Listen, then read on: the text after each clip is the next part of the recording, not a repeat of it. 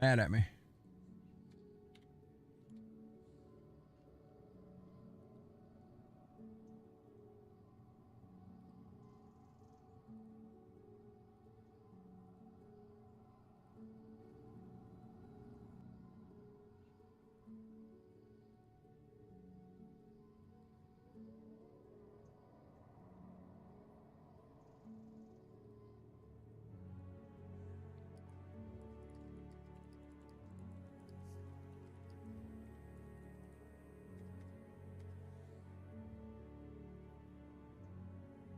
All right. Now we're good to go. Oi. Let's see. What were we doing? We got unstuck yesterday and it threw us back at the beginning, if I'm not mistaken. There is a town we need to reach that is right up north of us. We're going to run there. Maybe we bump into something cool. Yo, Joe. What's up, dude? And Corrigan. Hey, yo. Well, come on in, y'all. Cannot make that jump.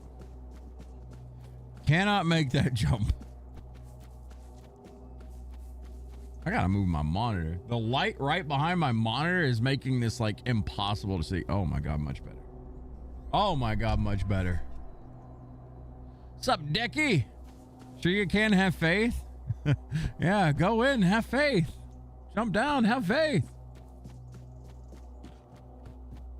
Oh, I like the hands here. Not with that attitude. What y'all up to today? Y'all playing any games? Uh-oh. Something's mad at me up here. You there?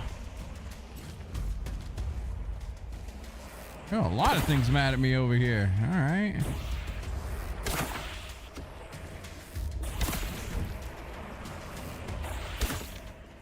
Doo-doo-doo-doo. Huh? Oh, daytime. Well, I was about to get a lot of XP. Jeez. Yo, what's up, Ant Boy? Stealth Archer build, classic? Kind of. I'm terrible at sneaking up on people in this old Idoric. Ow, what the fuck? Things are good at sneaking up on me, though. What's up, Chub?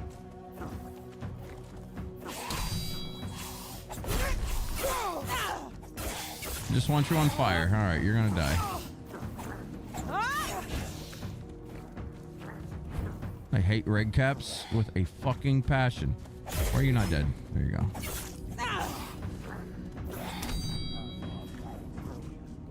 I do love the look of fear on their face after you parry them, though. That's a good feeling. The reverse stealth build, yeah. We're stealthy for them. I do like the music in this new zone. It's kind of cool. You ever considered playing Morrowind on stream? Yeah, I thought about it. I actually own it. The remake or whatever the hell it is. I haven't ever fully played through the game. Only played to like a certain degree. Ooh, Morrigan's Hollow, you say?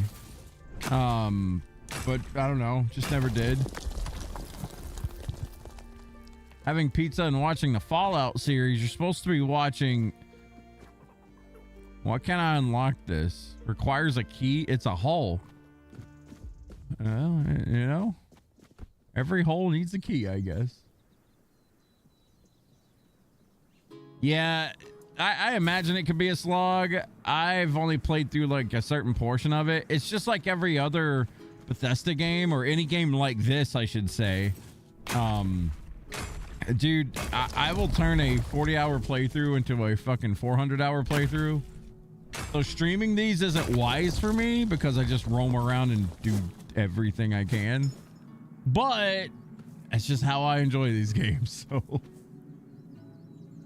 they're just trying to let you know that Ethel's got a sale on lotions and potions.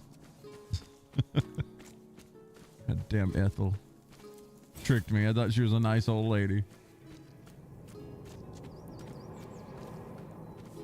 Damn, that made a loud noise. Snatch that bitch's wig again. That's the best part, exploring every part of the game. It is, but it's not the most entertaining thing to watch for most people, you know? I get it. A lot of people tune in for story. A lot of people just tune in to see you die. You know, things like that. Exploring every nook and cranny can get very tedious. Not for me, but, you know, I'll be honest too. I wouldn't watch someone do this. Because I'd rather do it myself, you know? Oh, there's a dude. Are you dudes bad? These dudes bad. I see the red dot on the minimap. Look at this. We're the best archer in the world. We may be in for a fight. We may be in for a fight. Where you at, bitch? He just saw his friend die.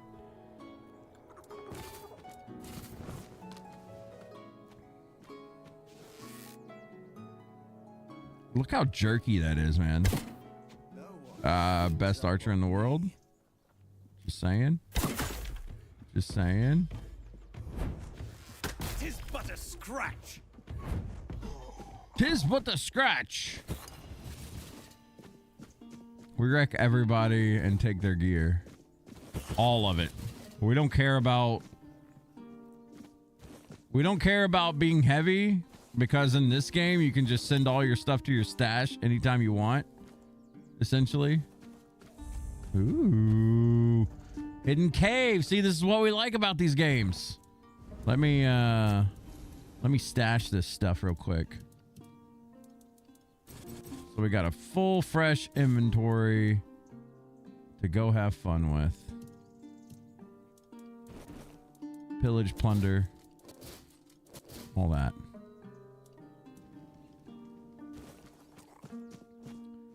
Give me all the gear. Oh, God. Child made some stout ass coffee. It's good, but damn.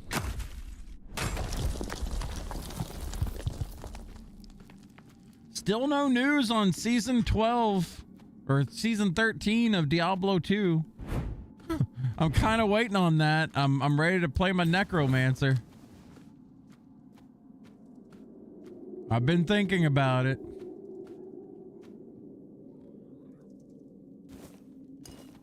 Observations on Bukaki, my new friendship. He came again. This is about Bukaki. My Bukaki friend, he's so lovely, so big, so majestically lopsided.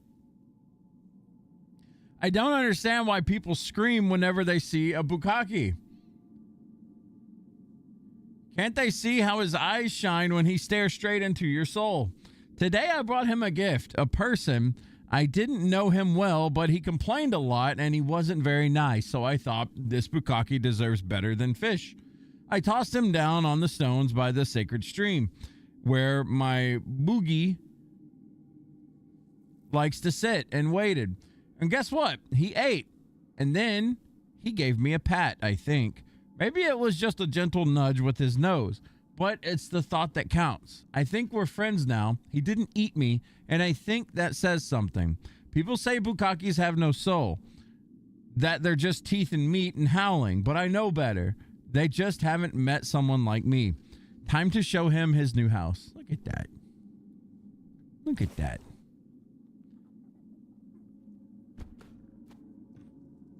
If you can't see the time knife, it's not strong enough. It's just... it's stout. Whatever this is. How's Diablo 2 only on season 13? Isn't that game like 40 years old? Well, they redid the numbers whenever they created Resurrected. So they basically started fresh with Resurrected. They didn't have them labeled really, I guess. So since D2 Resurrected came out, it's on season 13. It's roughly every 3 months, I think. Did I hear Bukakis have no soul? Yeah. Bukaki etiquette and a shared meal. Diary for Bukkake etiquette and a shared meal. Day, who cares? Today, Bukkake brought me something. Looks like a leg. A human one, maybe. But maybe it's a gift. Maybe in Bukkake culture, it could mean respect. Naturally, I accepted, thanked him, and gave him a nice hat in return. The hat used to belong to a merchant, but he doesn't need it anymore. He's very, very dead. We ate together. I had turnip soup. He had the merchant. It was beautiful. I got so emotional I forgot my name. I think he forgot his too. Or maybe Bukkake names are just unpronounceable to humans. I named him Snorty. Snorty sounds noble. Lately, I keep thinking, maybe I'm the weird one, not them. Maybe the whole world got it wrong. Maybe we should adapt. Bukkake have everything. Simplicity, meat, charm. People don't visit me anymore. Good. Snorty says it's because of the smell, but I don't notice anything. Did you watch The Last of Us, Jeff? No. I'm not a fan of that series. Bukkake on legs. No, I think The Last of Us is garbage. I didn't even like it. I know a lot of people hated The Last of Us after the first one. I didn't even like the first one, so. Snorty speaks. I don't know if it was a dream or not, but lately Snorty started talking to me. Not with words, but deep inside, like the sound of teeth in meat or of breaking in the or breathing in the dark. Damn, I can't read today. Like soup bubbling. And I know it's him. He wants me to do something. He says people are tough, like old onions, but if you boil them long enough, they soften. And I've got the best recipe. Today, I gave him 2 villagers. They didn't ask many questions. Maybe they understood. Maybe they knew. Maybe they were ready. Snorty was happy. He smacked his lips. He purred. He wrapped his tail around me. He hugged me. The first hug I've had in years. This guy's amazing. I think he also got eaten. I'm pretty sure we know what's going to happen over here. Snorty's a real one. You only watched one episode and stopped? I don't like I didn't they like do some pretty piss poor casting for Last of Us or something? I just remember that girl that they casted, and I mean, no shade, but she just didn't look the part, I guess.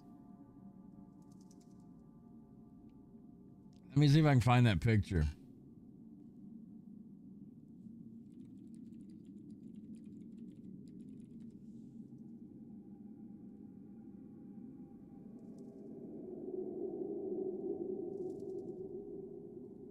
Yeah, this one. This one right here is what I always remember. You know? There's always that picture right there that I always remember. When I think of the Last of Us TV series, as you know, that's what I think about. It is. It is what it is. That's what I always think about. Jeff prefers his old man documentaries. I do like my documentaries. Looks like a boss arena. It is. You think Snorty's a boss? I think Snorty's about to die. Hey, Snorty.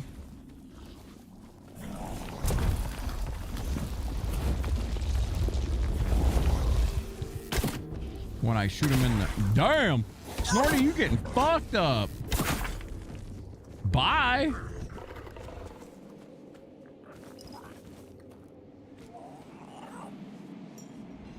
The last entry, a deer ring.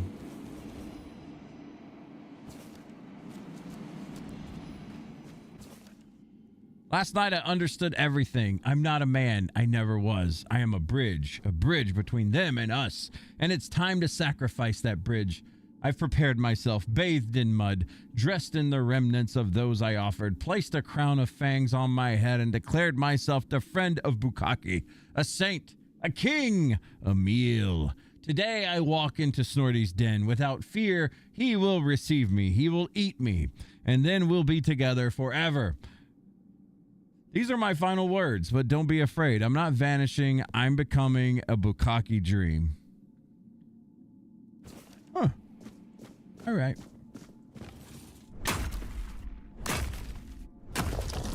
The character in The Last of Us wants to be a daddy, and she's a female. Well, you know, we were told when we were growing up you could be whatever you wanted to be, okay? Some people chose to be toasters. Ooh, abandoned helmet.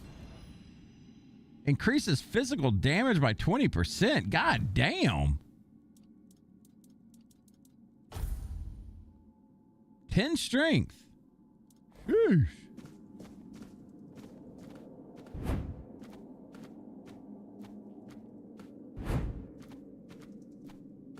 Oh, what's down here? What we got down here? Good buff though, yeah?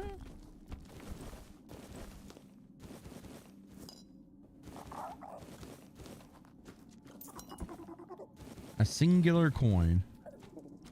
Isn't it always the weirdest thing to find and loot? Just a singular coin. Look, I think this guy dug out and got away. The hollow core. Huh. This is the type of stuff in these games I love to find, like a little hidden cave with another hidden cave inside of it with a silly ass like backstory that just gets told inside this cave.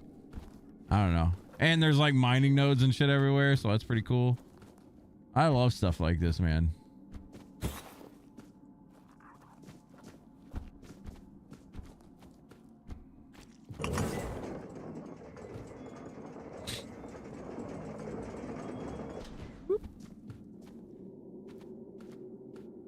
And then in true Skyrim fashion, it has an exit at the end that leads you directly to the start. Oh, we could have came here if we came in the right way. Damn, there's iron ore right here. What? How many ores did I miss? Hold on, I gotta look see around here. I think that was it. Nope.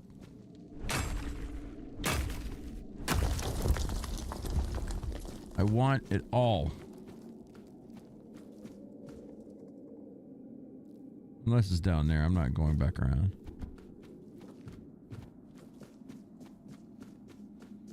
You want to be an aim trainer? Oopsie. I haven't heard much on that person. Did they end up getting banned? Or something? I mean, hell, all the cheaters are getting banned these days, aren't they? And what's his face? Tfue? That fella got banned. And then he got mad. Who knows? Who cares? I guess. They were the most popular Battlefield streamer for like a week. For all the wrong reasons, but, you know. Wait. Oh, okay. Oh, we came up here. Because this loops back down, doesn't it? Yeah. Dude, I love this map. Oh.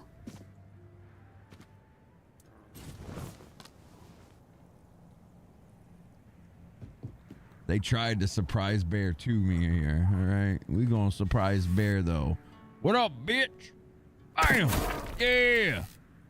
You don't even move. Come on, Winnie the Pooh. Woo, woo. Bear.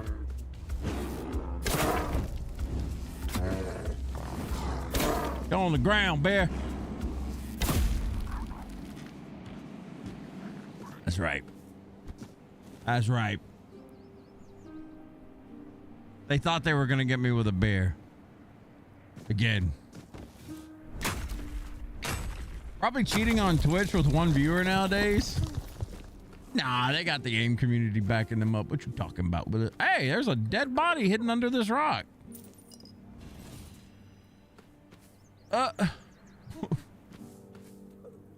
Unlucky man.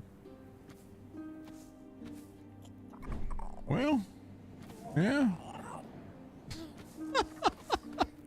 I love that. Where the cat? Where the cat? He hit rock bottom. Yeah, he did. Camelot deserter. Do we shoot him or do we stab him? We stab him. Boop. I'll get you back tenfold. No, you won't.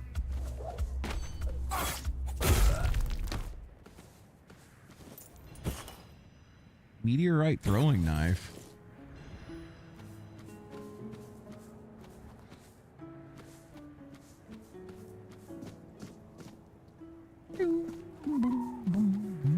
Love the music in this zone, man.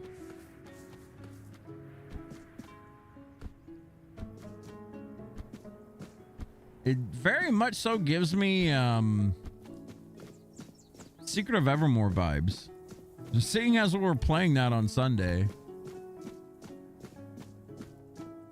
gives me those vibes.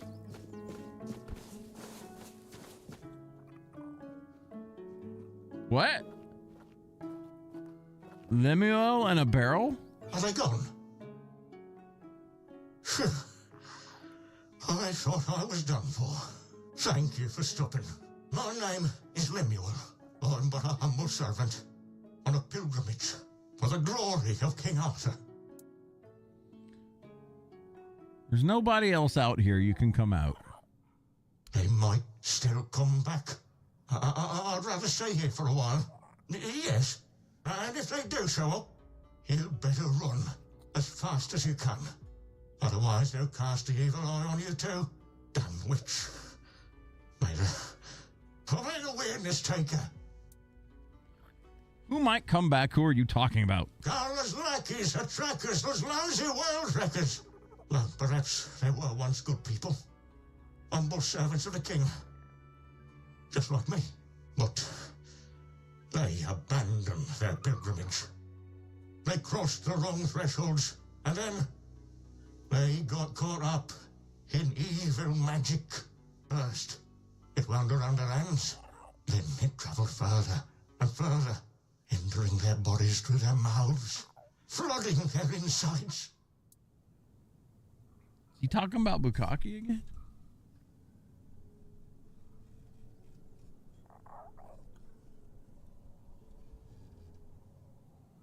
She's trying to finish what she started. She wants me. Our goal is to turn a royal pilgrim into a corrupted heretic. But enough about Carla. Enough.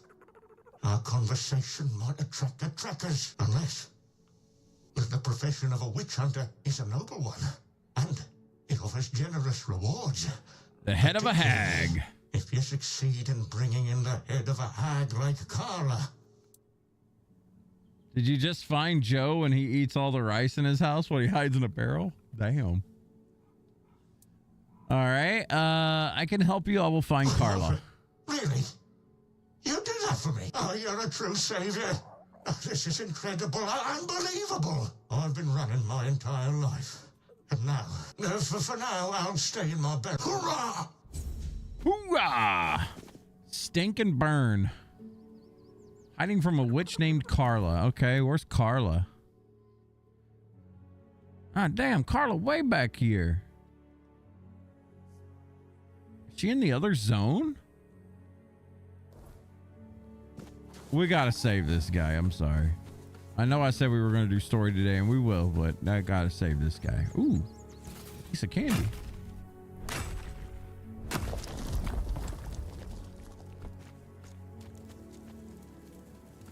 All right, let's fast travel way over here.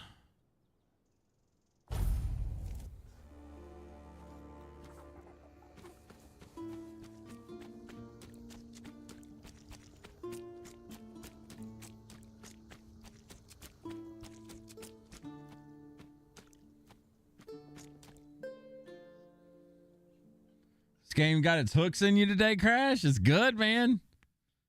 Glad you're liking it. You still haven't done the first main quest after getting to Act 1, just been roaming around killing and looting? Yep. And that is the glory. Wait a minute. Okay, so this quest doesn't tell me shit. Hiding from, if I find her, I can help him. Okay, so she must be like over here somewhere.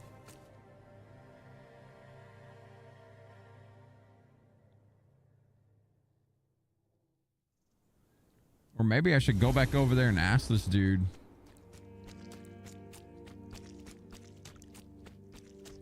Can I get up there? This looks like a path. Oh, No invisible walls. Nope, not invisible walls. No, no, no, no, no, no.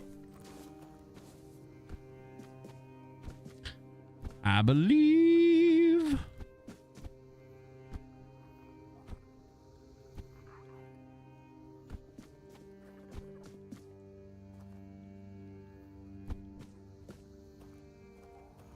I know this is stupid, but I need to know.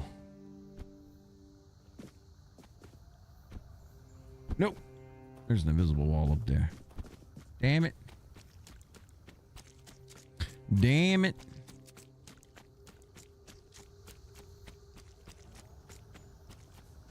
Okay, so up here's where we fought that dude that was like one-shot territory. So this is kind of scary to be roaming around. Like this stuff is not to be trifled with.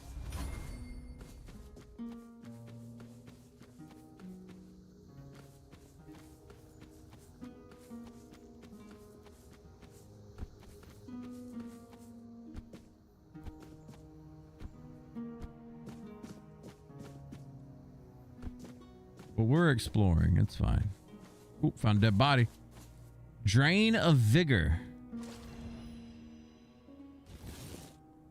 Red Death armor, huh? Drain of Vigor. Shoot tiny projectiles which fly to the targeted enemy, continuously drain stamina from the targeted enemy. Ooh. Kind of neato.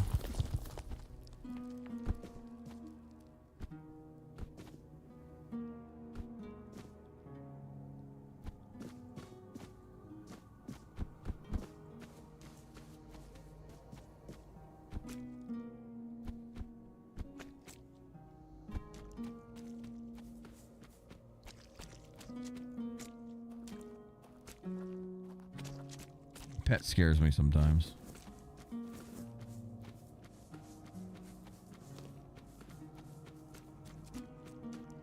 We found a cemetery.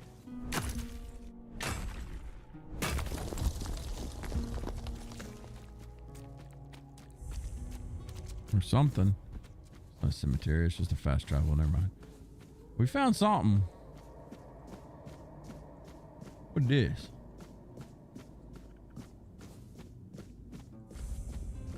Corrupted Temple. I think we'll save that for later. Like I said, everything in this region like one-shots me. The region we were in before was fine, but this side is just like rowdy as hell.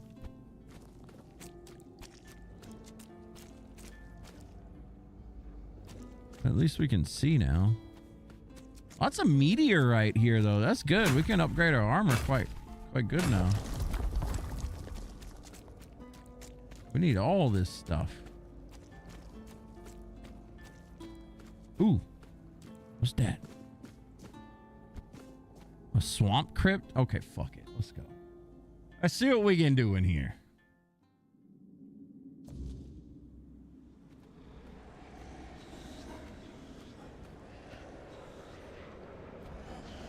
Mistlings in here.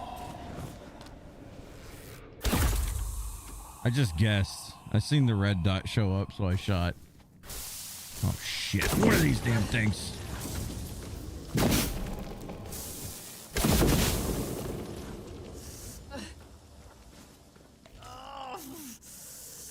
Get off me, poison.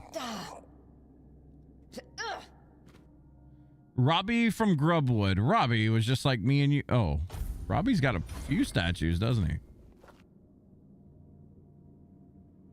Looks like we're gonna be getting Monkey and Wilds. Oh yeah?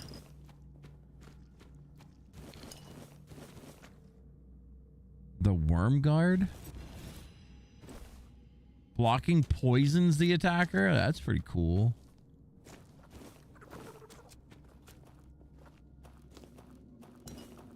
I mean, I'll be honest, I don't want Rajang. I don't care for that fight. He's overplayed at this point. I don't care about Rajang. Don't like that fight. Get it gone. Give me something cool.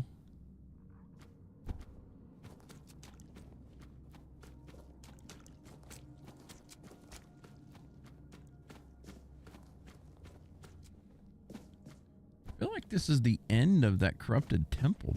Whoa! Hey, ugly. Oh, what? Fucking jerk on this keyboard, I swear to God. Fuck.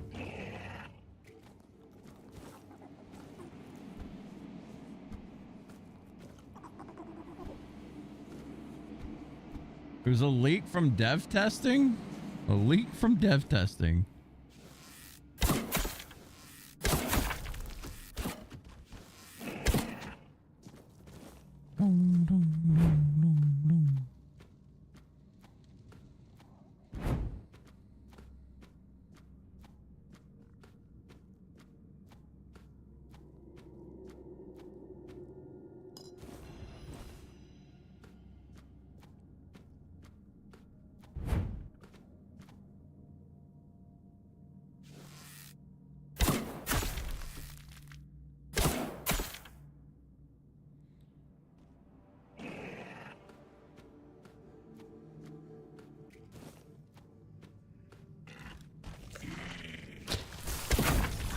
Oh, you're a poison guy. Woo. Son of a bitch.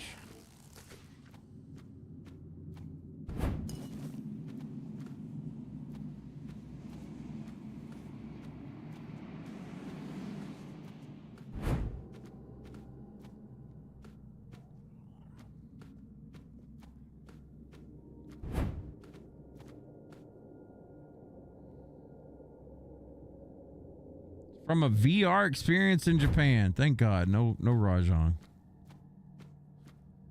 I don't know. He's so... It was cool in World for a little bit, and then they came out with him again in Rise. Now I'm just like, give me a break from this fucking thing. I'm not a fan. Poison Ring. Increases damage by 100% if enemy is poison? Is that what that said?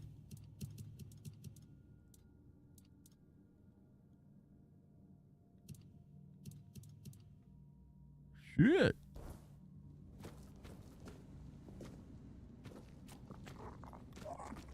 That's kind of good. You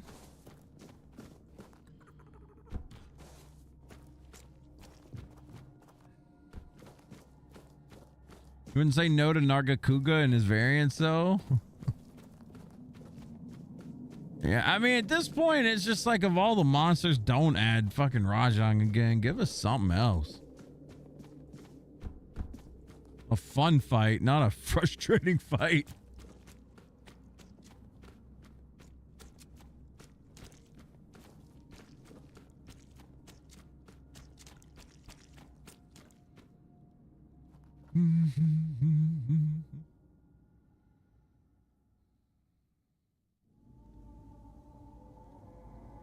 Not a fan of Lucent Nargacuga? Well, here we go with this nighttime shit again. More meteorite, though.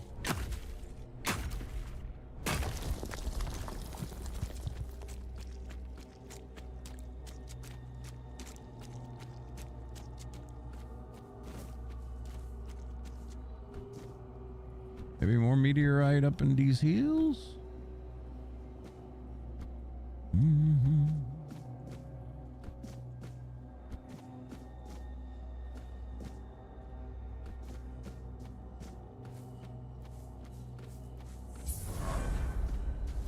Withers hideout? Sure.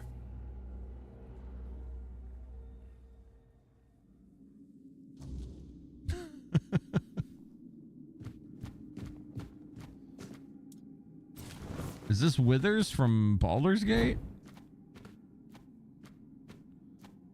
Yes, I remember Withers.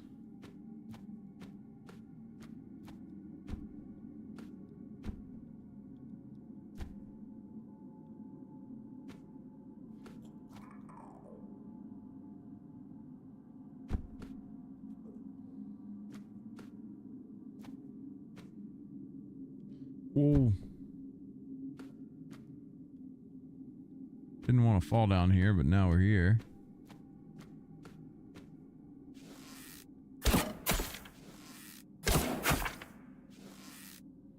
Okay, well, these things are mad now. Can I get up here? Not.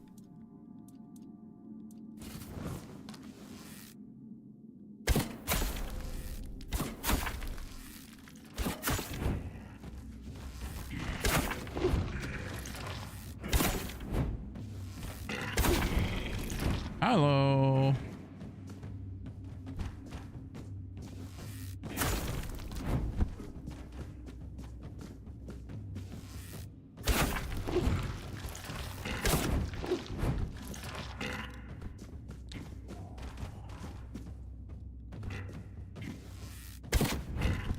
How do I shoot between the two? What the fuck?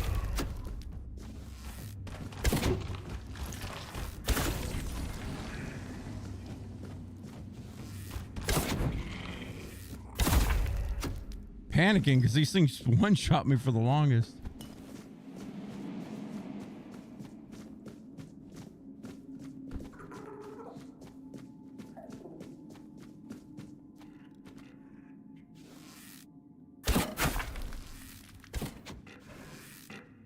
Okay.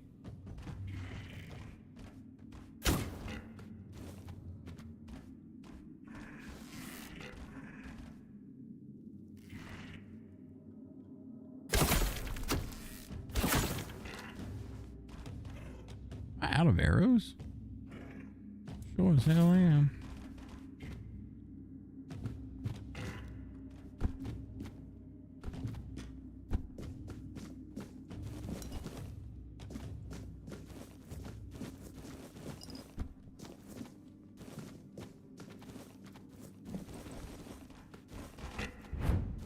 Oh, hey there, buddy. Ow. Didn't even know they could get up there. Shit.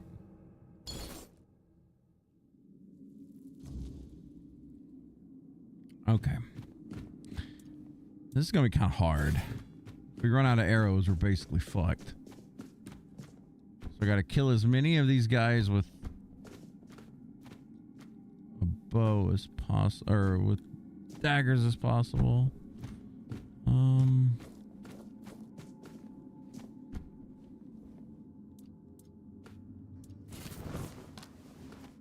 Can I even make it up here? Let's just see. Or better yet, I got an idea. What if we do this? Equip my flaming cloak and stand above them.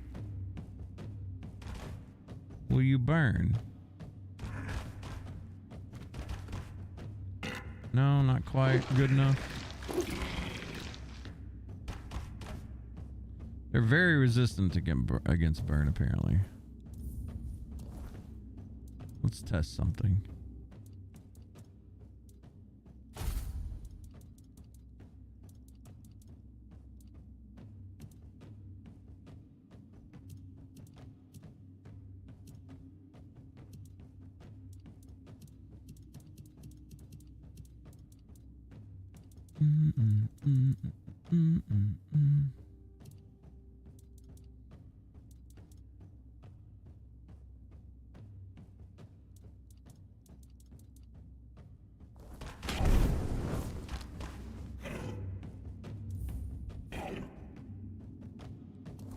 Okay.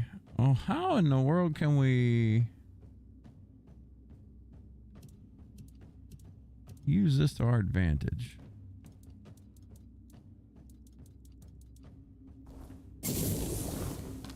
Okay, they can't be poisoned. All right, fuck it.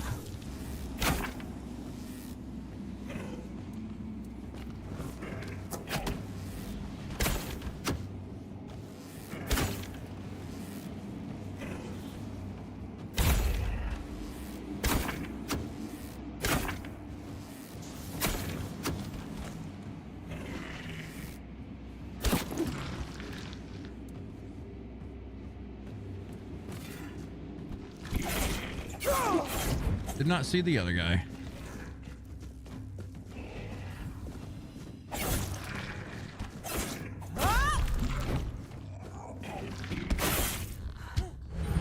Fucking one tapped. All right, we'll come back in here later. We have enough arrows we can handle that, but shit. We gotta go make some. I don't even know if I can craft arrows at a bench yet. I don't think I can. Or not at a bench, at a campfire. There's a perk you can get, I think, for that. Ooh.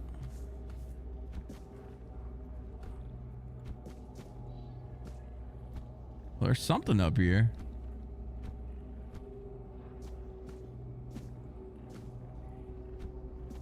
There's like a mining node up there. The fuck? Ooh. The fuck did you get up there?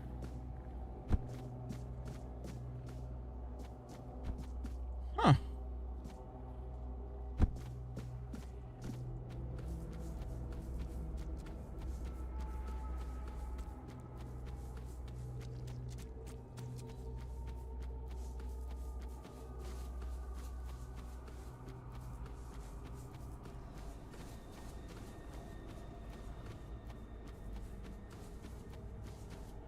Okay, this spot's new.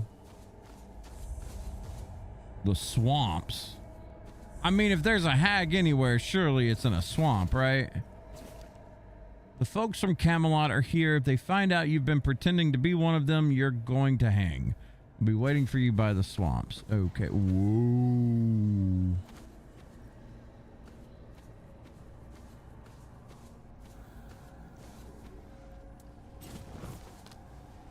A lot of dudes over here. You there. You're only making me angrier. Cindermar, the Flamebringer. That's kind of a cool sword you got there. Oh, I wonder if he's got that sword that pairs with that ice weapon. I bet he does. You made a big mistake.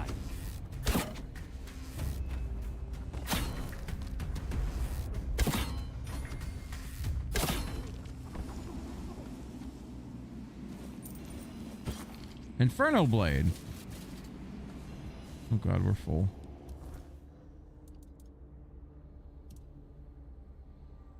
A flaming sword that deals a portion of its damage as fire deals 110% damage if paired with Frostblade. Yeah. That's pretty cool. What's his armor? Just white armor.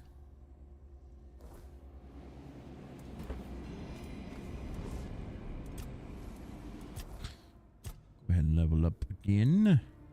Let's get our perception up. Skill tree.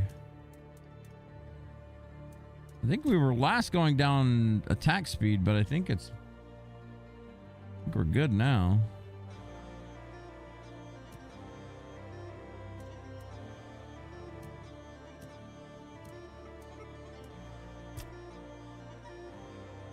It's in the one-handed tree.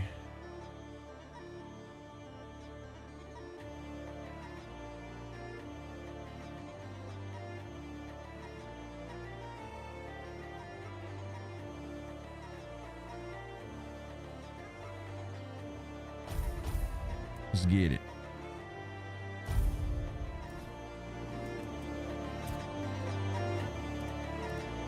I don't know why this music is so fucking loud.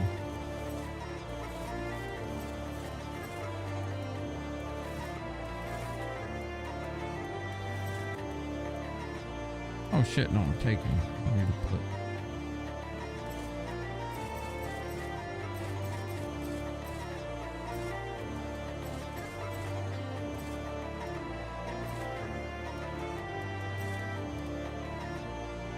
Brave Hardy. It's so loud.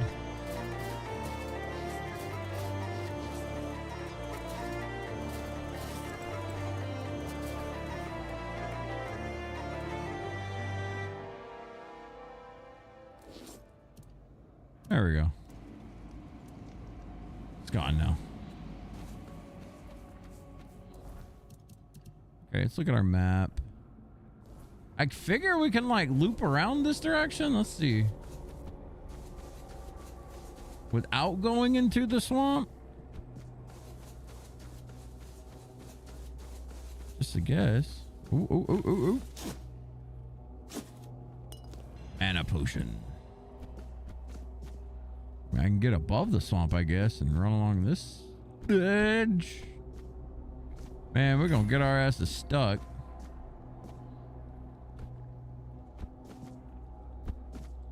I gotta see if I can do it, though. Yeet!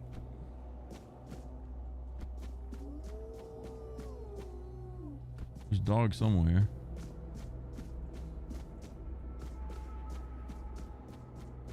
I feel like we just glitched the map.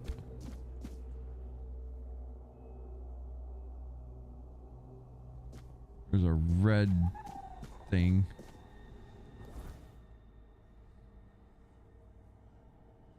Oh, there's water down there.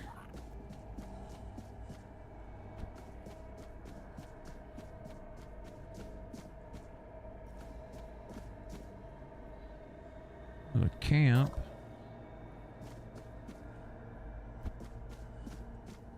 Well, there's a druid thing. We need to touch that. It's big XP.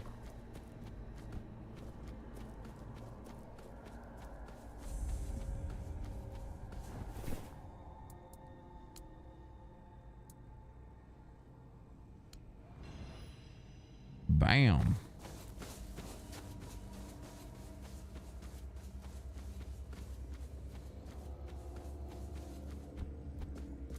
Speaking of big XP, howdy doody.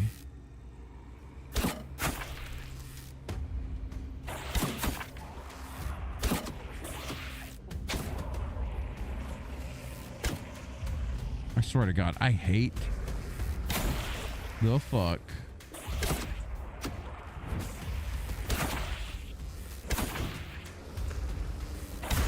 Out of thinking I'm gonna hit something and then it like hits the wall, the invisible wall.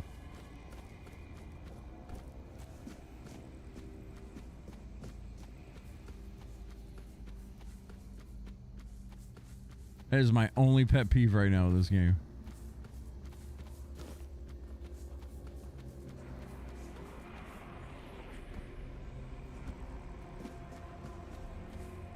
Something over here that sees me. Oh, more of these guys. And we're out of... All right.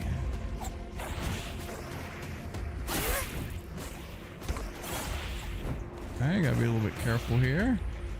They do hurt.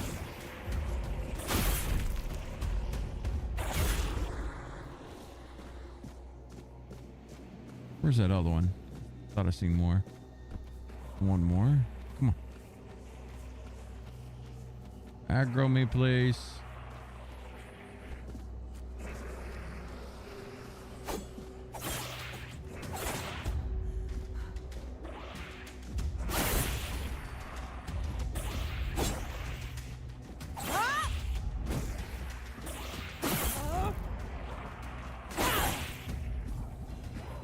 Do not want to have to deal with two of these, but... Ooh.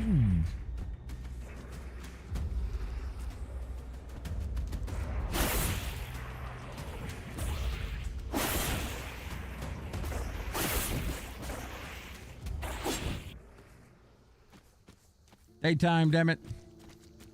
When's the Red Dead Redemption 2 stream? I don't know. That'd be another long one. That'd be another long one. I want streams that are like long single player games to be like few and far between. I don't mind doing them. I do like doing them, but I mean, shit, when we get locked into doing one of these for like 3 weeks straight, it gets a little old.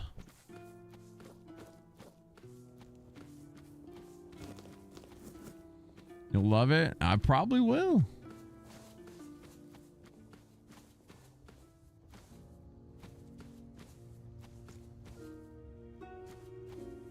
All right, this is that camp we were at before.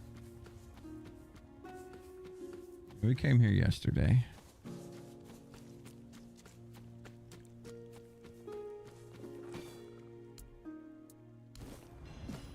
More XP. Okay, so I just want to go straight south and then east.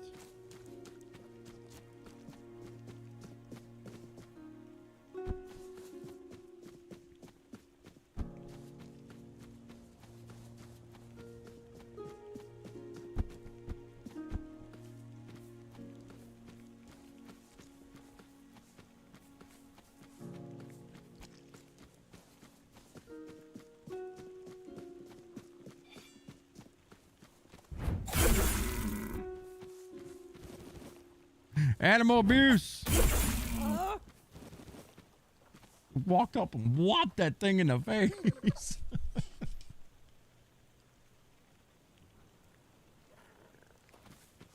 We don't have any arrows to do that fight yet. Okay, so this looks like a settlement of some sort. Maybe we can get in here.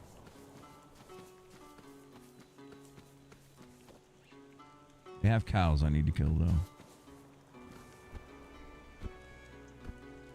Das beef.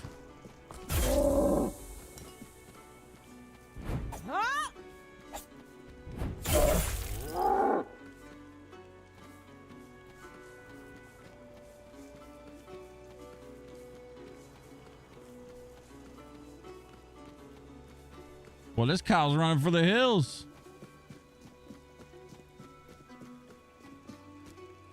Yoink.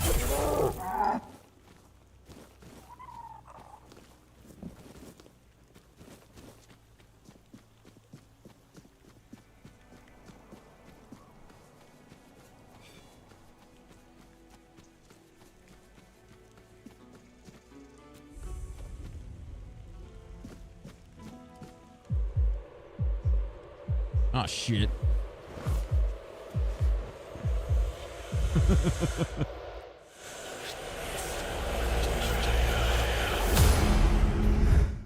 The fuck is going on? Oh, Arthur's shield?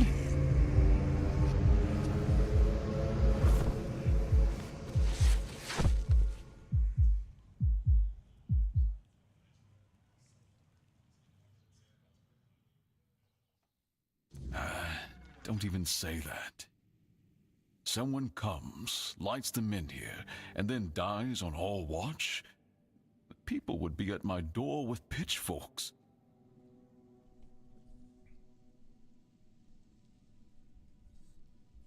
She's waking up. Welcome back to the land of the living, our hero. Help her up, Ansem.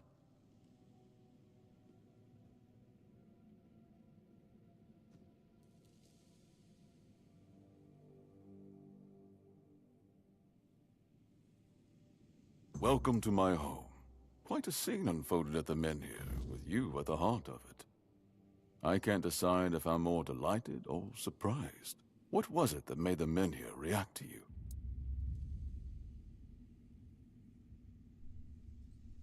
I wish I knew too. The local Menhir here have been rather lifeless for quite some time.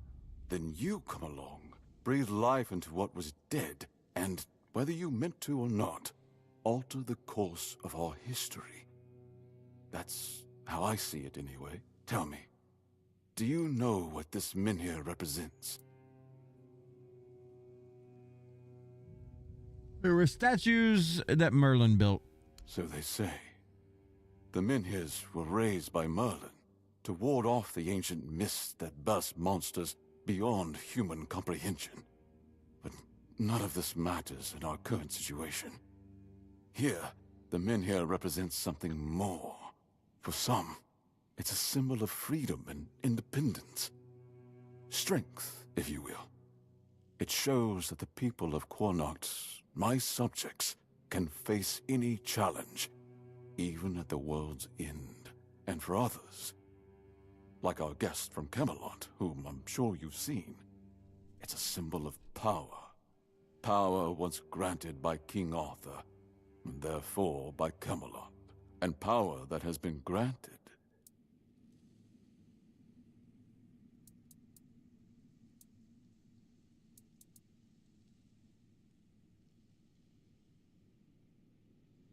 If Camelot takes them in here, your people will be lost. I'm well aware. And now we're also facing an outbreak of the Red Death, which will no doubt influence Camelot's decision on whether to offer my people shelter. Or But with burn the them. Menhir reignited, the people of Connacht will be even less willing to give up and go to Camelot. If anything, I expect rebellion to break out. And bloodshed is something neither we nor the capital want. Camelot wants to take your men here. Why? Officially, they say they want to gather all the men here scattered across Avalon, set them around Camelot, and bring people there to ensure their safety. That is, if they can figure out how to restore the power of the men here. Unofficially? I don't think we know each other well enough to speak on unofficial terms. I don't know, to be honest. It's not something I could admit publicly, but I feel both sides have a point. I understand the people who don't want to abandon their homeland, and I understand the knights, who must face a long-lost terror and find a solution to an impossible problem. Believe me, being a lord in times like these is a heavy burden. What do you want from me? I want you to speak with Dinholm and try to calm him down. He's the commander of Camelot's forces stationed in Connacht, and as you probably imagine, your presence here didn't exactly make his job easier. With the men here active again... I'm just searching for Palamedes' shield. Palamedes' shield, you say? An unusual request. That shield rests beneath the men here. And legend has it that it used to fuel its power for centuries. I don't mind if you look at it, touch it, whatever you need. Just don't take it. It's a treasured relic, and the people of Connacht are quite attached to it.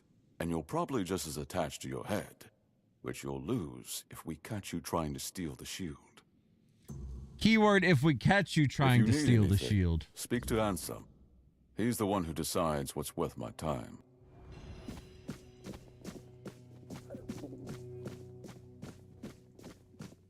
If I just stay put, everything will be just fine. If we can't steal some stuff from these peoples. These good peoples.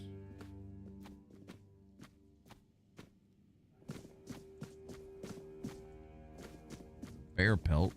I mean, fuck it.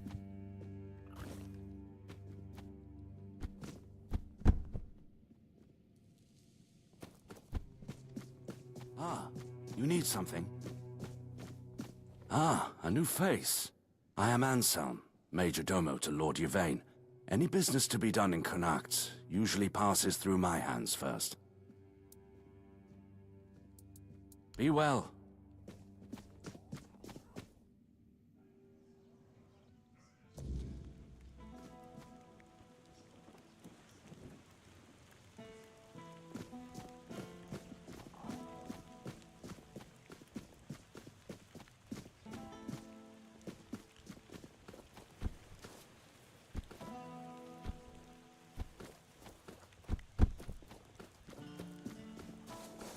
A fancy ass place, huh?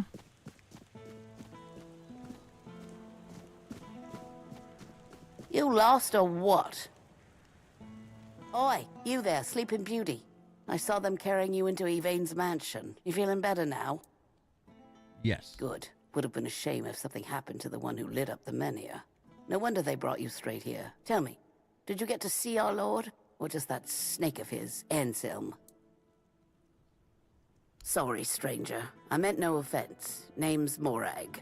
I'm the innkeeper around here, though, as you've probably seen, there's not much of an inn left to keep. Truth is, I was hoping that, with what happened at the Menhir and all, you might have Lord Yvain's ear, and maybe you'd be kind enough to whisper a thing or two into it on my behalf. What do you need? Camelot shut down my inn. Said it was because of the Red Death, but the Red Priests have been here for ages, and they never had a problem with my place. And last I checked, Yvain's still our lord, not one of those Camelotians.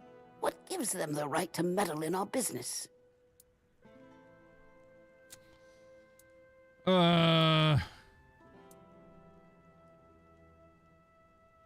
I thank you, stranger.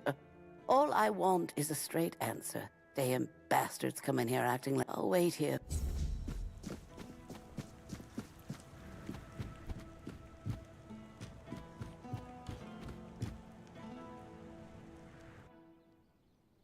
Exploring houses now. Oh, Didn't expect company. yeah, me neither.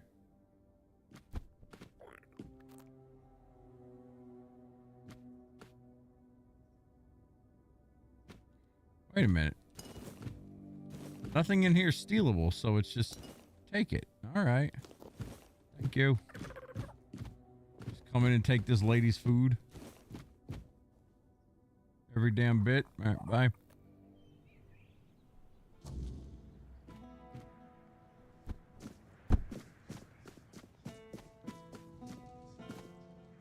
Hospital. Albot.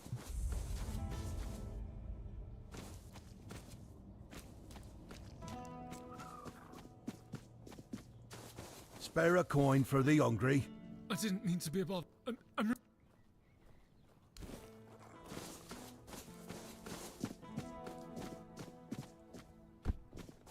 I mean, we're rich as fuck. What if we keep giving him money? Not this I time. promise I will.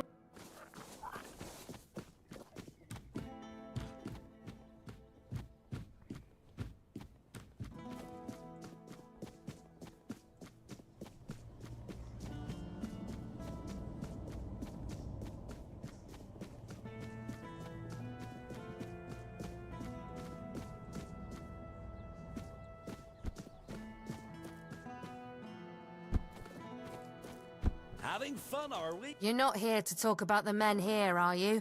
Oh, please say no. Oh, there are far more exciting things to chat about. Like treasure hunting. I'm Bonksy, by the way.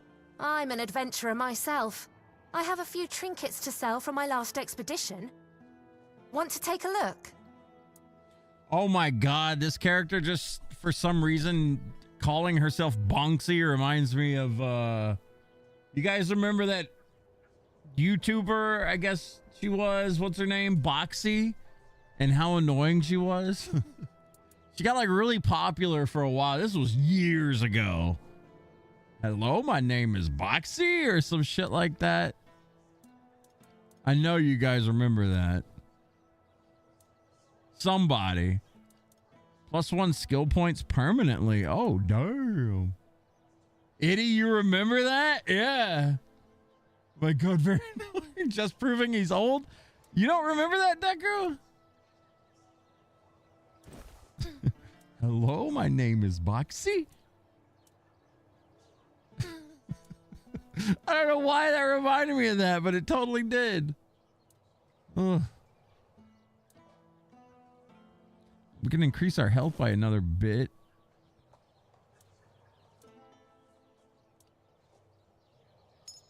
Buy that ring too. You never watched the whole video? You just couldn't do it? That was the very beginning of YouTube? Yeah, it was a long time ago. This game looks so VR vibes. Yeah, you could probably do like, you know, they do Skyrim VR. 100% you could probably do this. Oh, Miss Boxy. We can break into your home. You know, she's a treasure hunter. Let's see if she's got any treasures. Fish.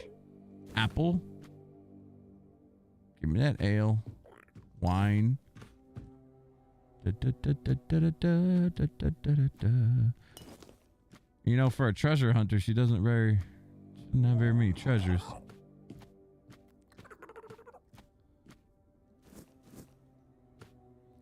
I'm gonna take your milk. I'm gonna take your cheese. I'm gonna take your bread. We're food thieves at this point.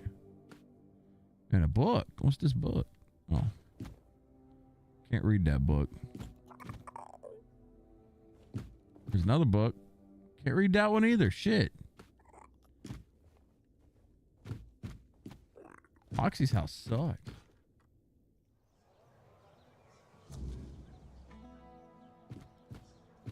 We can get over here. Heyo. He's mad because I'm fucking crouched. I know we just came to town. We were already getting aggro. What's up here? The Boonies family house. No smut books, awful treasure hunter. There's no Liliana. Her treasures are her books and food. Well, our food, you mean?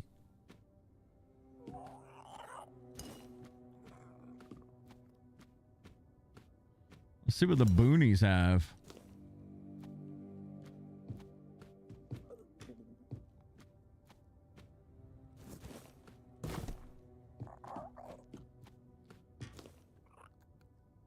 Ooh. Booney's got a few things.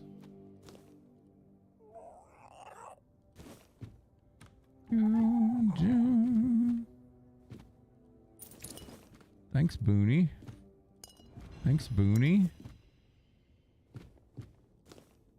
The Avalon Crimes number 63. I ain't reading all that. I don't mind reading. All right. I think it's cool to read in these games, but damn, that was too much. Too much at one time. Give us smut books. So you know how Skyrim has the, what is it? The Argonian maid or whatever? Oh, we can make this jump. Yeet! Oh, yeah. This has something called the Beautiful Liliana.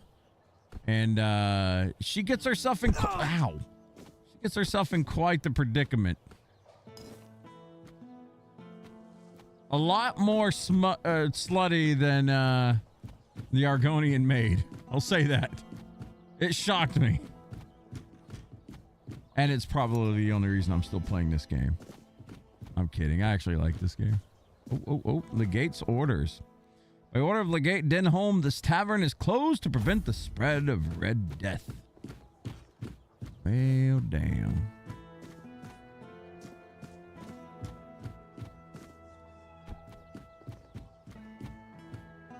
Woo! Whoop.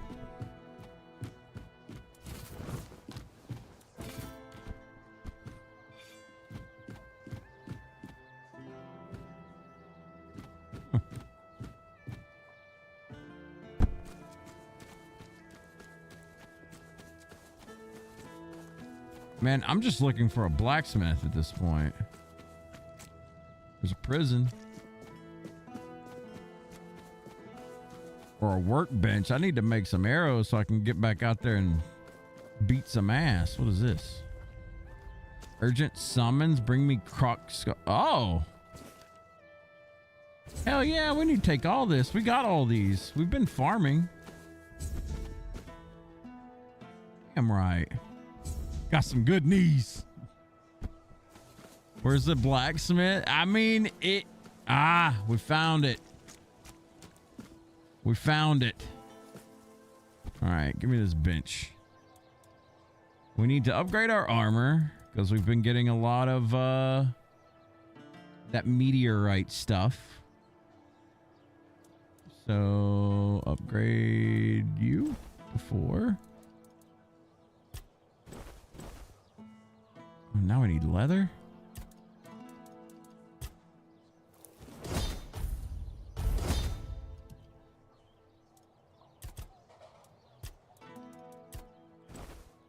Okay, so that's +4, it's +4. Need leather again, Jesus. Okay, stash. Where's my stash? And what are you selling? If you're here to chat, you've wasted a trip. Speak up or ship out. Well, are you standing there for a reason, or is the scenery here all that captivating? You don't seem too pleasant. Pleasant is for feasts and fair days, neither of which you'll find here. I'm here to keep us supplied and alive, not to make friends. If you need coddling, you've come to the wrong place. No, I've never seen a Markiplier video. I don't know what that is. No truffles. How we gonna shuffle now? In the boonies? About those bounties. Yeah, we got all this. Let's see. We just need to find a, where's the stash at here?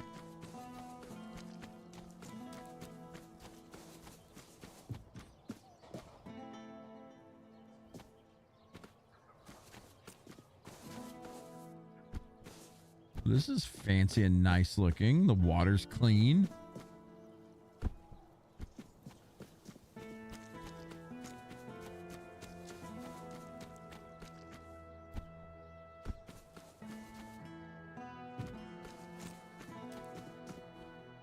Uh-oh. Open up, Firkit. We know you're in there. Get lost! You've taken everything from me. I won't give you anything else. Stop whining and open up. We've got to talk.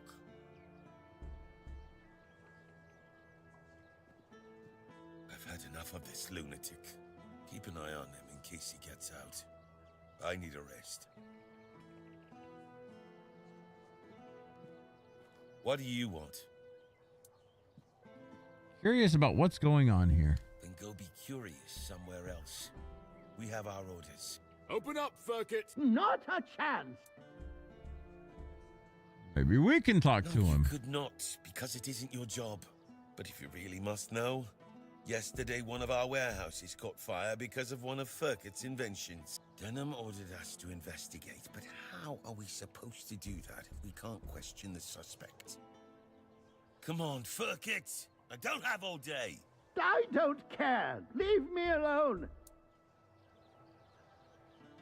He doesn't know me. He'd sooner talk to me than you. I don't know you either. Why should I trust you with such a delicate task? Forget it. Unless Denham says otherwise, we'll keep at it until he relents. Firkit! Get lost. What's the story of this game? I'll be honest, like the main part of the story, I don't really know. I've been doing a lot of sub stories, but essentially you start off, you're in a prison, you get freed by some unknown person, and then you get King Arthur. You're the vessel for King Arthur's spirit, and he's trying to basically be made whole and bring, you know, glory to Camelot. And as you're going through, or Avalon, as you're going through Avalon, you're starting to uncover like what happened in the first place, like why it all went to shit. And a lot of people don't really like Arthur, and it's kind of like one of those, like, you know, it's like, oh well, what happened? Arthur doesn't have his memory, so he doesn't really know what happened himself. But as you get these relics that he's looking for, Excalibur, Palamedes' shield, sure his armor's in here, he starts to regain like who he is or who he was, and then that unfolds more of the story. So right now, from what it looks like, Merlin was some crazed, like, they went to war with the old, like the people that had been there before. What do they call them? There's a name for them. Oh, I missed that jump. They went to war basically running out everything that was here before them. And then that created like a red plague of some sort because they went to all means necessary to win said war, which was Merlin experimenting on their own people. And then he started experimenting on like the old folk that were here, or like not the old folk. That sounds wrong, but he was like experimenting on, yeah, like the druids and stuff. It seems okay so far. Oh, here's bounties. I think we have some of these. I think we've killed some of these people. I'd rather not. About the bounties you've posted. Yeah, we've killed like all these people. I recognize these remains. If you have his sword with you, be careful. There are stories that Thorn got it from a demon he made a pact with. Well, I'll be damned. Nevera, known as the Chillheart. She earned that nickname because her blade supposedly freezes the blood of her opponents. It certainly leaves marks like frostbite. Nevera is said to be a Dalreator from the Forlorn Swords. They say she was too cruel even for her own tribe and was exiled. But she won't be causing trouble anymore. You managed to defeat Sindamar the Firebringer long ago. When Sindemar wasn't Sindemar and wasn't bringing anything, he was just a common townsman, deeply devoted to the All-Mother. At least, that's what everyone thought. Secretly, he was studying forbidden, far-summoning magic. Eventually, he stopped hiding it. You can imagine the havoc. Personally, I'd take 100 Furkets over one Sindemar any day. You managed to catch Lame Lorcan. I didn't know him personally, but he used to be a... One day, he went on a mission and returned with a nasty wound above his knee. Supposedly, a weird beast got him. But after that, he started to change, becoming more and more aggressive. He was hiding in the area, occasionally attacking people. Hey, care to humor an old soldier with a friendly spar? That's the spirit. Let's see if I've still got some fight. Motherfucker wants to fight?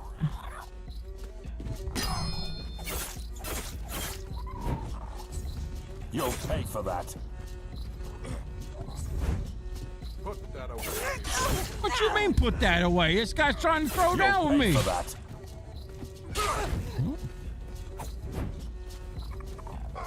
Damn it all, that was pathetic. 2 strikes and I'm on my ass. What happened to me? Yo, what's up, Tuber? I used to be a force to be reckoned with. Now I'm just an old fool, shuffling papers and barking orders. Don't be so hard on yourself. Practice makes perfect. Exercise? I don't have time for that. I'll be in the grave before I see results. No, I need something faster, something stronger. Exactly. You're quick. I'll give you that. I need one of those. If I knew, I'd have fetched it myself. But there's talk of alchemists in the... I've also heard about some powerful stuff from the Dalrieta tribes. Trust me, I'm not a fan of those folks. But if it works as they say it does... Good. You'll be paid, of course. Just... Yes? Didn't we loot something called the strongest potion from one of the Dalriatas? Yes. Yes. No, Yada. Okay.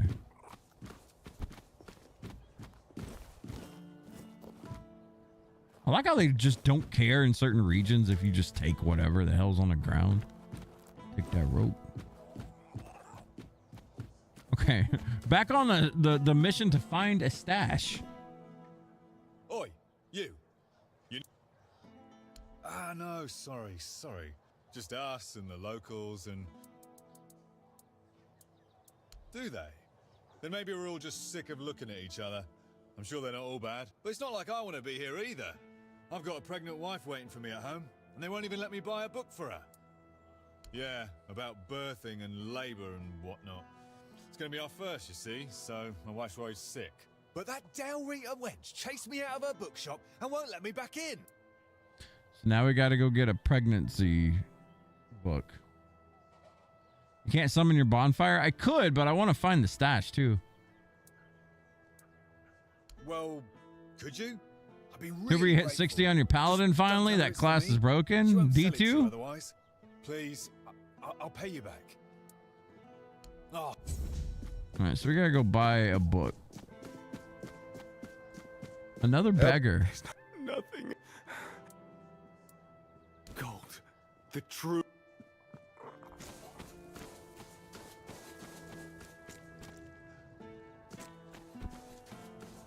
Dude, this place is a dump.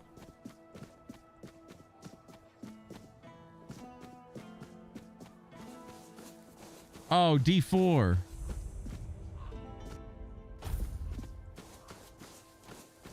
Always a pleasure to see you.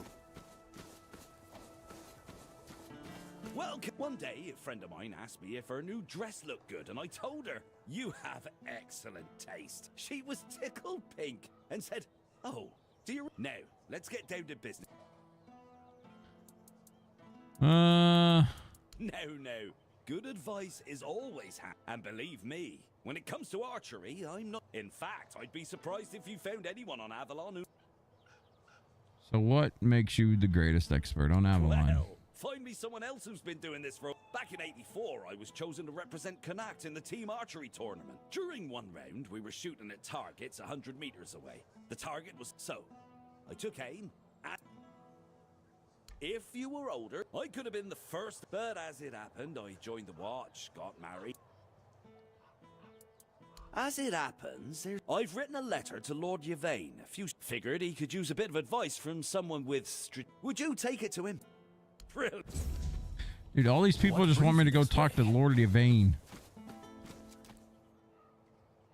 Hello there. Looking for salt? Ah, but where?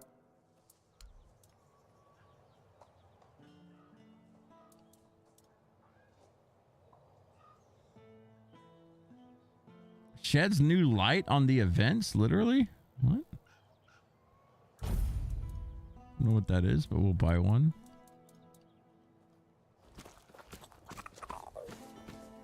Elixirs, powder, and all. Yes, my man. A friend is looking for a solution to his age-related weakness. So he's just old. But science? Science has solutions. This is a blend of stimulants and enhancers. It'll make him feel... Side effects? Sure, there might be some. Here, take... Oh, we just got a new recipe. Druid's Bane Hat. Increases all damage you deal by 15%. This effect is doubled against enemies that use magic. Interesting.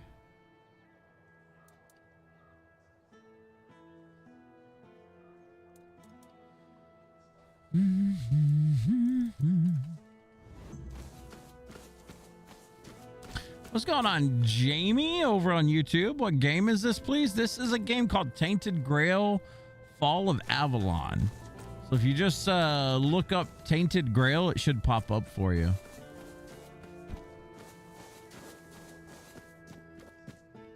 Oh, this is closed. Man, this place is a lot bigger than Bulbous. We like that. Oh, hello there. Wait, that's the bookshop. We need to go to that bookshop.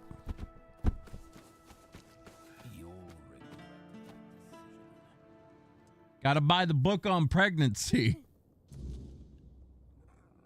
You there. Welcome to Varel's bookshop. No reading without buying. And if you're here for porn, kindly leave before you start. Oh my God, they probably got Liliana in here. Look, I already see the picture on the right. You mean people were doing more than reading here? Oh man. Look, I don't begrudge anybody their reading habits. Each to their own. But some things should be kept private. Hi. Not only can I read, I can even make recommendations. So, if you... Perhaps it is here in the same crude... Then they all have more... Okay, here we go. Open shop. What do you got? Teach you how to make strong potions. Look at that. Beautiful Liliana and the Dalriada Captivity. Beautiful Liliana and the Marquise Volume 2. There's more Liliana. Oh my. All right, hang on. We found it, boys.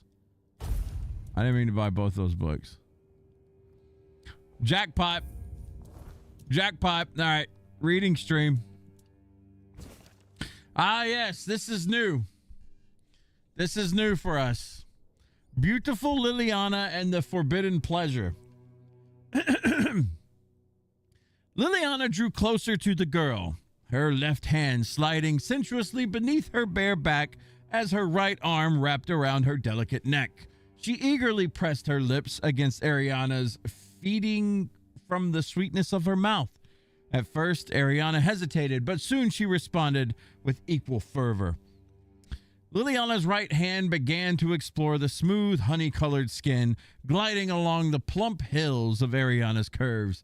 She pinched and stroked her quivering peaks, while her lips now pressed against the exposed flesh of her neck. "We shouldn't," Ariana protested. "You're my stepsister."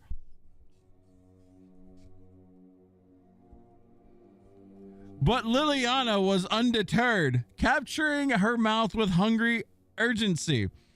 Ariana's body trembled with desire, her whispered protest giving way to the sensuous moan that filled the room.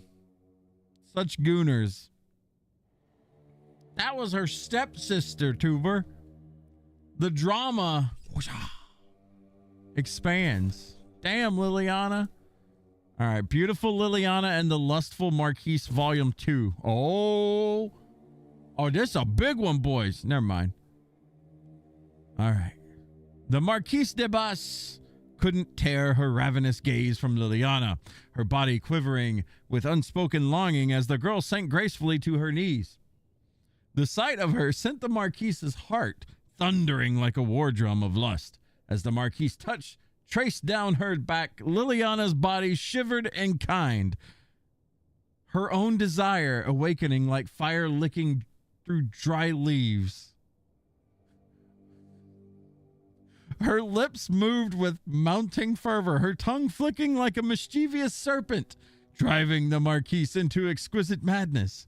At last, as the Marquise trembled on the brink of rapture, Liliana pulled away, a sugary smile curving her lips. "Is there anything else you require of me, my lady?" she breathed, her voice thick with sultry promise.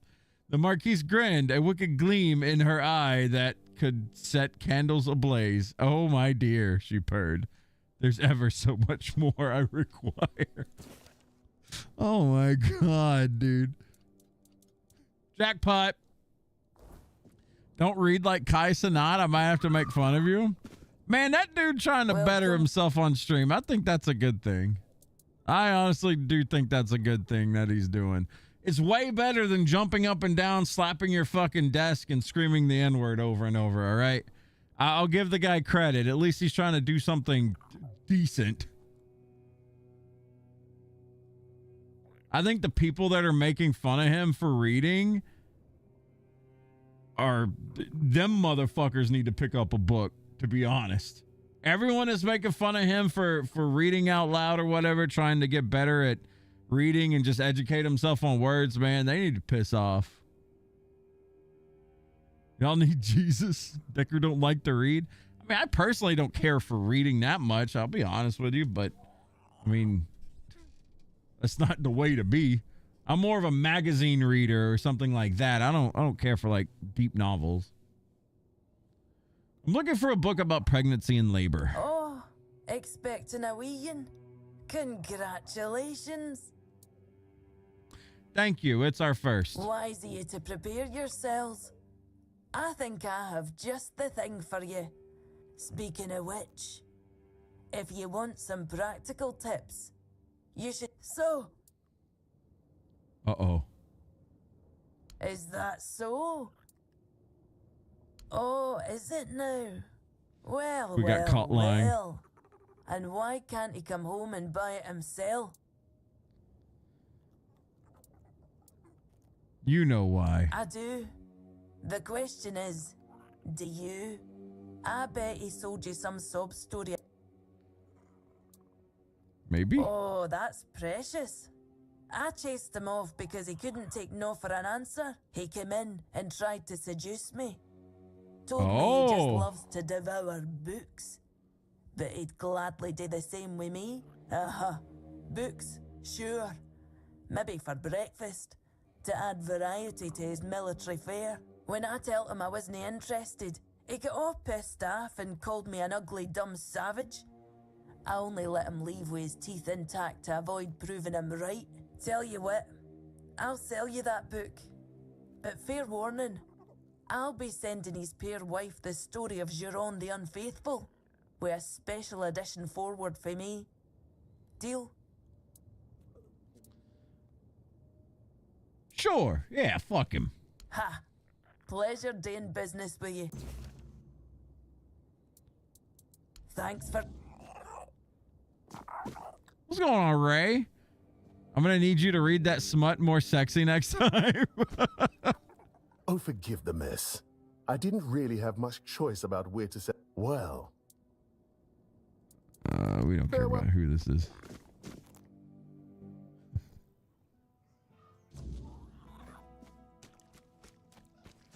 Another hobo. Huh? On the 14th. How now? Thank you. We're just throwing money at people, man.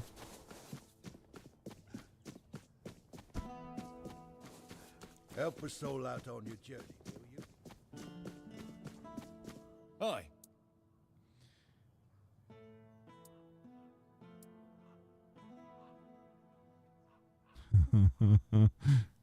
You know what? We're not gonna tell him shit. We're just gonna give it to him. Oh, thank you. I knew I could count on you. Here's your money and a little... So, are you free this evening? I know... He's trying to hit on my character. Ah, calm down. I was just being... You know what? Forget it. You must be exhausted. Yeah, I'm glad that the wife is being told. Not much new Trails game out, so no lifing that. It's like crack. Well, hey, glad you got something fun to play, man. What's up, Kupo? Well, come on in, buddy. Wait, there's the Menhir Vault? What's in here?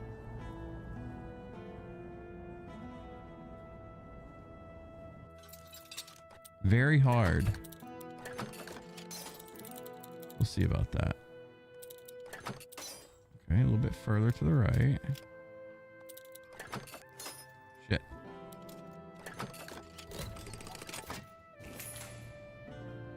Are we about to get in big trouble by going in here?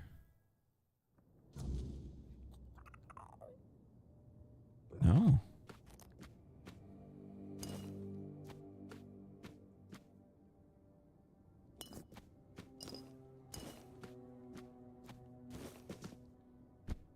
There's nothing in here? Huh. Okay. The Mona Lisa. Oh, we read some Moaning Lisa earlier. We found some more Liliana. Oh, I promise.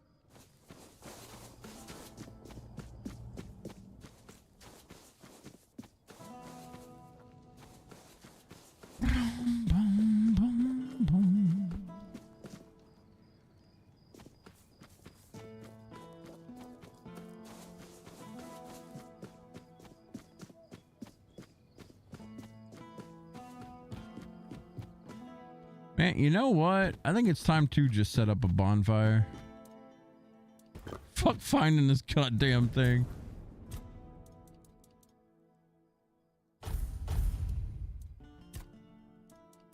Okay, let's see.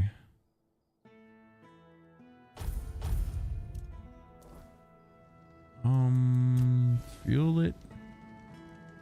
Oh, when you set up a thing here, a hobo comes to you. The lost one cannot hear you.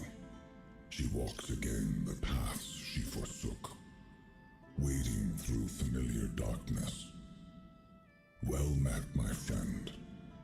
Strange to see you beneath these noisy skies. I find I much prefer the quiet depths of the sea. Oh, it's the Lord of the Sea. There is a place in the depths that calls you. A domain both mine and not mine. Lingering on the seabed for centuries. I have a certain fondness for it. I once helped it grow. Yet from the beginning, it has been stagnant. Its beginning was your doing, Arthur. Now that you have returned,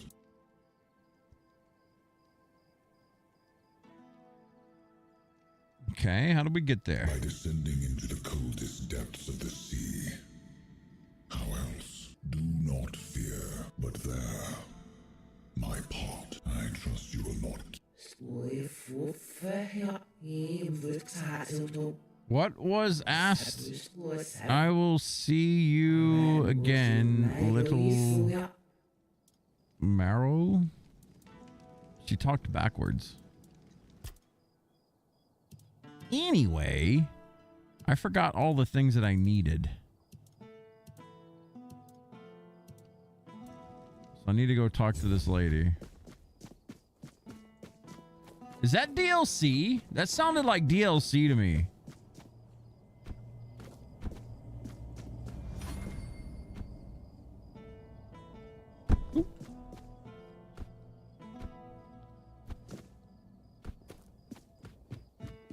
I don't know why that talk gave me DLC vibes.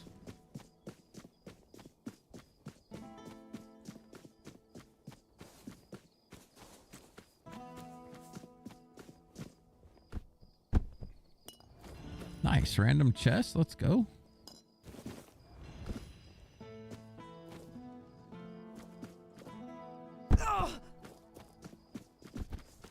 Okay, let's see what this lady needs again. We can turn in all these. What is it? So we need bear claws, wolf pelts, marrowgas shells, and krogmaw skins. Okay. Let's just put up another one here. Fuel it. Stash. Take.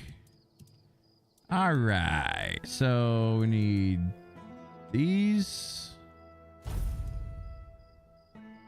These. Bear claws, right? I don't know how many. And wolf hides or something?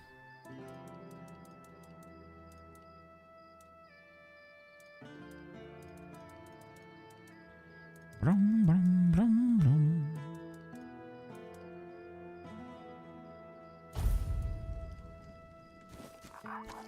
You're here. Aye, you've got a knack for this. Good. Now maybe I can actually... So the job's done? You are full of surprise. Finally. Okay, marrowgas shells.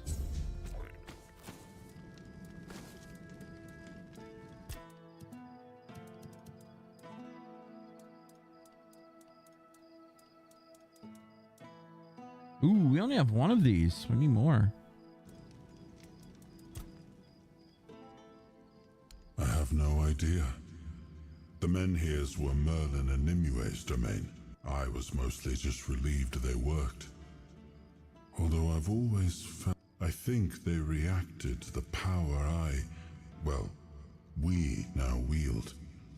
The Four-Dweller element within us. But why and how? That's beyond even my understanding. But tell me, are you well? You were unconscious for a while.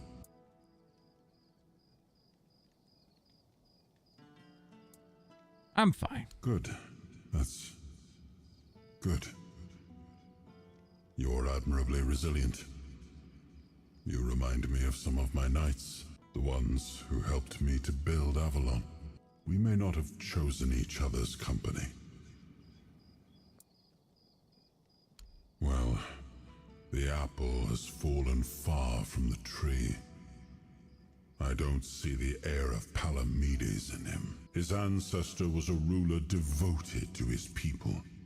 He was even capable of defying me when the situation called for it. I always respected him for that. And Yvain, I see a man trying to please everyone. That is the gravest sin a leader can commit. Decisions are never easy, but they must be made. I see that the current Lord is trying to delay that moment, and I fear it's his people who will suffer most because of his indecision. I know much time has passed. I just hope Palamedes' bloodline wasn't diluted by the carelessness of one of Yvain's foremothers. All right. Let's make some stuff here.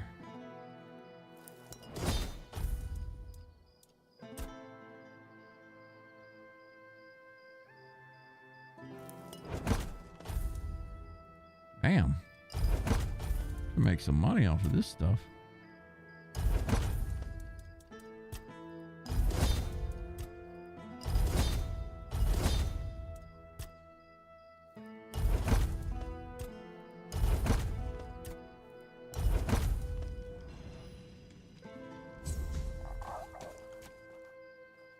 You're here.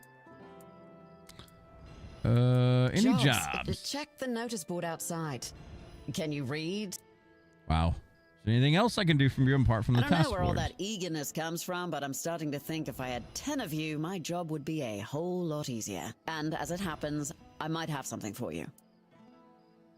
It Okay. seems that over the past few weeks, some just small amounts, and I'm not gonna lie, I didn't even notice at first. But someone's been stealing the Legion supplies. At first, it was mostly just food, so I figured it must be rat. But not only did the traps turn up empty, the next time I checked, a hammer, a saw, and a couple of knives were missing too. I don't know about you, but I've never heard of a rat that can chew through iron. I thought I did. One of the lads, Percy, volunteered to guard the supplies. Seemed like a decent enough. The next day, Percy was gone, and with him, even more of the supplies. His mates swear he'd never do that. They say that the army was his entire life. The problem is, the thefts haven't stopped. So I'm guessing he had some accomplices. In the storefront nearby. Maybe you'll find something. All right.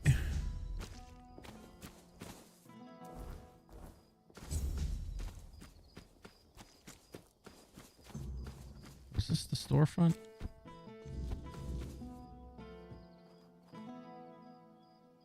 Oh my god, so many different things. Okay.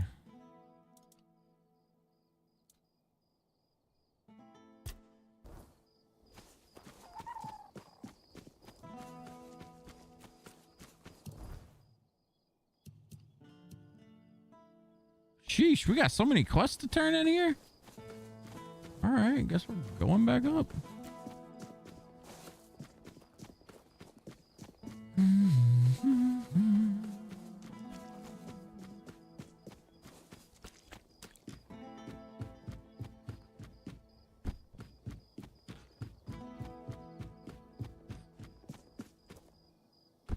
Have some spare food.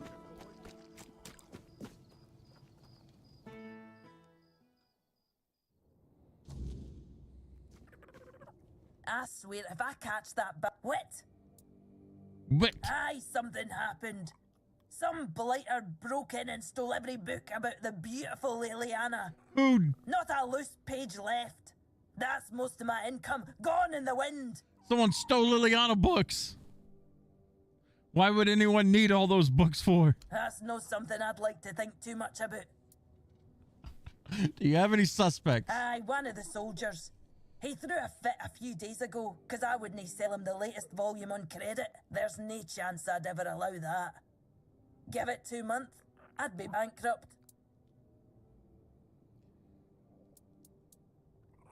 Let's talk to the soldier. Can't say I wouldn't be grateful.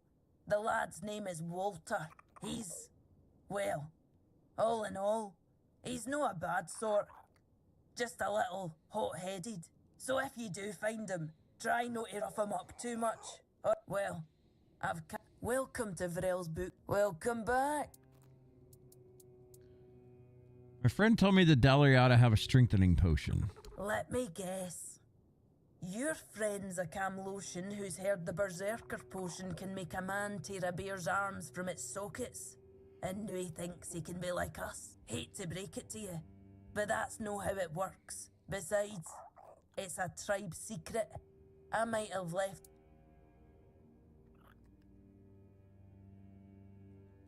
Camlotions and their love for shortcuts, but fine, have it your way. Here, it's harmless. My father used to say true strength lies in the mind. So if your friend is as good luck convinced... Okay.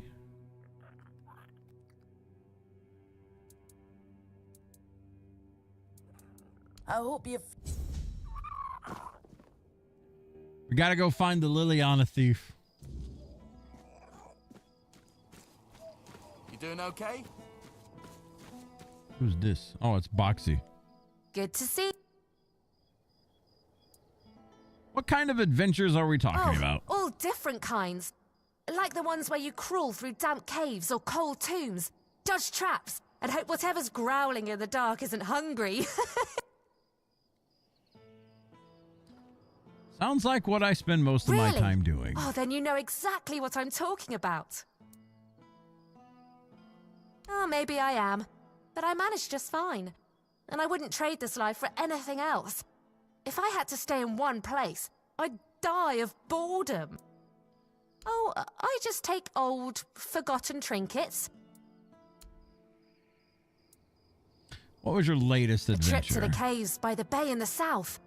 The bandits set up a camp there, so I decided to go after their loot.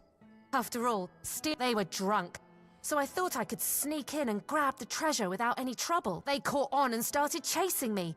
4 or 5 of them, I think. I made it to the exit, and then there was a giant ogre on the beach. I barely managed to slip past it, and the bandits backed off. You bet. Well, crazy stories like that keep happening to me all the time. I picked it up from a delightful wandering merchant who goes by the name Malachi. He said the hairpin was blessed by the Lady of the Lake herself.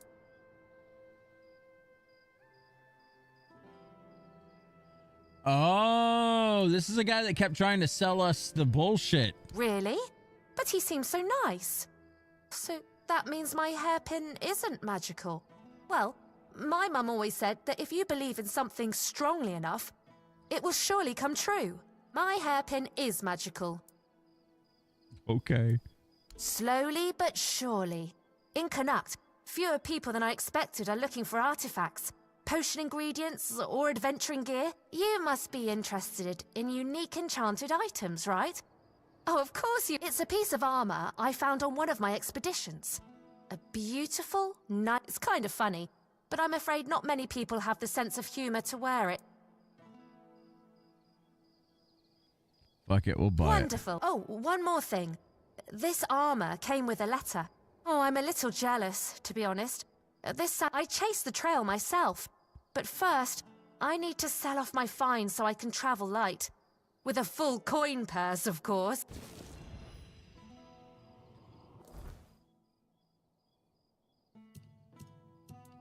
What in the hell? Screaming armor. Take 20% of incoming damage instead of you while screaming in agony. What?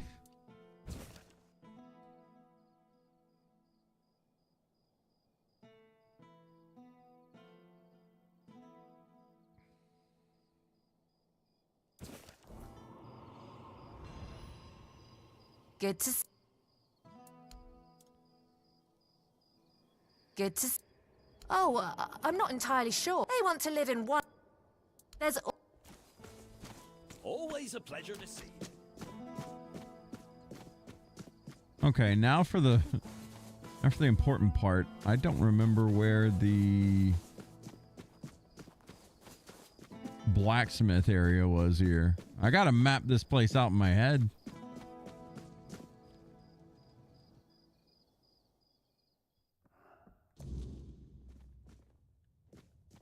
Always there.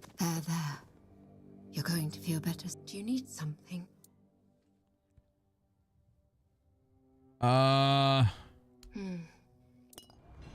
Sweet, we got free health potions. My friend is looking for a solution to his age-related weakness. Weakness? From age? I'm afraid that's something none of us can escape. But even this herbal brew strengthens the body and clears the mind. If your friend seeks a quick fix, this won't satisfy him. Okay. Decreases fall damage by 50% for 45 seconds. Damn. That's kind of big.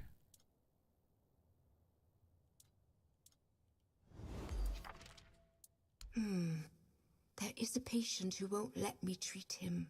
His name's Wilbur, and he's a difficult case. Wilbur! Most of what ails him is just old age. Excited Some for the days he's multiplayer clear-headed, update? But those are becoming fewer and For farther No Rest between. for the Wicked? Lately, he won't let me touch him. He yells at me, claiming I'm keeping him here by force, away from his family. He's even stopped eating and refuses to take his medicine. Honestly, I'm at my wit's end. I don't know how to help him anymore without scaring him even more. Yes, the full release. Dude, so many people got tricked by that. remember, Olby came in here saying it was coming out, and we all looked it up. It was like, oh, it's the multiplayer release that's coming out. And then the way that they worded their tweet, there was like, it sold over 1 million. Get ready for No Rest for the Wicked together next week. And it's like, it's just wording that, that everyone thought it was the full game.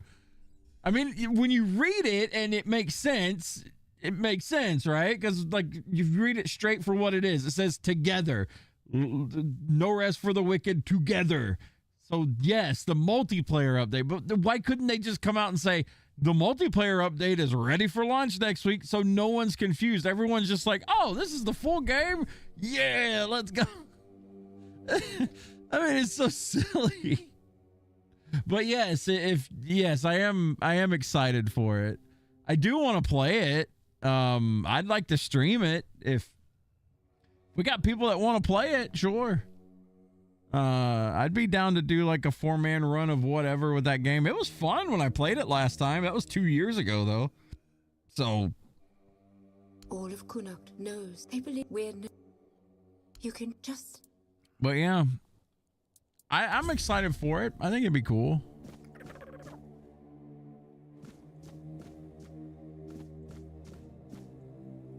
There's Wilbur. You're helping that jailer with the weird face. Might as well. I want. They live in. I'll go to them. Bollocks. I bet she don't listen. Good folk. What do you want? Okay, fuck Wilbur. Apparently they completely reworked the items and crafting too. Yeah, like since I last played it, it's going to be a brand new game. That's partly why I stopped playing it, because that's why I hate early access, because you play one version of the game and you're like, okay, I like this. Well, what happens when they change it up to where you don't like this anymore? You know, that's always a risk for early access. I don't think that they fucked it up or anything like that, but it is different, and I'm curious to see what's different about it. I hope it's good. It probably is, but, you know, obviously don't know that. There needs to be a time limit on early access. Some games been in early access for like 8 years.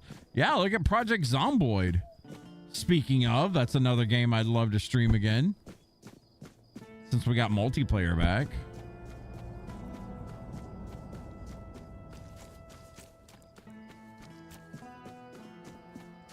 There's our stash.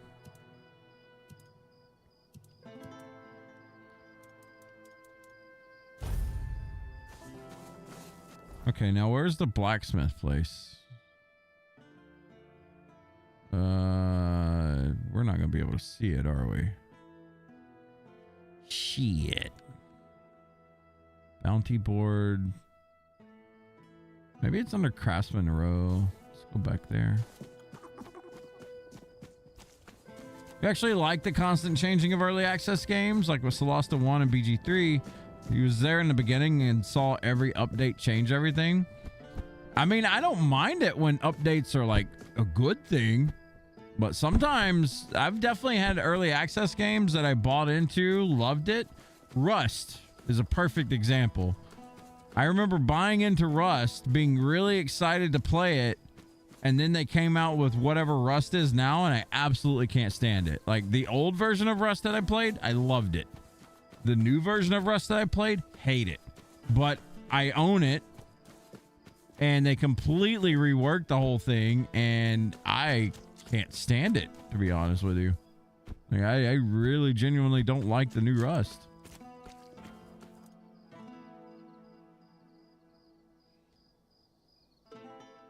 Those games are more the exception to the rule.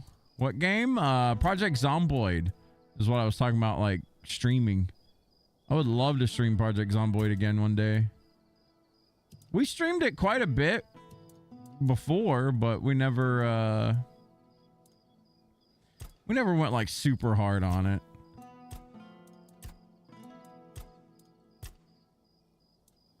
Increase my maximum health by that. Yeah. What about my weapons?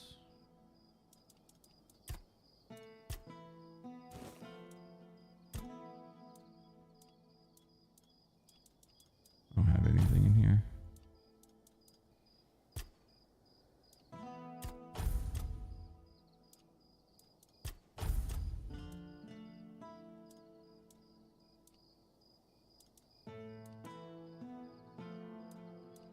We'll just increase flat out weapon damage on this.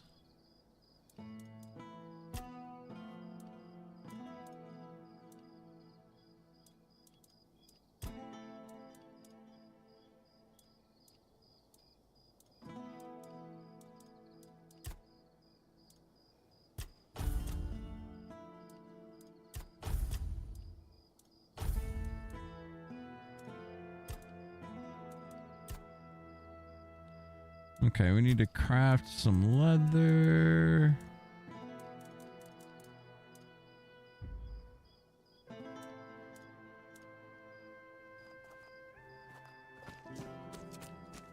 What?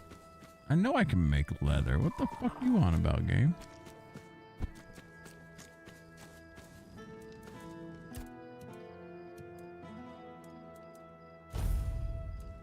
Some bear pelts. I'll always remember you falling out of the car while reading and Cruz's death. We had some funny moments in Project Zomboid, man. Some real fun moments.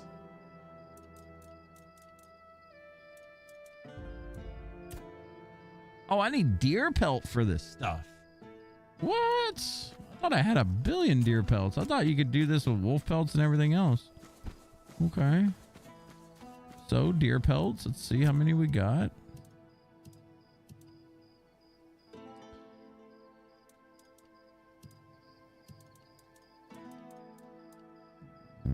Zero. Ooh. Is not good for me. Well, regardless, we need arrows, so we can craft that. Wonder if it'd be cool to do seasonal games a little different. What you mean?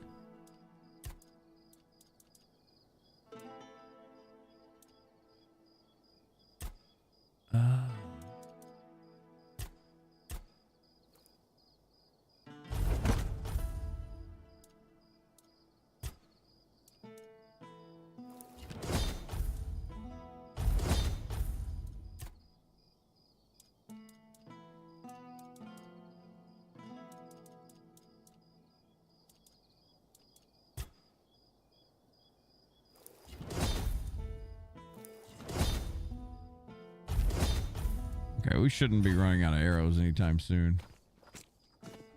We don't have space either. Let's see here.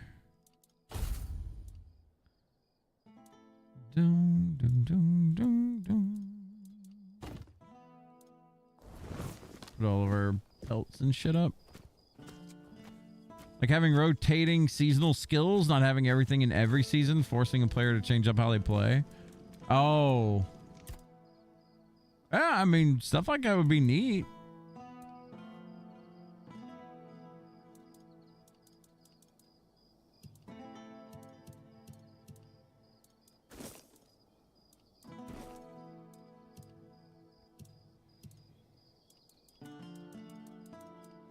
Eventually, we're going to sell all these potions off. Eventually.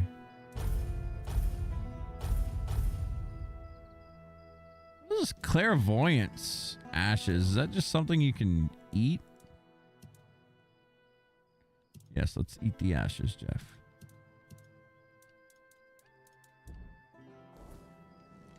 Oh, cool. Yeah. So you just get the fucking skill tree point. Cool.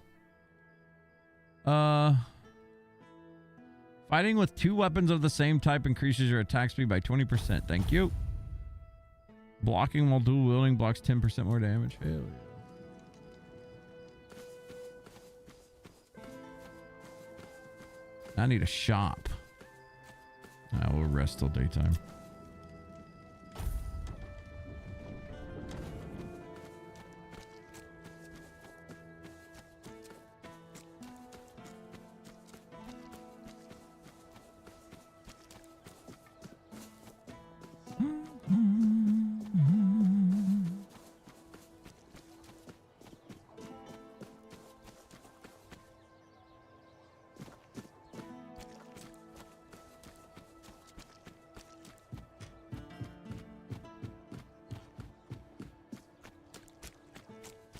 I am an outcast, exiled from my home by the Red Death. My Okay. struggle continues on.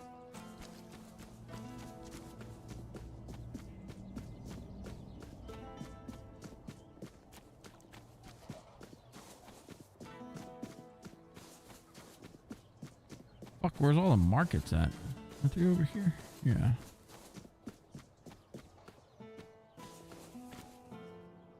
Good. Okay.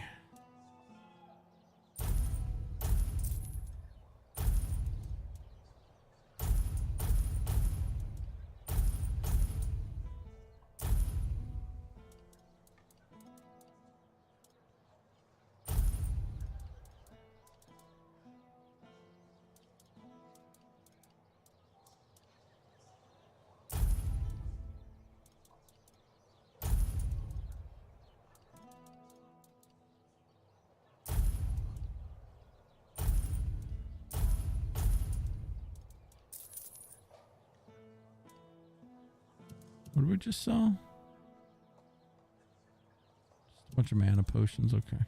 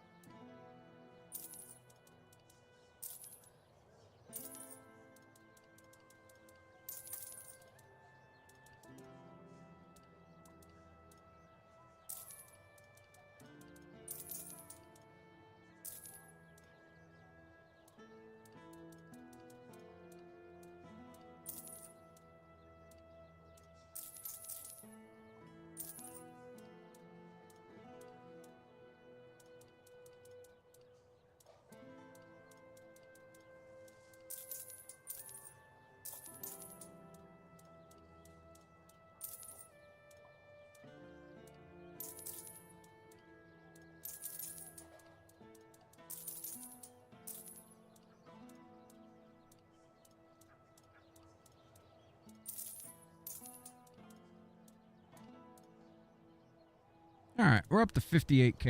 We're making money. Oh, hello there. So PoE is a good example. You get a new season and everything has been tweaked, but you can still just do almost the exact same thing as the last season. But if your only way you know how to play the game is not there, I guess a lot of people would probably rage. I mean, like, to a degree, I guess that works, but like, Oh, hello there. if I take like D4 for example, you can do the exact same thing every single season, and sometimes it'll be better, sometimes it'll be worse, right? But I mean, I think that's kind of on the player at that point. I mean, I feel like if you play, I feel like if you play whatever you want and you can mix it up yourself and get your own kind of excitement out of it at that point, I guess. I don't know. I mean, if the company, if the gaming company forces you to play differently, people hate that shit. I don't think I would give a shit any other way. D2 is a prime example. Like Diablo 2, since it doesn't get very many like balance updates anymore, people just play the exact same way every time if they feel like, you know, doing it the OP way. But I don't know. I feel like that's a player thing, personally.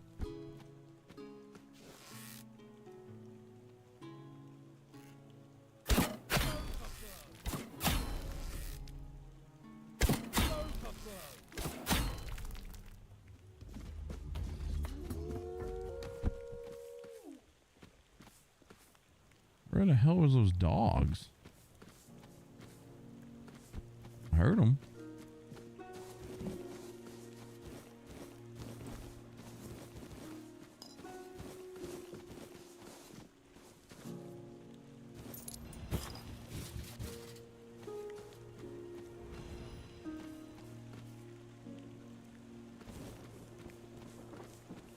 Yeah, most definitely. If they changed it up radically, then people would rage. I mean, honestly, in newer ARPGs, maybe it's not as prevalent, but man, I still remember playing Diablo 2, and it went through tons of changes back in the day. Like, I remember a point, where did this guy die? I can't find his body to save my fucking life. All right, whatever. But like, I remember in Diablo 2 for a long time, the way to play it was, like, for example, if you're playing a Necromancer, it was to use Iron Maiden and Blood Golem because it was bugged. But I mean, it was super, super, super strong. And you can't do that now, obviously, but... Oh, couldn't see.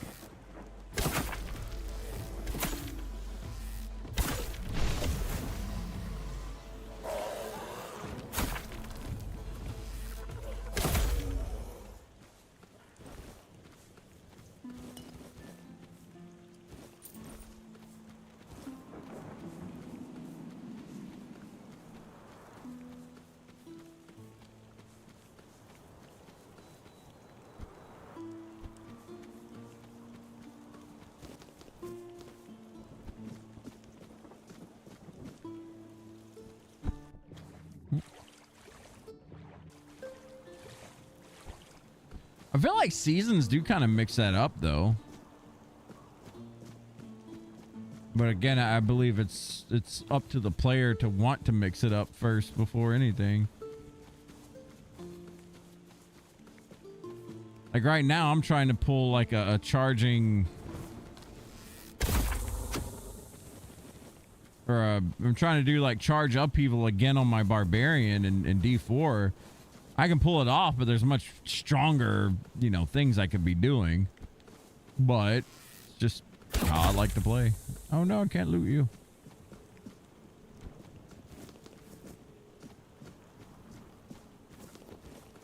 All right, you know what? What's the main quest? I feel like I've just been doing side quests all damn day.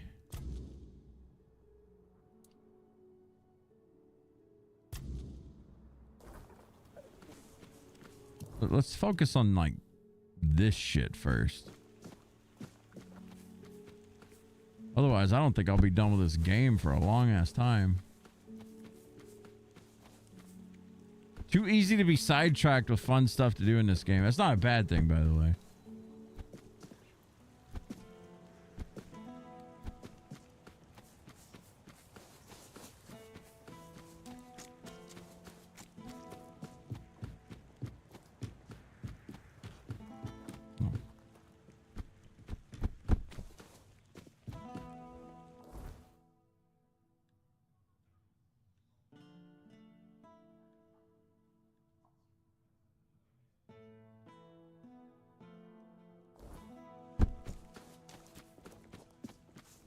Getting sidetracked in an RPG. I mean, I love doing this when I got all the time in the world, but I mean, we only got 4 hours a day.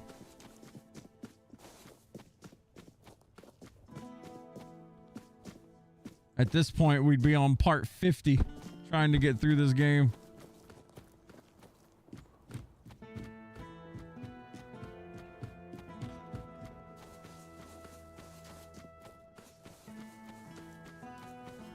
Oh, here's the guy that wanted a potion. Give him a shit. Finally. Now that's more like... Ah! That's the stuff! It's strong. You know, I might not be everything I used to be. But maybe that's all right. Still, a man with the... Oh, something happened, all right. And what does he do? Okay, he found a deserter. Cool. I just... Yeah. I'll away. Didn't expect to see you here. Denholm. Ah, you've really caused a stir around here with that spectacle in front of the Menhir. I had everything in order. The cart was ready, and people were all set to move to Camelot. You appear out of nowhere, and suddenly a dying pile of stones lights up like a bonfire.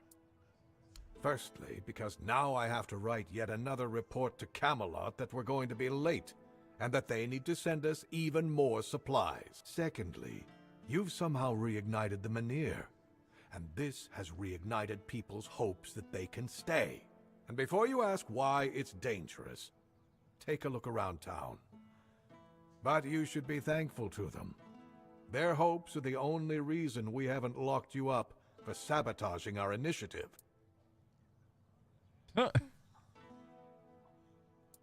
You can go tell Murig that your presence doesn't change anything about our deal, and that you are unwilling to help with his endeavors, whatever they may be. And if he doesn't listen, play along, but come back to me when you learn what he has planned. I saw your soldiers pounding on some poor man's door. On my orders. Verkut needs to give me an explanation for a very unfortunate accident in which innocent soldiers were hurt.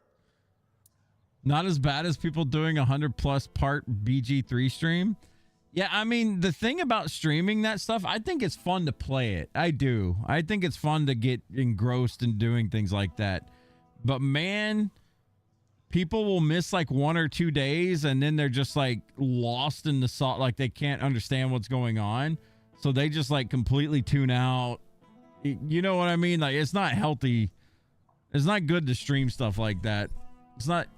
It's really hard to stream long games or big marathons of games. Unless it's something still, like if you're playing marathons of like retro games that you can finish in an hour or two, that's different.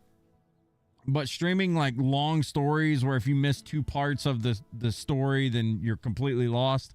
That I think is hard to do. That's what happens here for you. Exactly. That's how a lot of people get like that's why I don't play these longer games like this. Zelda's a bit different because the story's not fucking hard to, it's just moments. It's not long stories. But when you get into like a long drawn out story, people will miss a stream here or there and then completely get uninvested in it. One of our warehouses burned down. Which My I men get. suspect sabotage, which isn't exactly unheard of around here. I do have my doubts, though. They say Verkut is a madman, and madmen tend to be poor planners. That's why I get into like, that's why I more so enjoy doing things like Zomboid, Diablo, Monster Hunter, shit that doesn't really have a story. You just go in and the fun part of the stream is watching shit happen kind of thing. He's a local inventor, and as far as I know, doesn't have the best reputation in Kurnocht. There was a time when he was quite useful. He invented various machines for more efficient farming and other practical applications. But now he's apparently fixated on the weirdness. Since you're already here, I might have a task for you. Verkut refuses to talk to my men and the locals don't trust him. But you... just don't spend too... and I'm... All right. Apocalyptics. Goodbye, you're thinking of doing a modded playthrough of Wilds. A modded playthrough. As long as you don't get banned by Capcom. Don't mod in your DLC.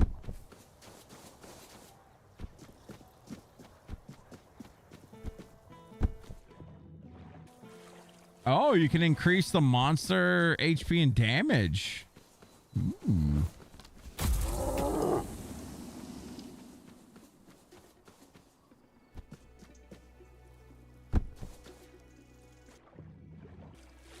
Gym mods.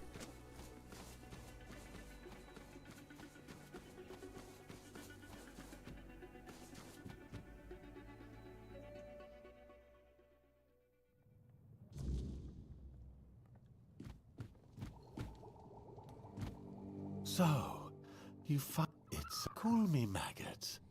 I don't like that. I don't, but I sense something lurking inside. All I'm sure of. Let's say. Den Holmes. Actually, let's see what your shop is. Restore mana when something dies. That's good.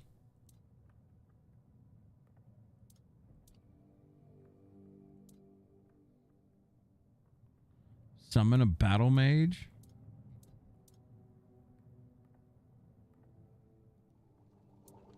Yes, yes, the Menhir. It responded to your presence. It reacted to you. And that's unusual. It means big changes. Do you... You like the hunt-a-thon style? Back in the world, you had AT hunts right after the other, and stuff like Safi into Elders ending with Fatty. I mean, yeah, I like stuff like that too. I wish Wilds had shit like that, honestly. Like, the thing that bothers me the most with Wilds is I won't play it for like 3 months, and then I'll log in and like you can just do everything that's out there without grinding anything. I still have sets from June. June was cool because I had to upgrade my sets. Last time I had to upgrade my sets was one specific setting with Omega. I haven't really had to update much with... I did one extra set for Gogmazios with my Charge Blade stuff because I completely changed weapons, so I needed to build around it. But other than that, I've had no drive to really get anything. You know what I mean? Like, that's the weirdest thing with Wilds to me. It's like that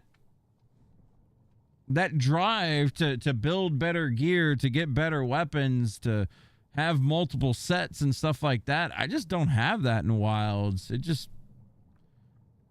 I have like the opposite mindset of why the fuck would I do this when I don't need it, which is stupid, but I mean, that's what I feel like when I play Wilds now. It's like, why the fuck would I build all this shit just to kill it easier?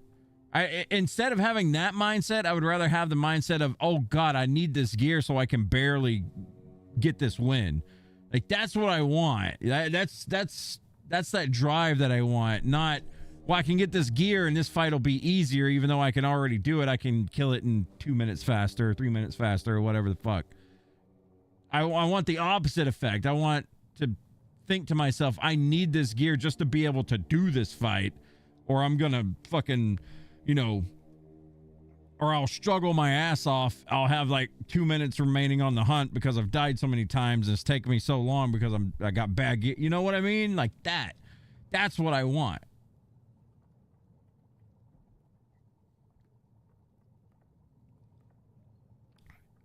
It's why you've been saying to hold off till the end of it. Well, even at the end of it, I mean, you're done in no time.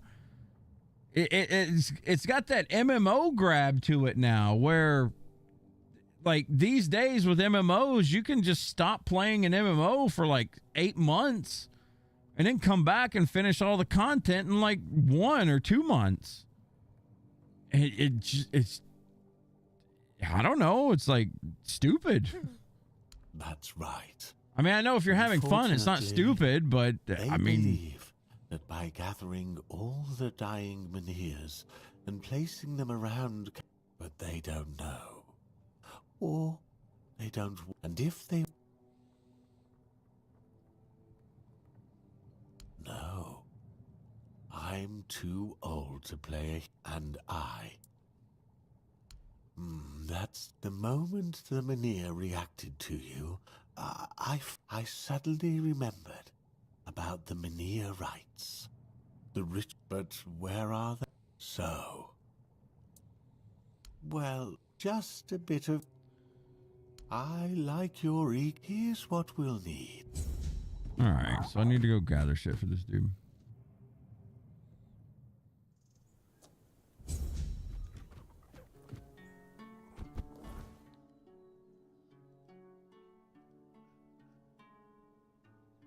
I wonder if I can go back here.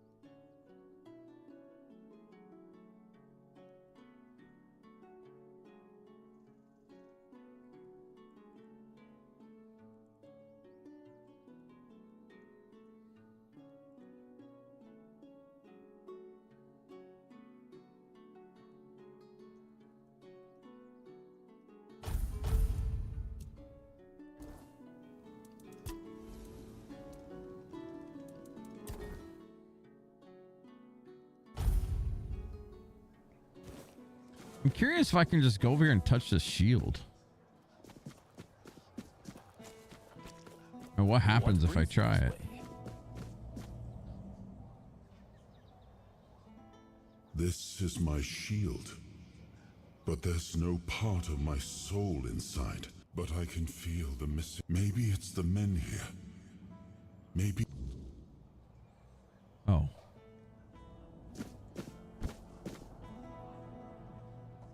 The real shield. Kupo, you need some kind of self-imposed grind to stay playing on any game. Without that, it's like one and done. I don't know, man. Like, I get the self-imposed challenge thing. I really do. I mean, I needed that with Dragon's Dogma, right? Because it was too easy. It really was. And I mean, I made it work for that game, but I can't make it work for every damn game I play. Because I get you, it's like a one and done at that point, right? And like something like Monster Hunter, I don't know, man. Like I was expecting so much from that game. I think the lack of delivery from that game is kind of what killed it for me. Because it definitely wasn't the performance stuff. I never had performance issues with the game. Still don't. It's just there's just a lack of shit to do. I mean, there's stuff to do if you want to grind out like the perfect talisman or something like that, but I've never been one to do that. Like even when KT was, you know, the thing to do in Monster Hunter World, for instance, I didn't give a shit. Like I didn't need an ice charge blade. I ended up farming one for fun, but you know, I didn't give a shit about that.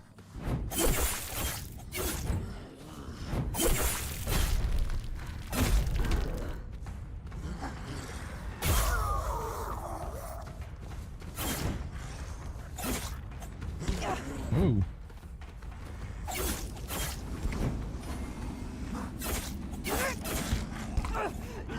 You know what? Maybe I should get beat up by these guys a little bit and level up my stuff. My armor.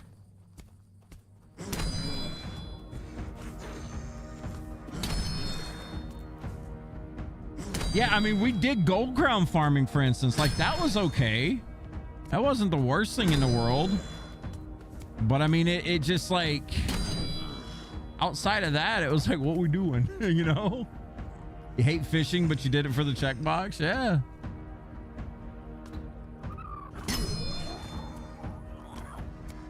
Oh, the fish crowns? Yeah, I never did that. The monster gold crowns was fun for a while.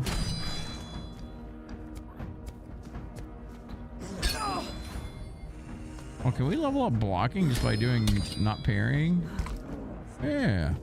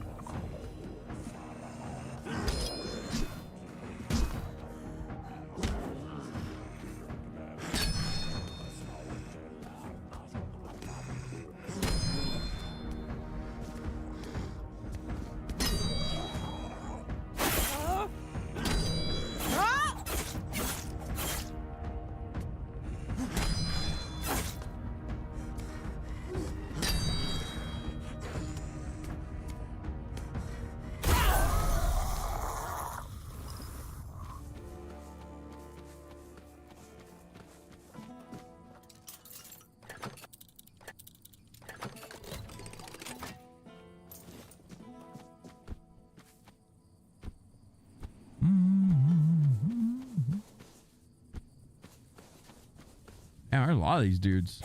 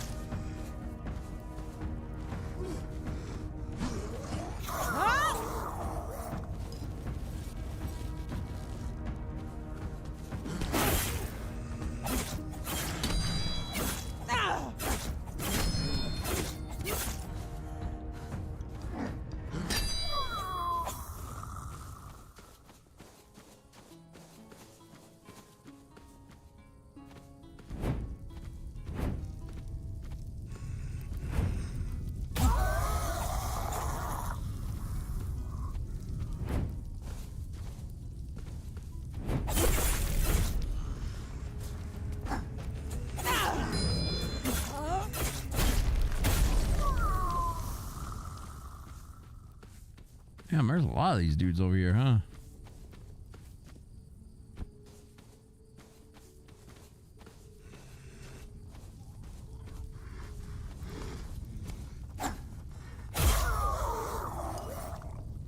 Plenty of stuff to do, get all the endemic life, etc., but it's all do it to do it, not because it's fun. Yeah, and I mean, I've already done that. Well, I have done most of that. At least in the first 2 zones, I've done the whole endemic life grabbing and shit. And it's exactly like you said. While I was in the middle of doing that, I thought to myself, like, what the fuck am I doing? Am I having fun? Answer was no. I would rather be killing monsters than, you know, that.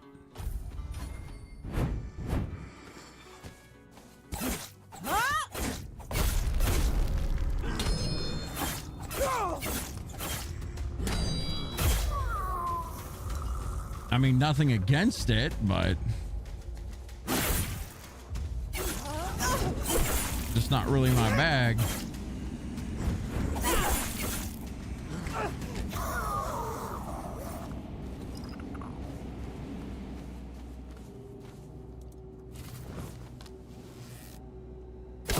Oh, you stopped walking, you son of a bitch.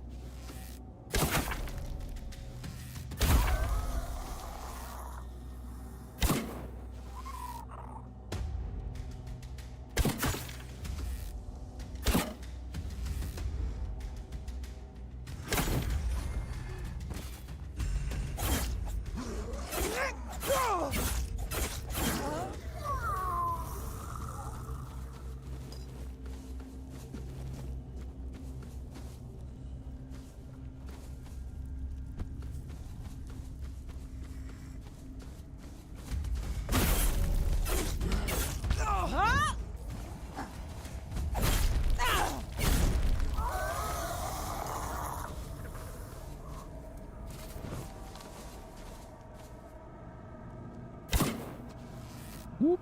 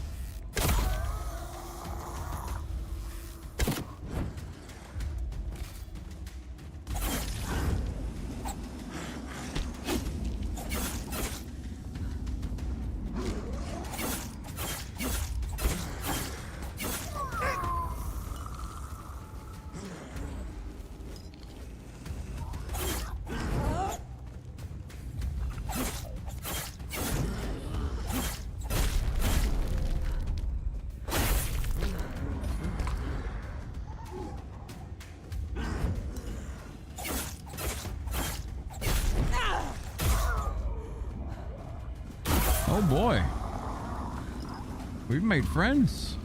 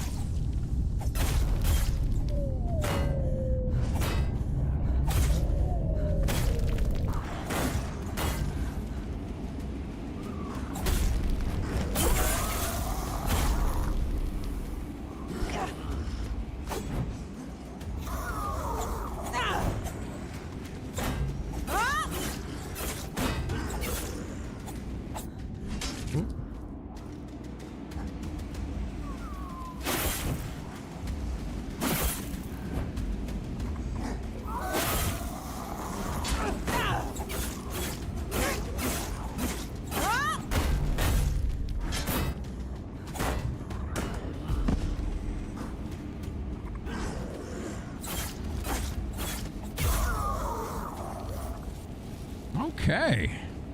Well, that was a lot of shit.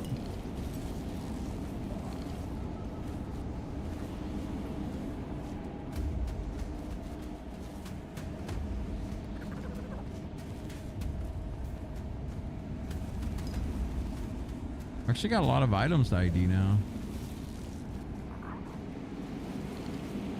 I don't think I really know all maps that well either. Uber kind of took away that aspect for you. Yeah, I understand exactly what you're saying, because I think I know Wildspire Waste. I definitely don't know Oil Well Basin. I know it's a vertical map. The forest, I know some of it. I definitely don't know the ice regions. Like, I just don't. And it's exactly because of what you said. It's because the game just auto travels you everywhere you need to go. There's no reason to know the map, which sucks. I mean, that was like a big part of Monster Hunter, is understanding the map, getting around faster, shaving down time on hunts because of that. If a monster runs away, you know where to go. And I mean, don't get me wrong, Monster Hunter World, for instance, I didn't know the forest map on the east side. I genuinely don't. You could throw me over there and tell me to go to the middle of the map. I wouldn't know where to fucking go. I mean, I know it's somewhere through the woods, but I don't know exactly where. But in Wilds, it's just different. Like, you just hop on your bird and hit up on D-pad, done. It's becoming too hand-holding. I think it is. I don't want to be one of those people that just fucking, oh my god, they ruined it. But I mean, they kind of are.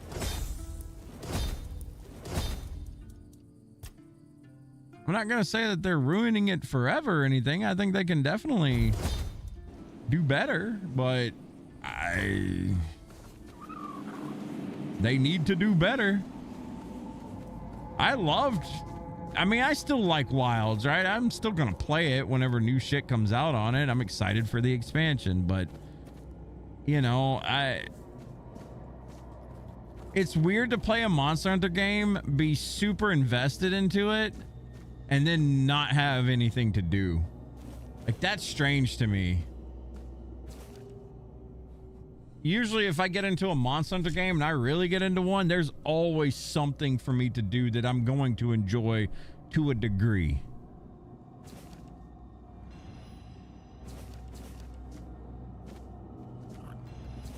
Now, don't get me wrong. I don't think that, you know, doing 100 quests that are fucking delivering eggs, I'm glad that's gone to a degree.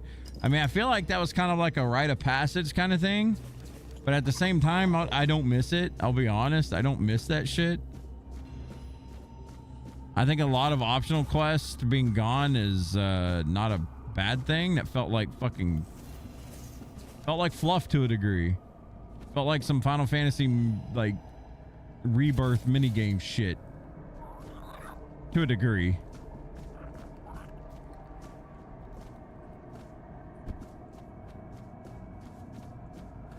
But I mean, goddamn, did it feel good when you finally finished, you know, doing all of your optionals? Like, you didn't have to do them anymore. Felt great.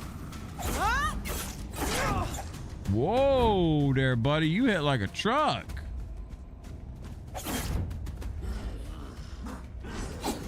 Ooh.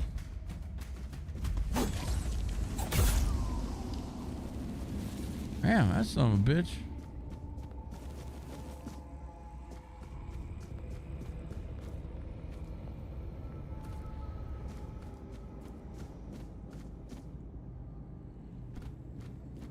Until the very end, you hated the Ancient Forest map.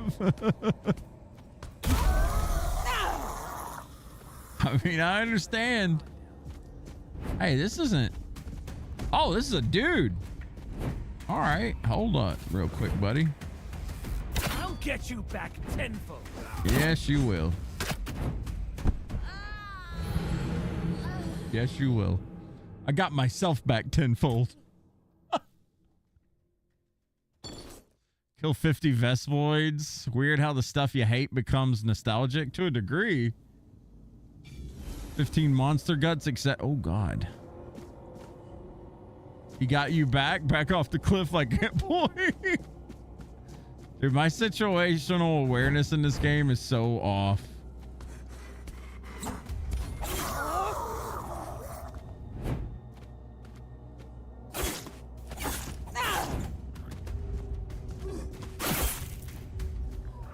Like, I'll get jumped by bad guys not knowing that they're there. I'll fall off cliffs not knowing that I thought that my back was not to that cliff side right there. Come on, buddy, get away from that cliff. I don't want you to fall off of it either. 'Cause I want to loot your ass. Okay. Take care of this dickweed.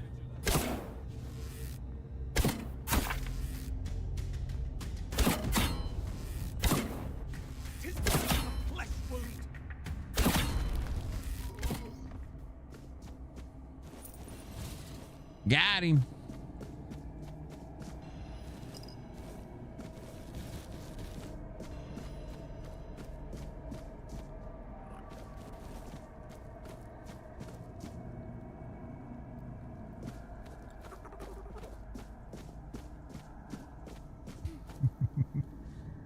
You can see someone setting VR for this game with the Skyrim treadmill. Yeah, probably. I mean, it's about the same damn thing. All right, let's ID these weapons and see if we got anything cool.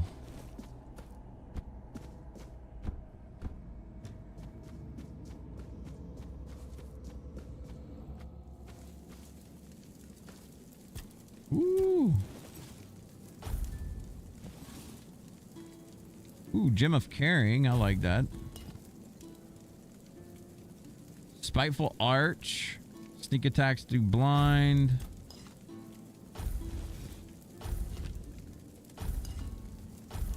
I didn't get shit for this. What was this? Ruby Shell. Increases incoming healing by 11%. Howling Crest. Pushing costs 30 mana and creates a strong gust of wind. Huh.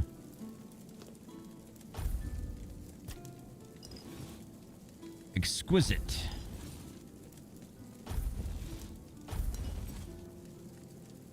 Another Ruby Shell.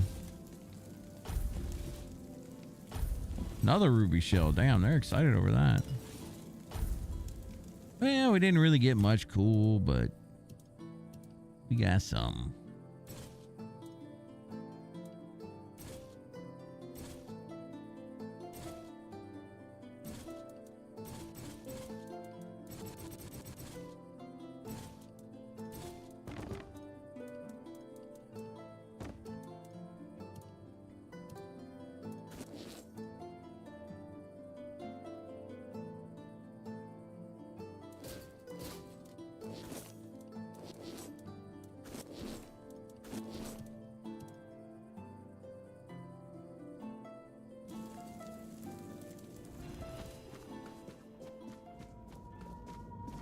There's a path up here.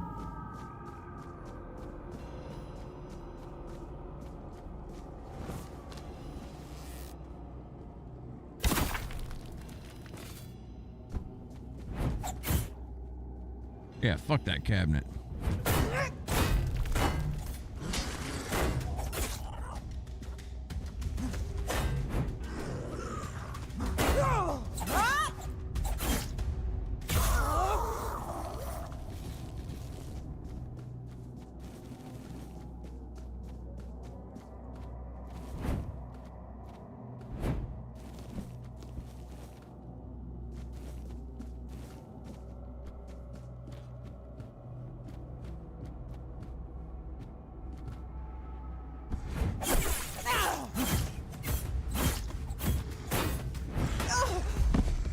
Oh.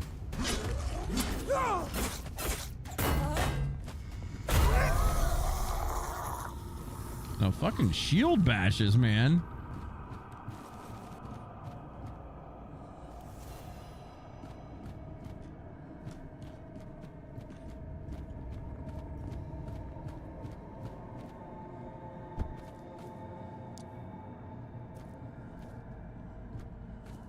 Okay.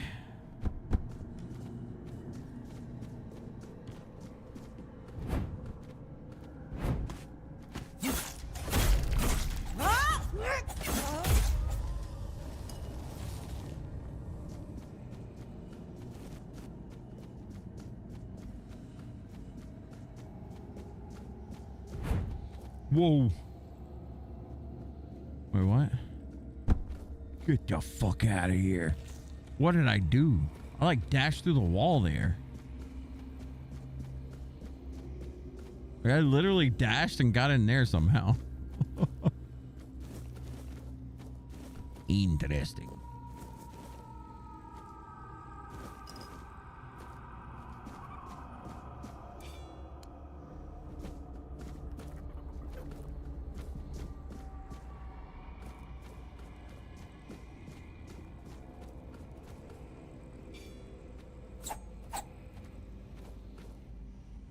Don't want to go down that way.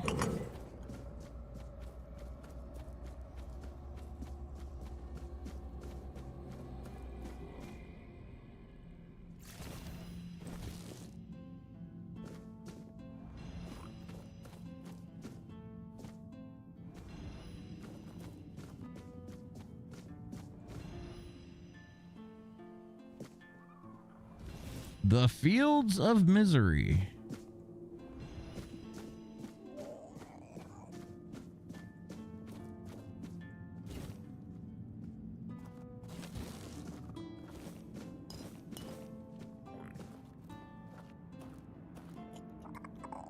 Hey, what's going on, Non-J over on YouTube? What's your personal impression of this game? I wish you continued success and happiness. I appreciate that. I really like it personally. I didn't know what to think of this game when I first bought it. I first heard about it on release months ago, and I really did want to try it out, but I just kind of put it off because I had a lot of other things to do. But my personal opinion is if you enjoy things like Skyrim or Morrowind or anything of that nature, you'll love this game. I feel like there's even more to do in this game. I like the way that you can build your character out and like really, like I feel like anything is viable, which is really good. I love the exploration of this game. I really do. That's one of my favorite aspects. Like, there's always something around every turn. It feels like it. And I love that about this game, honestly. I love the fact that I can take everything in this game and sell it and make a lot of money.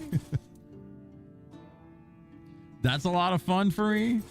I don't know. There's a lot about this game that I really love. I don't think it's a hidden gem because I think a lot of people love it, but I definitely think that it deserves more praise. I haven't even dove into the DLC yet. Just forgetting that walls are just suggestions, just like stealth. What do you mean? I got so many stealth kills. Stealth is actually harder in this game than it is in other games. I feel like it's more realistic though. Like, it makes sense. You can't get right up on something and just stare it in the face, right? Like in Skyrim, once you got to a point, you could sneak up on everything or sneak in front of everything. Oh, I need to ID these weapons. I think the identification stuff is pretty cool too. Like, I like, you know, hoping I get something cool out of it. Sometimes you do. Sometimes you get some really good stuff. Let's see, where does this take us?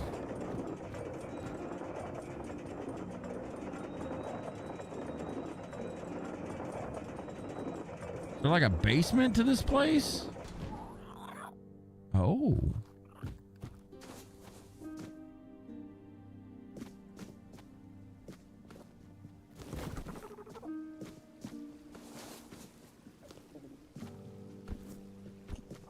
If you're a hoarder, it's like a hoarder's dream. There's a fast travel point. Level up. We're 39.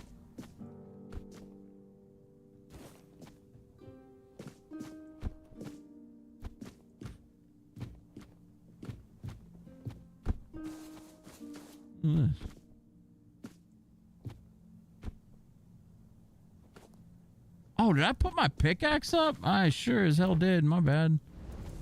Oh, we got to level up anyway. Let's get our dexterity up again. We're going to get so much attack speed. It's going to be glorious. You're a bull in a china shop in this game? What you mean? Max level's 100. We had someone in chat the other day saying that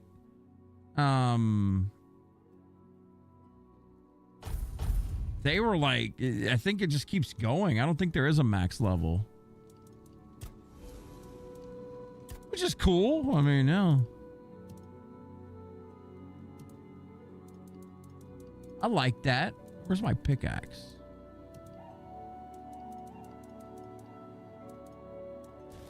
There it is.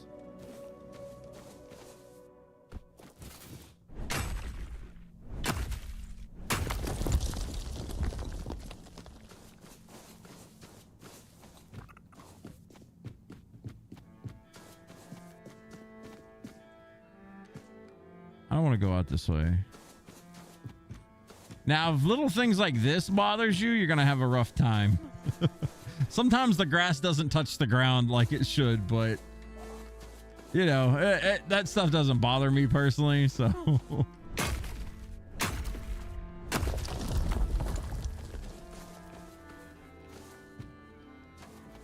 I'll see it and laugh at it, but yeah, some people really hate that stuff.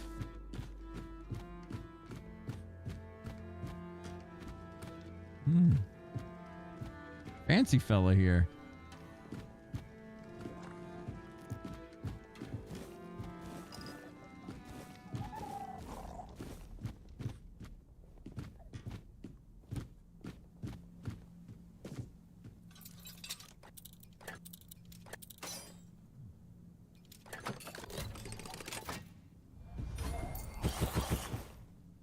Summon Master Assassin.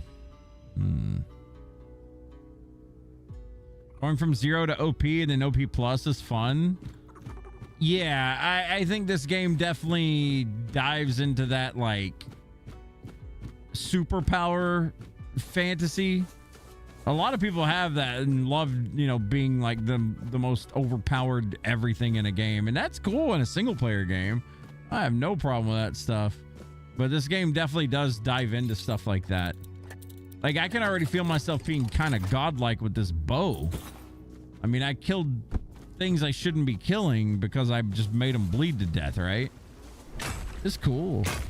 Grass doesn't touch the ground, 0 out of 10. But, you know, some people get really upset about that kind of stuff.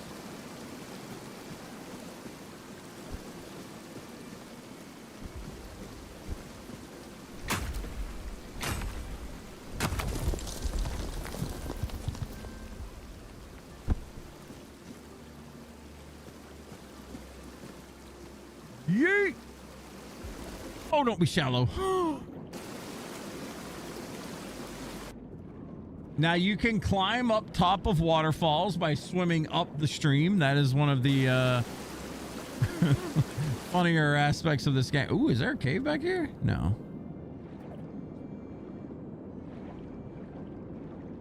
There should always be caves behind waterfalls. Every waterfall should have a cave.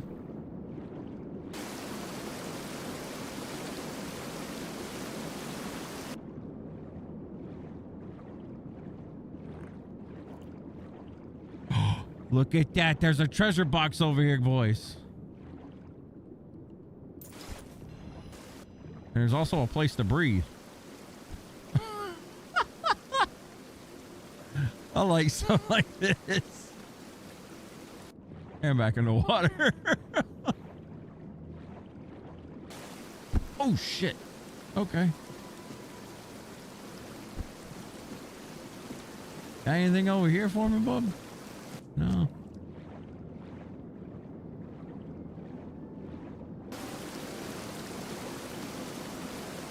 Right, up the water we go.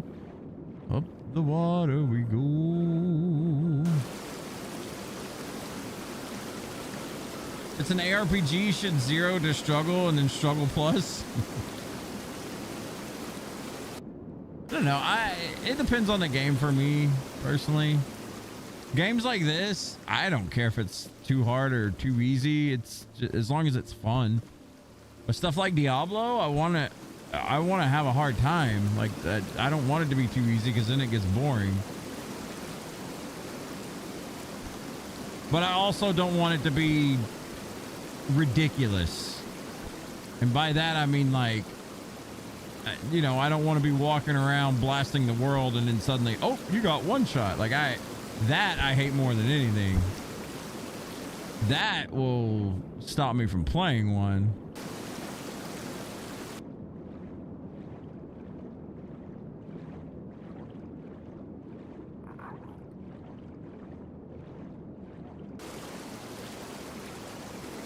And boys, we way up here.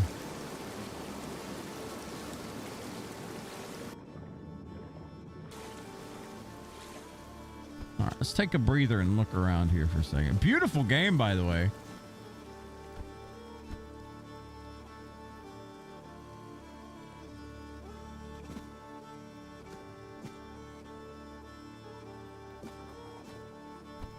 Magic is greater than melee in every game. I don't know about that. Morgan, you gonna play No Rest for the Wicked and be our mage? You can be our mage.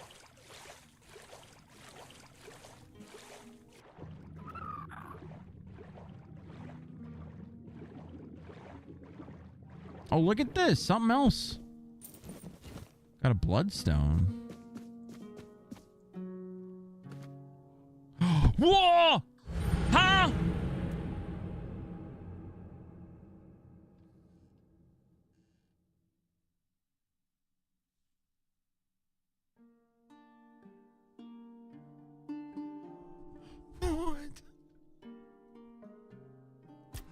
What? What? What happened? Floors are just suggestions. I love the staves and No Rest for the Wicked, and I do want to try out the new ones. Yeah, man, you should play with us. I'm gonna stream it. I mean, looking for group, man. Hey, watch out. Yes. Seriously. All right, I'm getting back up there. I gotta relook at that area. What the hell, man? I'm invisible floors.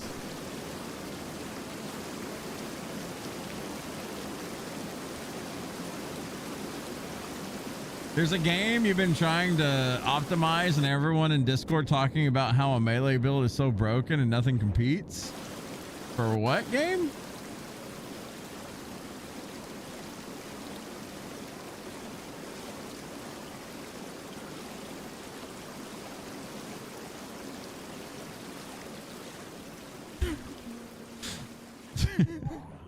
That was actually pretty funny. Just out of nowhere. Sup, you're going down. Huh?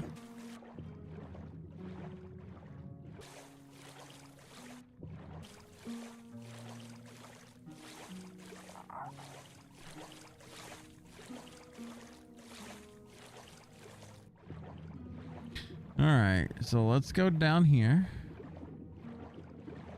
And we should get out of the water soon. There we go. Okay, now we're gonna save. Okay, so this, we just fell. We got underneath here and it just fucking, let's see what happens. Again. I see the bottom of the world. And look at that, it's a trap. Now there's water down there. There's water down there. Yeet! Oh my God! All right.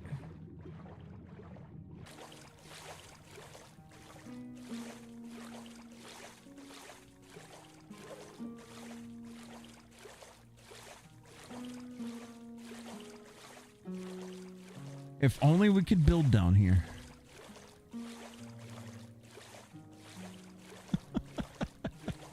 If only we could build down here.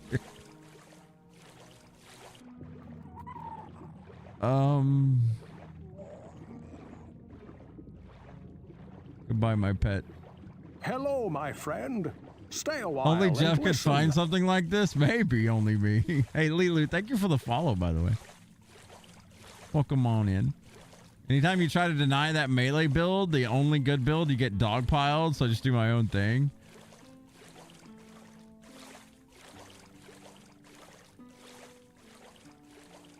You mean like people dogpile you for trying something different? That's weird.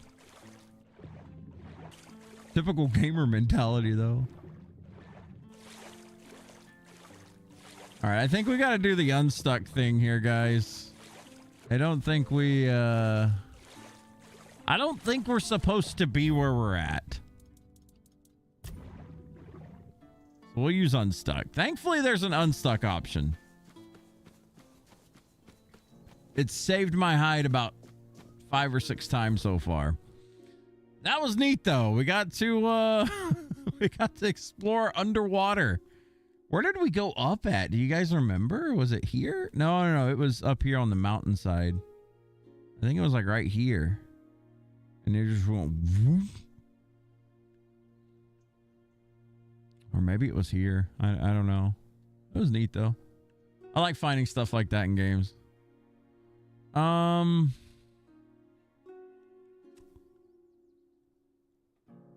Let's do... We got so many quests to do.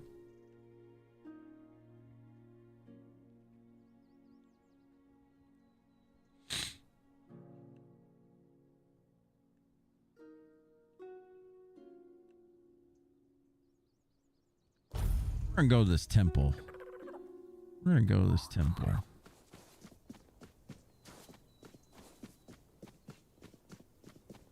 See what's in here. Corrupted temple ruins.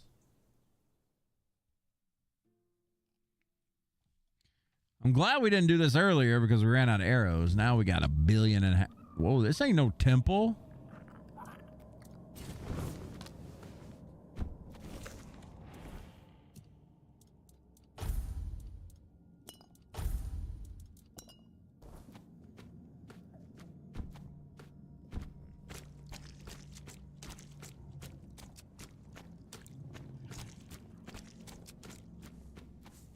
Interesting.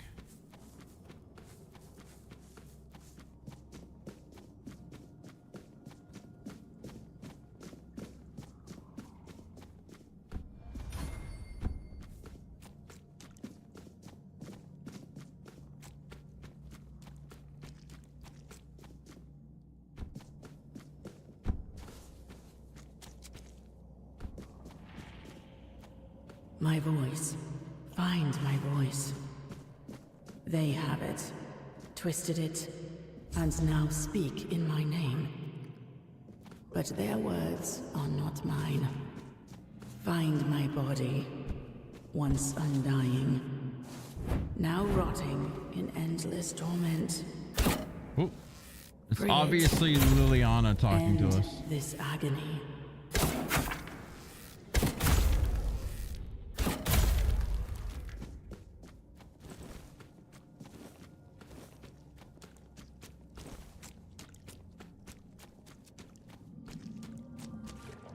This place reminds me of Dark Souls 1 where all the ghosts would clip through the walls on you. You guys remember that spot? Where you had to be like cursed or you couldn't hit them back. Oh my god, dude. That place was hell. That is a spot in a video game I will never forget.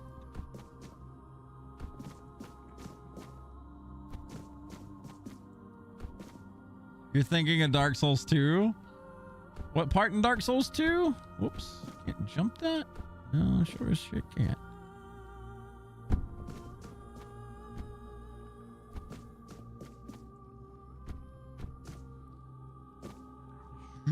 Nope. You can cross over right there, though. Hang on. The swamp going into the frog boss thing? The frog boss thing.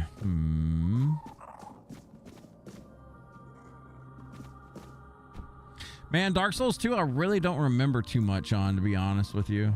Oops. What's down here?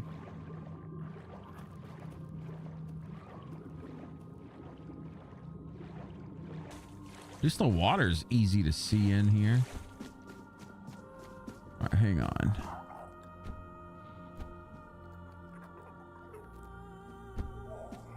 Can't jump up there. I want up there so bad. You know what? Alchemy time. I can't place a bonfire in this area. Did I sell all my potions of jumping? I think I did.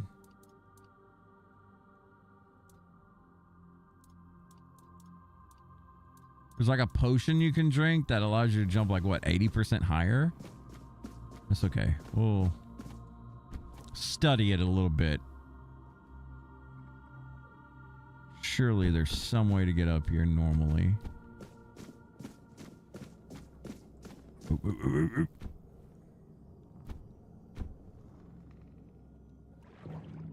When you dash and jump, you actually get like a little bit of an extra boost, I think. Oh,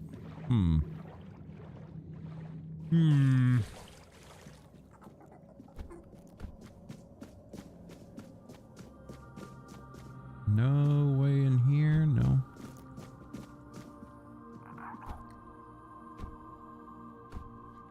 Woo.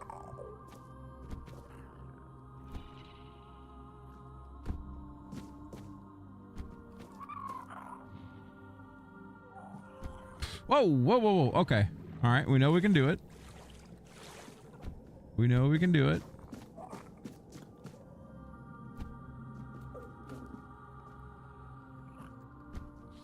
Oof, you have to like double jump there. All right, cool.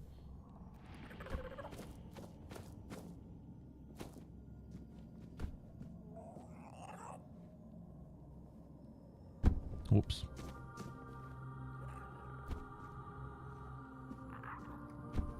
You have to keep spamming jump right there, so when your feet touch the ground, you actually jump again. You just got to watch overshooting.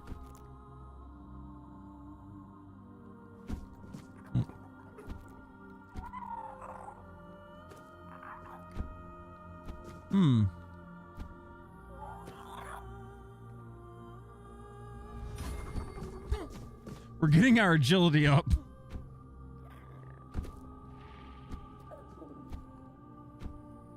Damn it.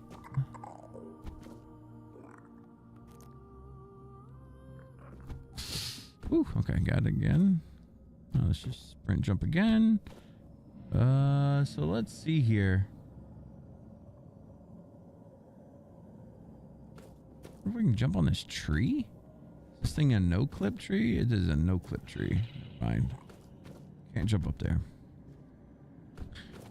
And I don't think we can get up there from here. Ooh.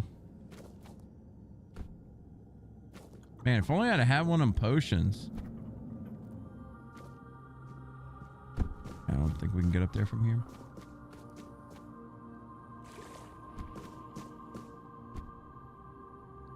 When people are confident and have been building confidence and followers for weeks, a comment like, "That's not the only way," can do X and it's better than current meta XYZ. I don't, ma'am, my honest opinion on stuff like that. Oh, wow. I could have just gotten up here probably. I feel like games were genuinely more fun when people weren't like critics of everything. You know what I mean? Like there was a point in time where people would see other people's builds on stuff and maybe they made fun of it or something, but it wasn't like you should do this or you're useless kind of thing on certain games, you know. Damn it. I wanted up here so badly and I didn't get rewarded. I just thought when I seen this bridge here, I was like, there's something here. Wait. It's not a chest, is it? No. But I don't know. In my opinion, people should just play how they want to play. You know what I mean? Oh, there's a chest. Okay, we got rewarded. We got rewarded. There was something here.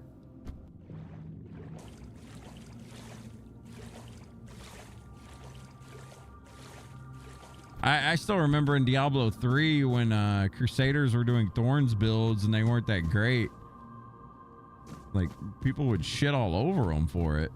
It's like, is it even affecting you? They're just playing. Them and groupies go straight and dogpile on dumb things like saying you're stupid. It's like the opposite of the speedrunning community. Yeah, that type of mentality is weird to me. It's like not wanting to play with someone in, say, Battlefield just because they use a gun, a specific gun. Like, who cares? Just play. I mean, don't get me wrong. There's a limit, right? Like, we had a certain someone when we played Monster Hunter World. During an Alatreon fight, we were trying to get the win ASAP, and someone decided they wanted to learn how to play bow because they'd never played bow before.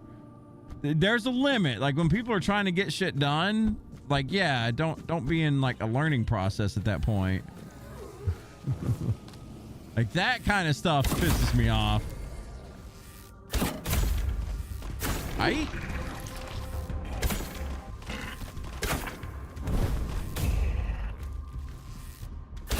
Oh, hi. Damn, she got boobas.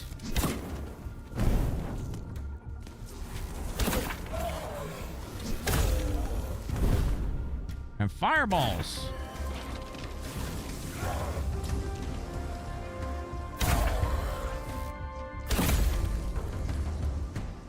Huh. My little hidey hole, man. Worked.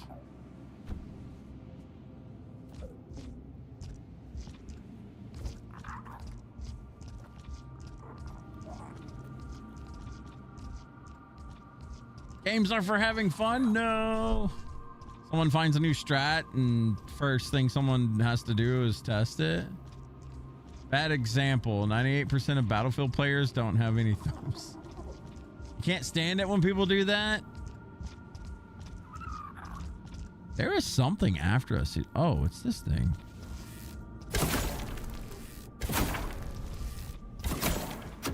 I kept hearing it.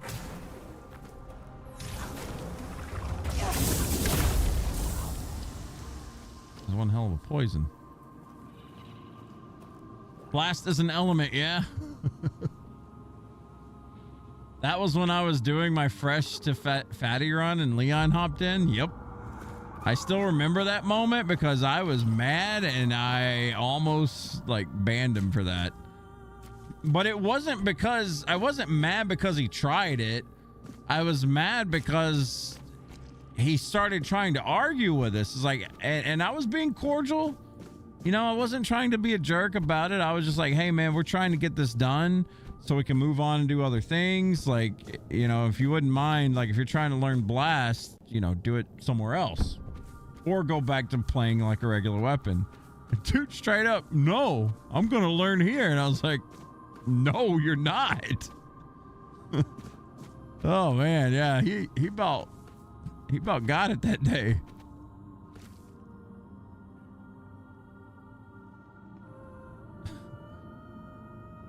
I learned that bow good. It wasn't you, Ray.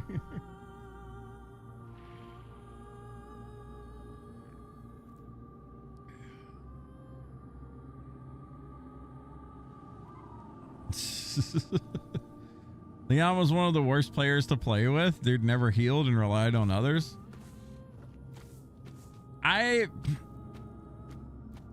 never one to talk shit about someone's like skills in a Monster Hunter game because I'm no god, right? I'm not great at the game either. I can do everything in the game and I'm decent, but you know, I'm not looking up strats and trying to be #1 Monster Hunter or anything. So I genuinely don't care what people do, but or how good or bad they are. What bothers me the most, and it's a big pet peeve of mine in any game, is when someone thinks they're good and starts to shit on other players for being bad. Like that type of stuff really, that type of stuff's always bothered me. Like the only game I can safely say that I was good at and I can critique the shit out of people at was StarCraft and Warcraft 3 to a degree. But even then, you know, like, it's a video game at the end of the day.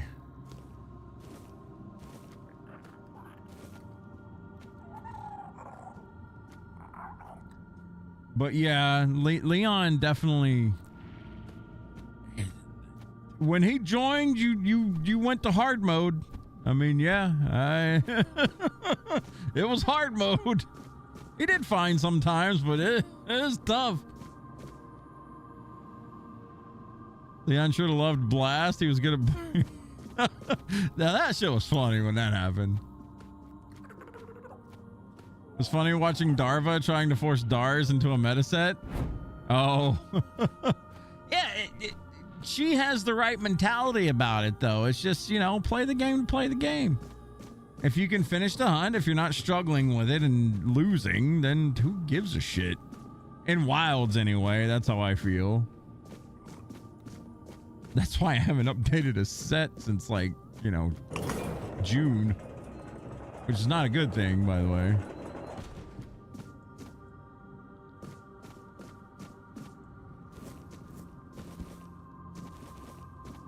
But yeah, that shit was funny. You'd rather play with Antboy than Leon? Yeah, I mean, Antboy does all right. He names himself stupid things, but he's all right.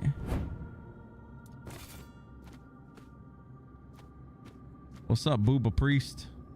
Yes.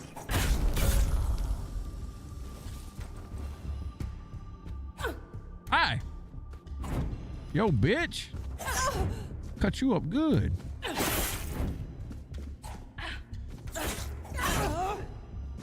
Me too, huh?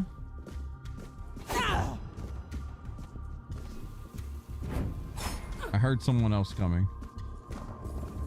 Okay. We can play this game.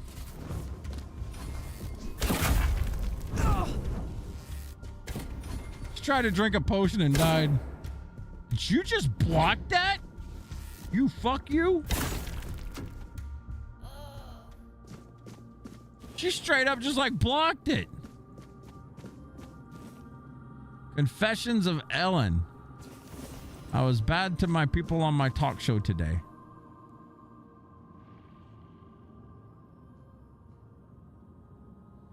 Ray, you'd always take Dars fatty hunting with you. That's where we first met Dars, I think, was doing fatty hunts.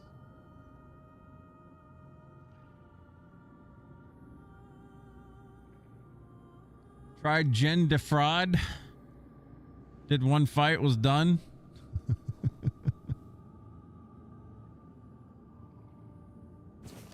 I don't know. I still don't hate Wilds. I wish there was more to do.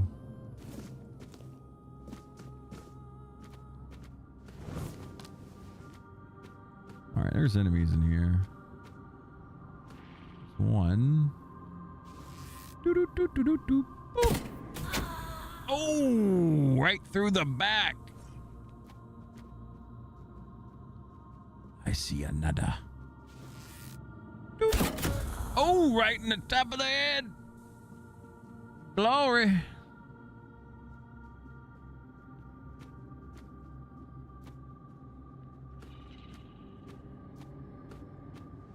Oh yeah, I need to do the Woodwood hat thing.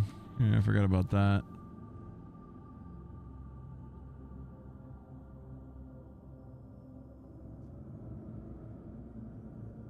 I don't know where whatever this is.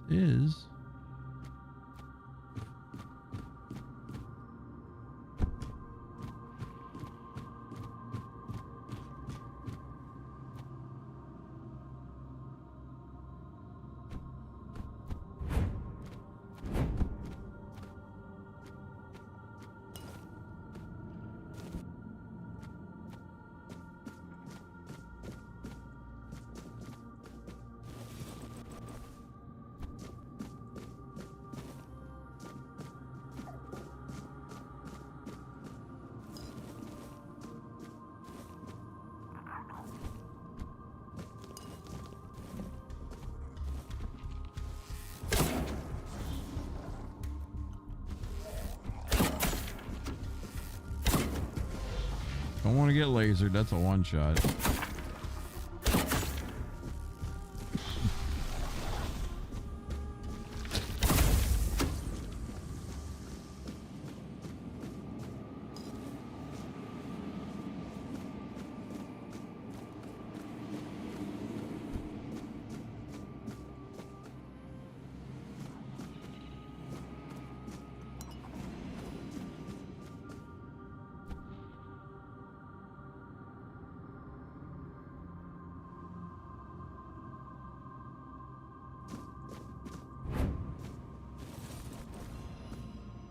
Man, look into those eyes. Jeez.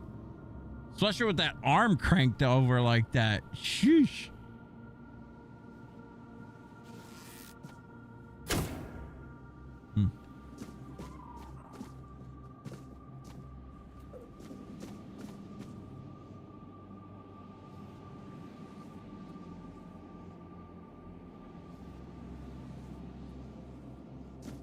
Maybe we ain't getting no demo for that game. Paint me like one of your French girls. As a paying customer, I expect to get what I want. Man, I didn't realize how badly I remembered Titanic. But when we watched it the other day, I swear to God, I can quote like probably 80% of that movie. I'm not the proudest of that, but I can. I didn't realize it really until the other day, but the reason I can, good movie, by the way, not ashamed of saying it's a good movie, but when I was a kid, or I wasn't a kid, I was like 6th, 7th grade.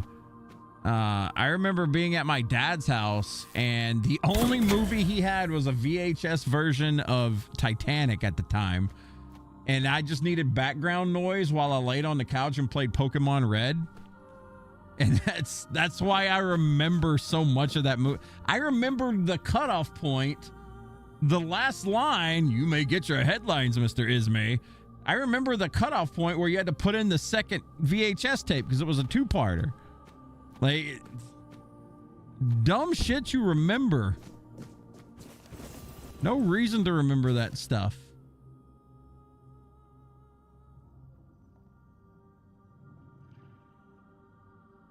But you do. Okay, that's another ladder or elevator, not ladder. They're different. This place is spiraling, man.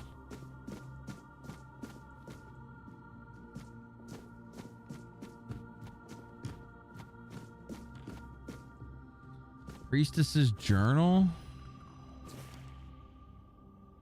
Temple's corruption runs deep. There's a dark artifact pulsing with vile energy. The undead priestesses gathered around, their presence suffocating, but I hope to manage to escape with my findings.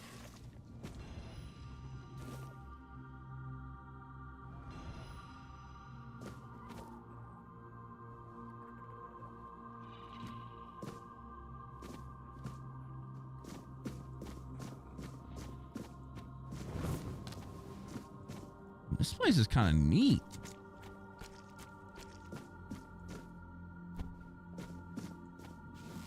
Howdy.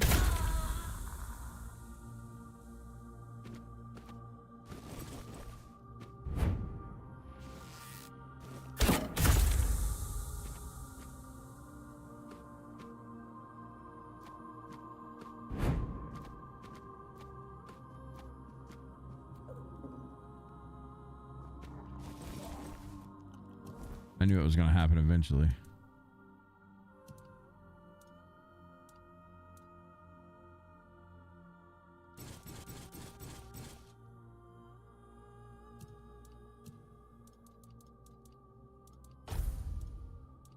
I pick up too much stuff.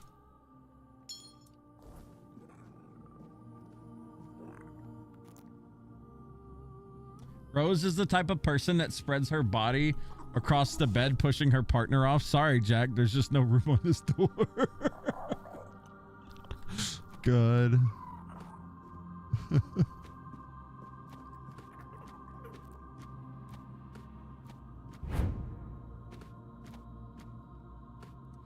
This This feels like a trap. Oh, it's a little side pocket.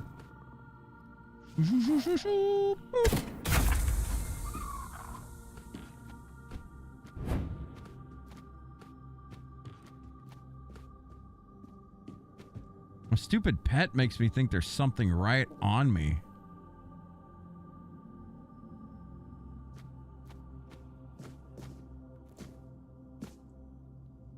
Scorching blaze.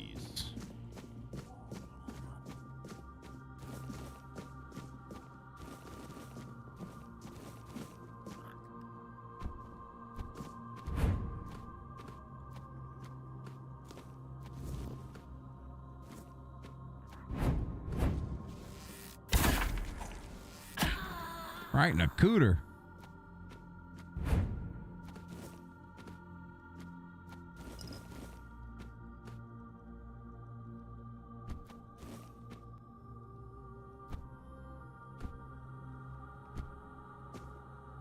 Uh-oh. What have I done? Why are you peeking through holes, Jeff? Shit. No. I think Ugh, come on. We can make this jump. Oh, close, close. Let's see. This spot's a little bit higher. Maybe we can jump over this way. We gotta land on that rock. Oh no. Oh no. Fuck.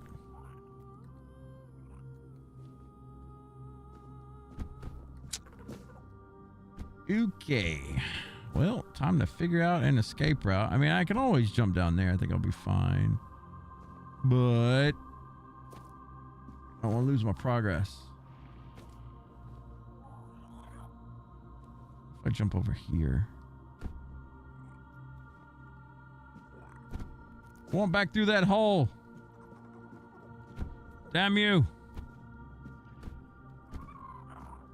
I wonder why it gets dark right there. That's so strange.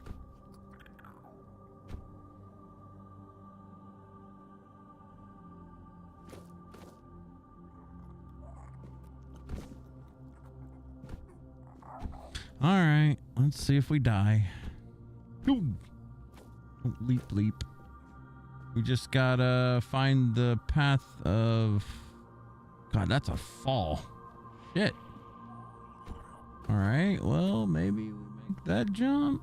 That's a long fucking fall.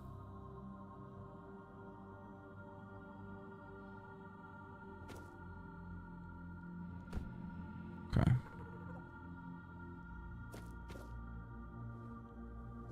Woo! Made it. All right, good deal. Good to go. I need to stop doing that shit. Clip coming. Damn, look at all this blood. This is some Final Fantasy Genova shit right here.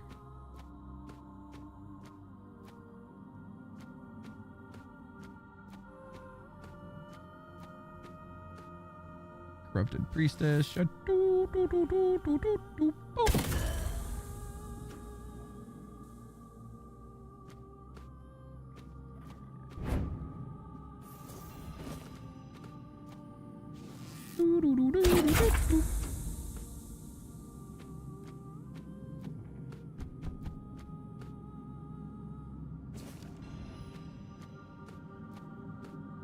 Took her nose.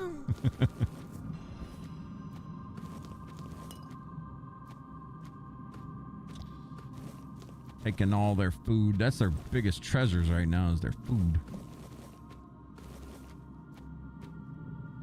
Okay, so there's nothing really here.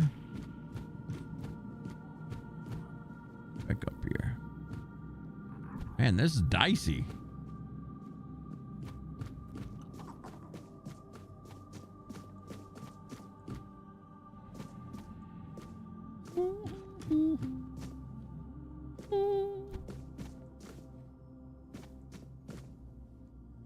Elevator. Oh. No, I don't want to go down. Damn you. Ooh, never mind, we do.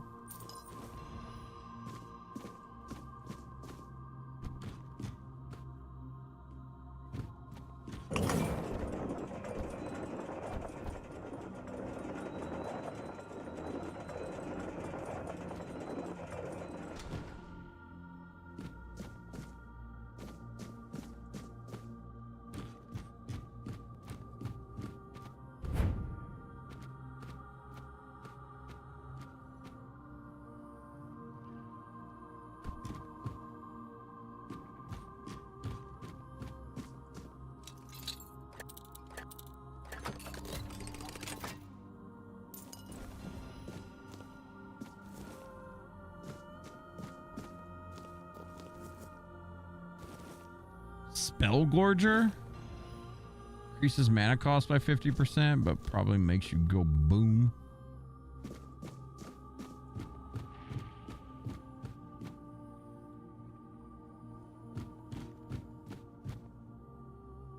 Oh.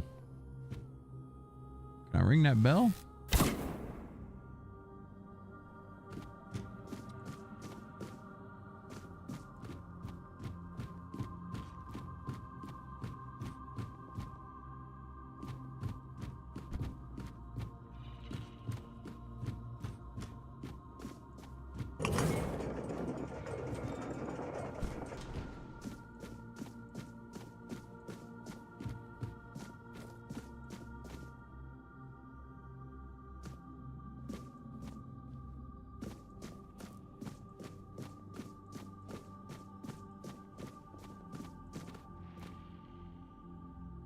An NPC apparently.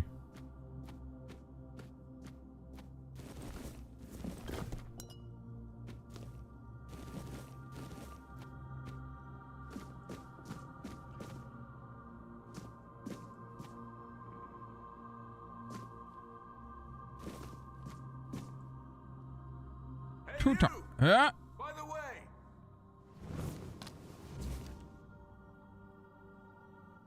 What? What the fuck was that? Some guy just showed up and threw a fish at me. Huh? Hey, you, by the way.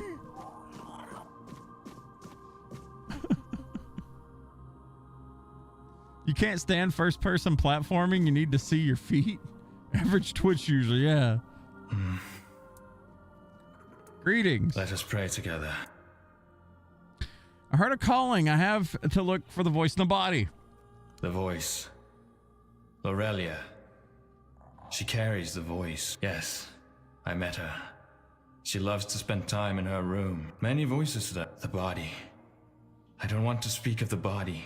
Terrible things. What happened? The descent of divinity. The All-Mother has graced us. I came here only to ask. Shall. Wings. The shell. A gift sent by the All-Mother. A gift that one day, and when that day comes, wings, they will let me fly away when the dawn. Let us pray. All-Mother, show us a person or something that will make us feel purpose. The guy with the fish. All-Mother, make your presence with us even stronger. Lift from our shoulders, All-Mother, when the time of decline comes, so that I may spread. Would you like to add? That is all. Yes, prayer, every.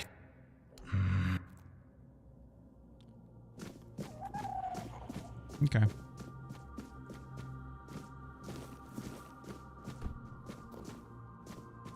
Motherfucker randomly shows up and throws a fish at me. I'm so confused by that.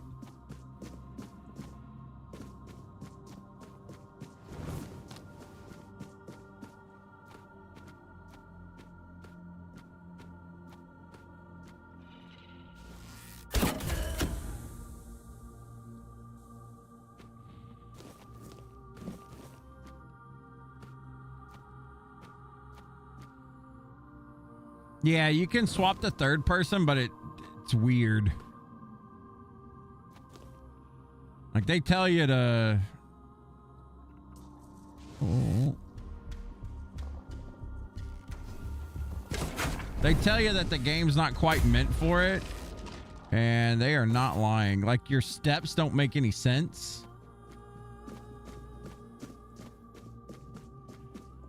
I don't know. It's very strange. Like the sound doesn't add up to like where you're stepping, if that makes sense. Like the sound effects make sense when you're first person because you can't really see your feet, but when it's like this, it's like, huh?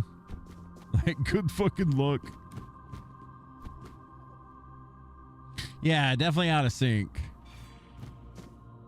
But I mean, they tell you that they only put third person in because people begged for it, right? And yeah, it wasn't meant for it. Yeah, as a last minute afterthought. It's just people wanted it so badly that they decided to put it in, which, I mean, that's a good thing. Good on the company. So for the people that just can't stand playing in first person mode, they got an option, you know? It's a good thing.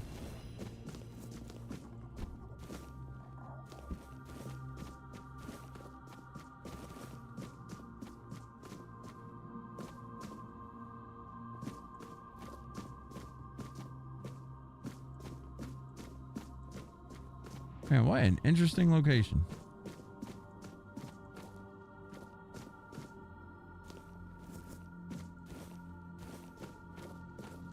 But it makes everything better.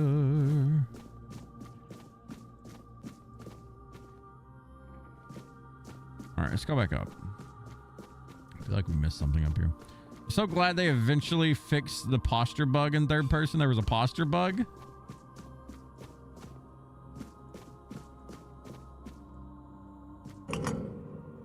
You're almost done with Grasslands after 10 hours? Grasslands?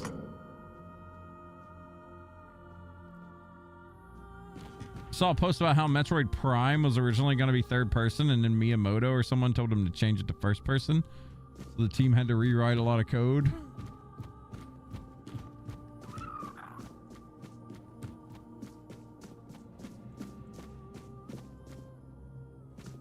Man, funny you mentioned Metroid Prime. I seen another like kind of hate piece on that game yesterday. People really didn't like Metroid Prime 4. I'm sure some folks did, but geez, man, the vast majority that I see online, people hated the fuck out of it. Crazy.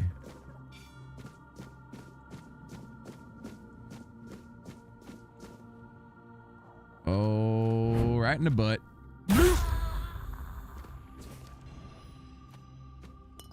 But it was something, I forget where I read it. It was like a big old long piece about how Metroid Prime 4 is so mid. I waited so long, yada, yada, yada, yada. Like, fuck, man. It's just a game. It's okay. Hello. Whoa, bitch, you hurt. Come on through that door.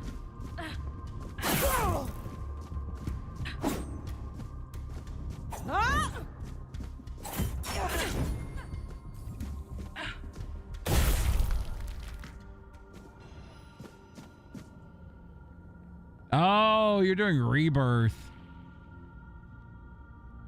You poor child. At launch, your character was constantly looking down and like they were hunched while in third person. I mean, it still looks weird. Like your torso looks super extended or something. Strange. Not bad though. Potato, potato. Barrel in the wall, potato. Dun, dun, dun, dun, dun, dun, dun, dun, dun, dun, dun, boom, boom, boom, boom.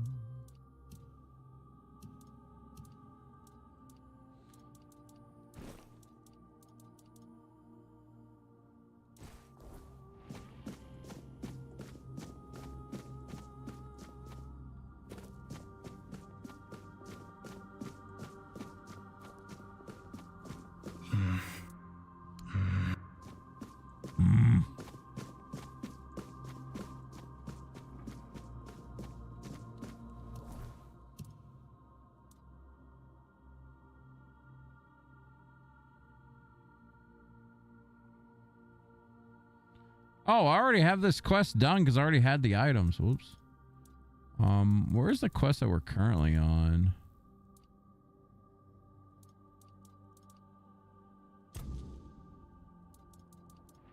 That's Liliana, not this one.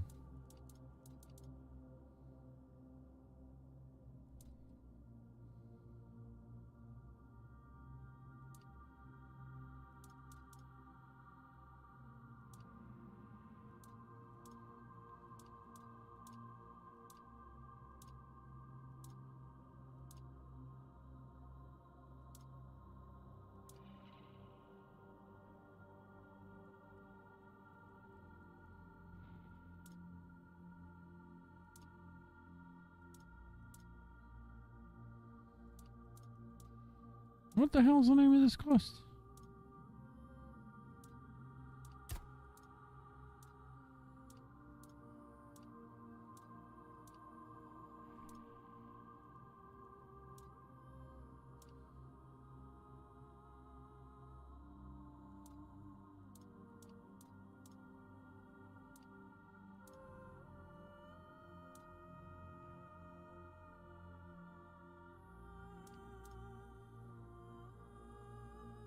Yo, what's up, Snake Doc? Hey, yo, buddy.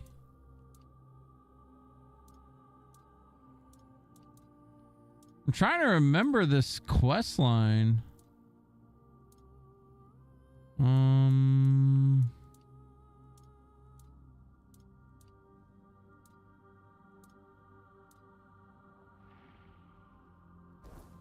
Yeah, whatever. Let's just.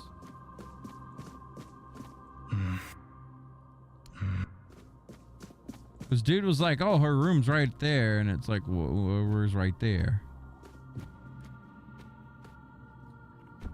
Let's see. Let's go over this way. There's another place we didn't go. Right there.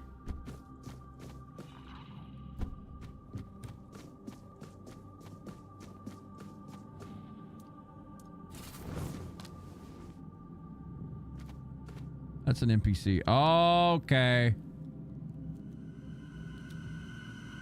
Jiggle physics.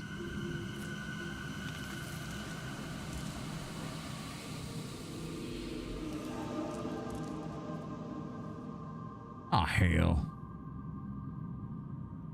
You bitch.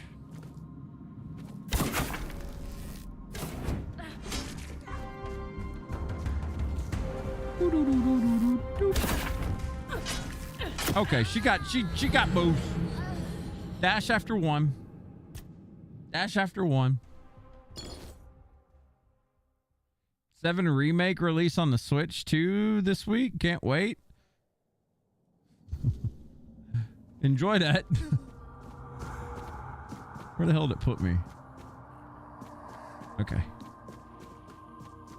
All right, new boss.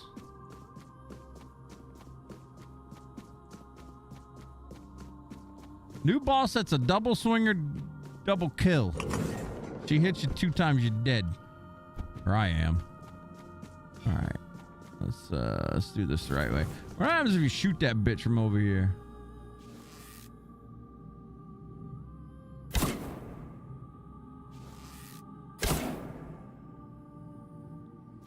Fine.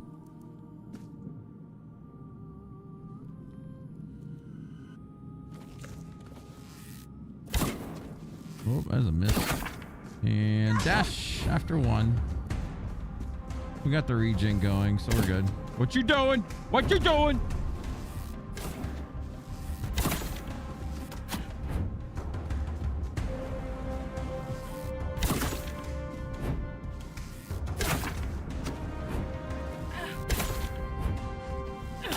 Bitch.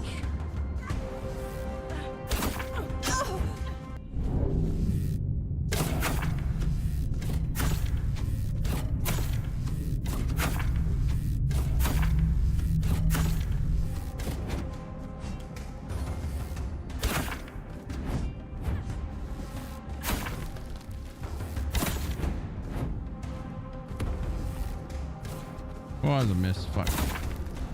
You got a lot of health, woman.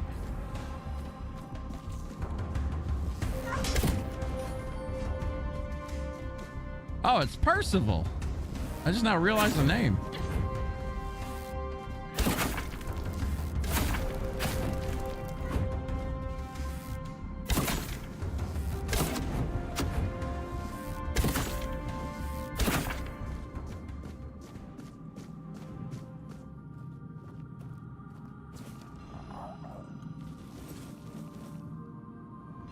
Get in that hole. You fall through there. Busted ass knees. Dumb bitch.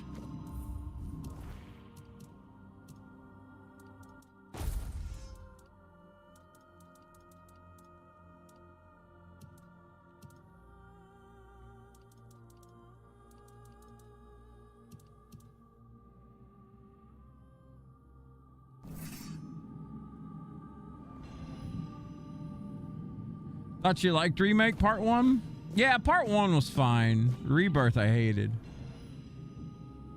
What happened? My oath. My purpose. Not It's toxic, gone. Becky. Why did you attack me? Forgive me. It wasn't by my own will. It was the All-Mother's will that I am carrying out. No! Not anymore. I serve the Round Table. In my heart, I always have. But my body was a prisoner of the All-Mother. Or rather, the one I believed to be the All-Mother. Who are you? A knight of the Round Table. I proudly bore the name Percival in honor of my predecessors who served King Arthur. Like the first Percival, I set out in search of the Holy Grail. Then a rabbit showed My up. path led me here, to the very temple where my father once wanted to send me for priestly studies. I thought it was the Grail, but it was her, whose sword-wielding hand I was to become. False goddess, an abomination, pretending to be the All-Mother, corrupting priestesses' minds. A Four-Dweller, one of those four-armed creatures King Arthur fought when he first arrived on Avalon. The kind I'd only read about in old texts. I did. I challenged her to a fight for claiming to be a goddess. For poisoning the minds of the innocent. She said she would prove that she was the only goddess here. She forced her way into my mind and made me vow that if I lost, I would become her paladin and serve my only true All-Mother forever. I was vanquished. I knelt powerless before the false All-Mother as she pierced me with a blade. I was to carry it within me always as a sign of whose power I am now under. You should have fought better. Friend was telling me how they got a new director for Part 3 for FF. Don't know if it's true or not. They did not. Be careful. If you face her, fight fiercer and strike harder than I did. Above all, don't let her into your mind, or she will turn your own body against you. Rebirth on Steam has 75% positive rating, so I guess most people like it. No. So here's the issue with positive ratings and Final Fantasy games. And I've said this multiple times. I've been a Final Fantasy fan since the 90s. The Final Fantasy community is a call to arms community. And I'm not saying all of them. I mean, I still consider myself a fan of the series. But there is a huge group of fans that no matter what the fuck is released with Final Fantasy, if it has the name tag Final Fantasy on it, it could literally be named Final Fantasy fucking you in the ass for your money. And there's a big group of followers for that game or that series that'll think it's the greatest thing ever. Oh my God, I cried 5 times during the story. Oh my God, it made me weep. Oh my God, I love it so much. You find these fucks out there that just, it's called toxic positivity. You want to see where it's really going? Check the sales. Check the fucking sales of Rebirth. They can blame PS5 release all they fucking want to. Rebirth didn't sell good because it fucking sucks. And mark my words, mark my fucking words, Part 3 is not going to sell that well. It may have a pop, but overall, and how much money that Square Enix is putting into the series, this remake series, and what they're going to draw from it is going to be a fucking lopsided fight. Promise you. Remake popped because people had fucking years of hype leading up to it. Years of hype. Everybody wanted to play Remake. Everybody wanted to try it out because it's Final Fantasy. Oh my God, I can't wait to tug on my dick. You know, Final Fantasy VII Remake, it had a lot of hype behind it, and a lot of people bought into that hype. Me personally, I didn't think Remake was that bad. I liked it. I enjoyed the shit out of Remake. Rebirth was it literally was dog shit tier. Like, it wasn't good. I give it like a fucking 4 out of 10, literally. If I had to put it on a 10 scale, 4 out of 10. Was not good. For the amount of money they dumped into that shit and what we got out of it, it was absolute dog shit. But of course, like I said, you got your people out there.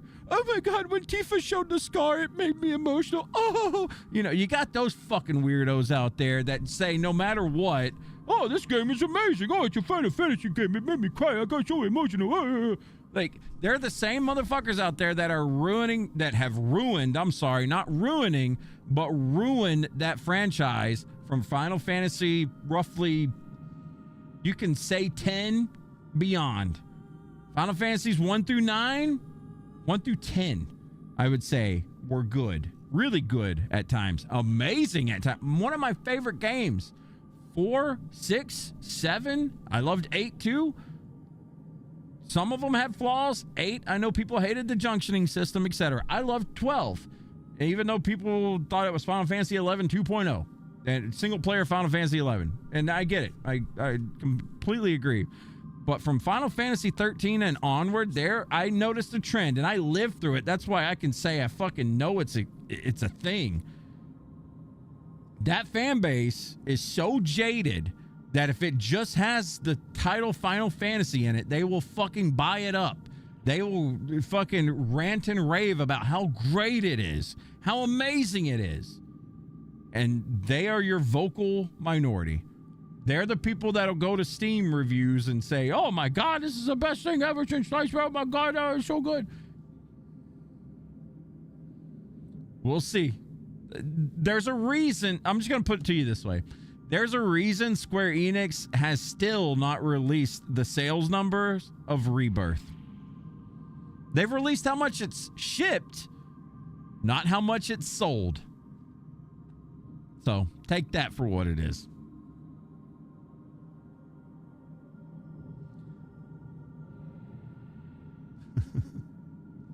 I don't think it's a tinfoil theory at all. I think it's a complete truth that, like I said, I've lived through it.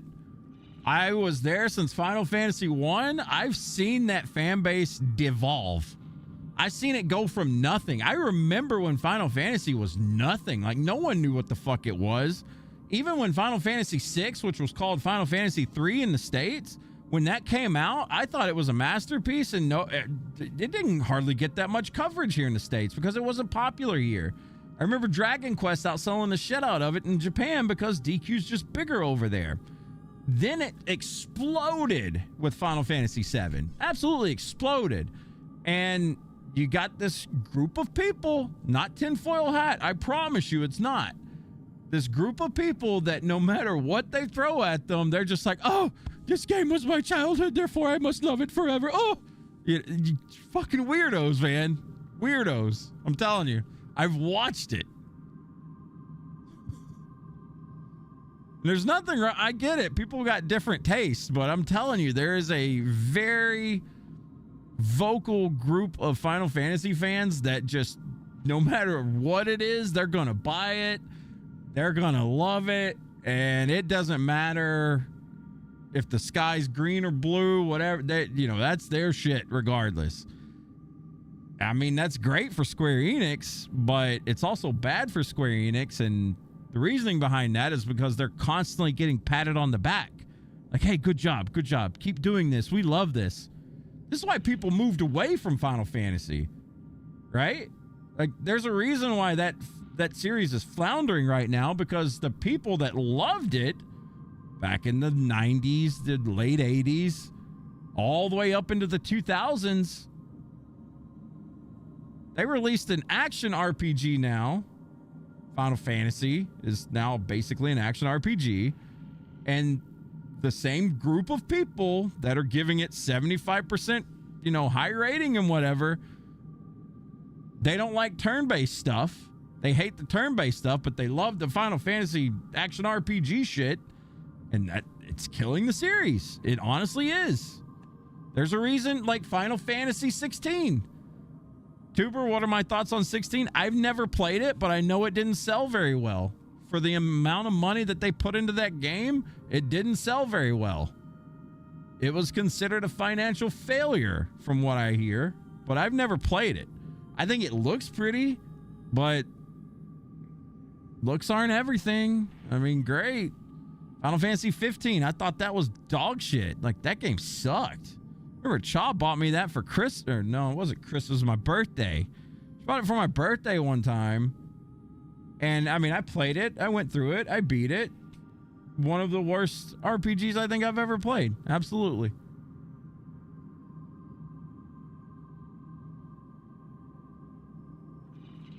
I don't know. People today are so overly negative. I feel like the fans would skew the other way if that was true. There are a few people out there that are skewed the other way. I'll link you someone that makes a complete valid argument all the time about Final Fantasy VII Rebirth and why it's terrible. They even make long ass videos.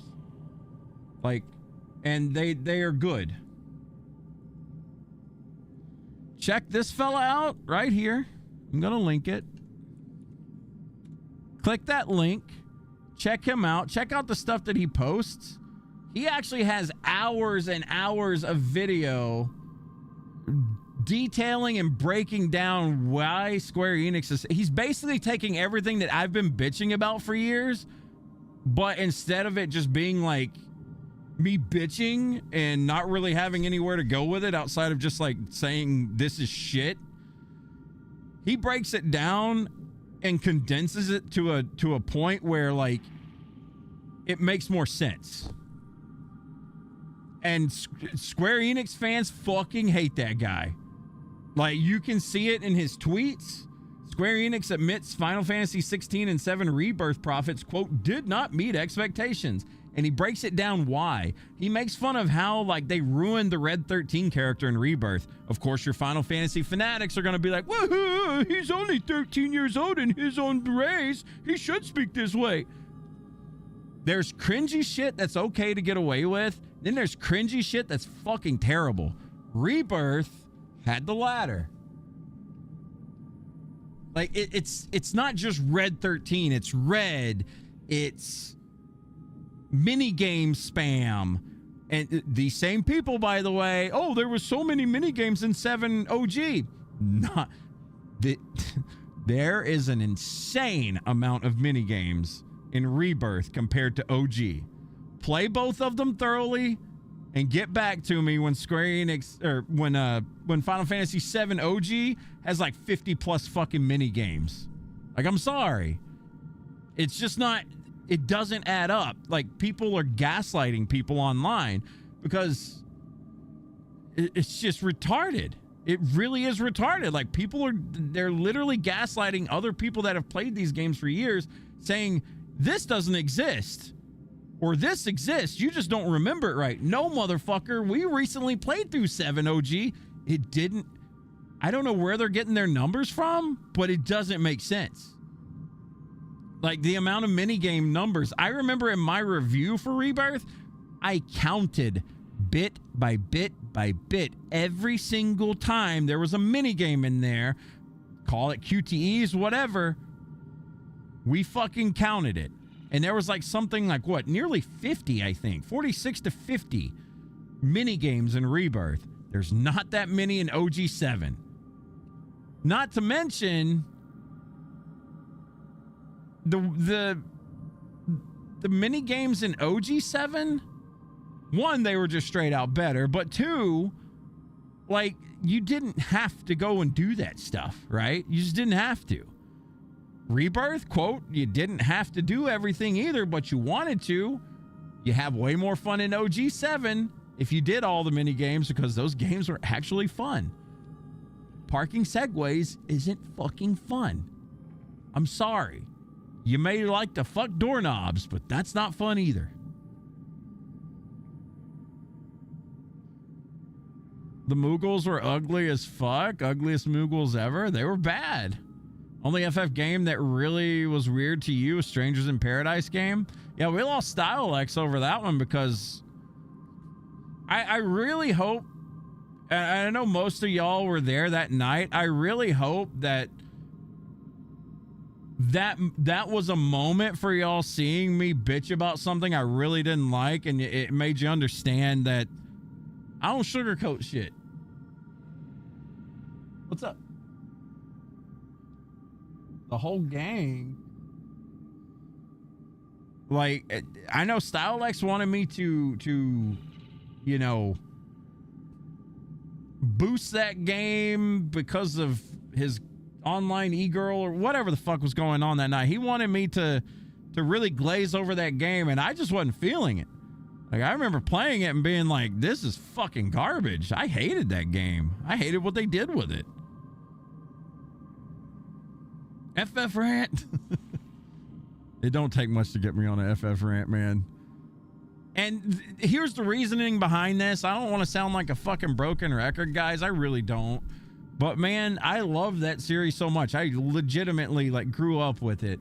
That's why every time like this gets brought up, I'll sit here and go on a rant for like 10 minutes on it, because I mean, it bothers me what they've really done with it. That would be like if they redid the Zelda series, kind of like they did with Tears of the Kingdom. I'll be honest, Tears of the Kingdom wasn't that great, but it wasn't as bad as what Rebirth was to 7. But I mean, if I have a favorite franchise and like they just are stupid with it, I'm gonna rant about it. Like, I'm gonna hate on it if it's not good. I hate what they did with Mega Man. They nailed Aerith, though, the entire 2 games just to jump out the window. Finding the last Segway around town forever. Dude, that stuff is so stupid. No one wants to go find color-coded fucking Segways. No one wants to take pictures of cactars. Like, it's... And what's funny is they doubled down, dude.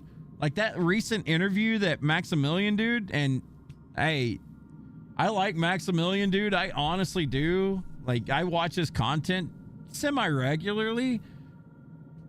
I'm not going to listen to him on anything Final Fantasy VII related because he glazes it. He's part of that problem.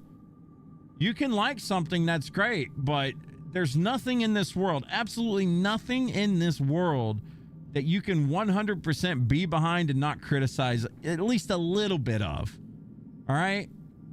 There's nothing. So if there's ever anyone in your life that, you know, you're talking about like games, books, movies, something, and they just got nothing but positive things to say about it, stop listening to them on that subject. I'm telling you. They're fanboying out, which is fine. Just don't take it serious if you're trying to look for like a, you know, a real discussion about it. Honest to God. It wasn't anything but positive. Maximilian, dude, for the most part, is uberly positive, overly positive on Final Fantasy VII stuff. When Rebirth first came out, I remember watching his streams, and that dude was gushing over everything. He can go back now and say things like, oh my God, like, yo, there was too many. I had to stop doing this so I could finish the story and then come back and do it later, like talking about mini games and stuff. I distinctly remember, I would watch his stream after we would get done streaming. That dude's just gushing over everything. Like, he was gushing over everything. He was fanboying out. He had nothing critical to say about it at the time. He was fanboying out. You got to watch the interview I linked. I did. That's what I'm talking about right now. Like, what were the negative points that he talked about? And what I was saying about that interview, the devs are doubling down. The dev in that interview, not Maximilian dudes talk about it, but the dev in that interview, whoever the director is, whatever his name is, he doubled down on the minigame thing, and that makes me think that part 3 is going to be probably worse than part 2, because he was gushing about it. Not Max, talking about the director. He was doubling down, saying things like, oh, well, you know, not every game is for everybody. And, you know, we made all these mini games and some people were like, oh, this is too much. But I think we had a healthy approach to it. And it's like, what? And that right there, literally encapsulate that. That is why toxic positivity and that community as a whole is a bad thing. That motherfucker thinks that's a positive thing because these people out there giving Steam reviews of 75% or greater are telling him, hey, yeah, keep going, keep doing it. The game was a financial failure. They need to stick to a vision, their own vision. Stop listening to their fan base so much because they're sinking the ship. I'm just saying, let's see where Square Enix is in 10 years. I hope they're still around. I really do. I hope they get some success. But, yeah. We'll see. Minigames were the biggest part. He said that they were taking all the feedback. I mean, we'll see. When part 3 comes out, if there's fucking 50 minigames, I can promise you it's gonna... people are gonna see that shit again. I remember when we were streaming, we had people coming into our stream of Rebirth and being like, holy fuck, is it another mini game? And it wasn't just a regular crew. We had new faces coming in like, damn, you're doing mini games again? It's a problem. It's a big problem. I don't know, man. Like, Rebirth was a fail. Square Enix is in dire straits right now. Here's my crystal ball for Square Enix. If Remake Part 3 doesn't sell good, I don't mean decent, I mean it needs to sell good. They've done a restructure. They're going to AI, which most companies are. I can't really fault them on that. So they're going to be cutting costs. That way they're going to live around a little bit longer. Octopath, Dragon's Quest, all the smaller titles that don't really like pop off as much, they're not going to keep that current company afloat. The stockholders are not going to be happy with the numbers that Dragon Quest and Octopath and these other, the games that we love. I'm not saying those are bad games, but they're not. I posted numbers the other day about them compared to Final Fantasy sales. Final Fantasy is their juggernaut. It is what's keeping that fucking company afloat. Final Fantasy 14 is in pretty bad shape right now. Like, it's safe to say if 14's next expansion doesn't bring back a lot of people, which it very well may, it might, I don't know. But if 14 doesn't pick it up, I don't think they're going to be around. I think that's it. I think if 14 fails with their next expansion, and I mean failure as in like kind of what Dawn Trail did to it, Square Enix won't be around in 10 years. 5 to 10 years. I don't think they will. They'll be like Ubisoft. They'll sell off portions of their company to like fucking Korea or something. Nexon. I don't know. And I don't want that to happen. I don't want it to sound like, you know, that's going to happen. I hope it doesn't. I really don't, because I grew up with that. But yeah.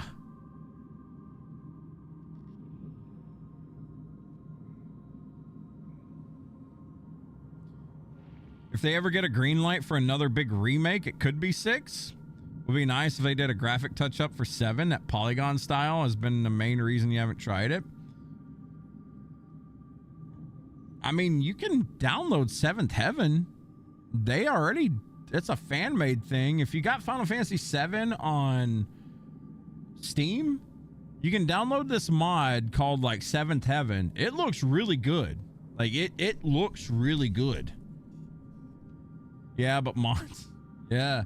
I thought about doing a replay through of the game on 7th Heaven mod. Like, it looks really good. Yeah, I mean, I don't mind the polygon look just because I grew up with it. Like, it looks fine to me. I mean, I know it looks bad, but to me, it looks fine.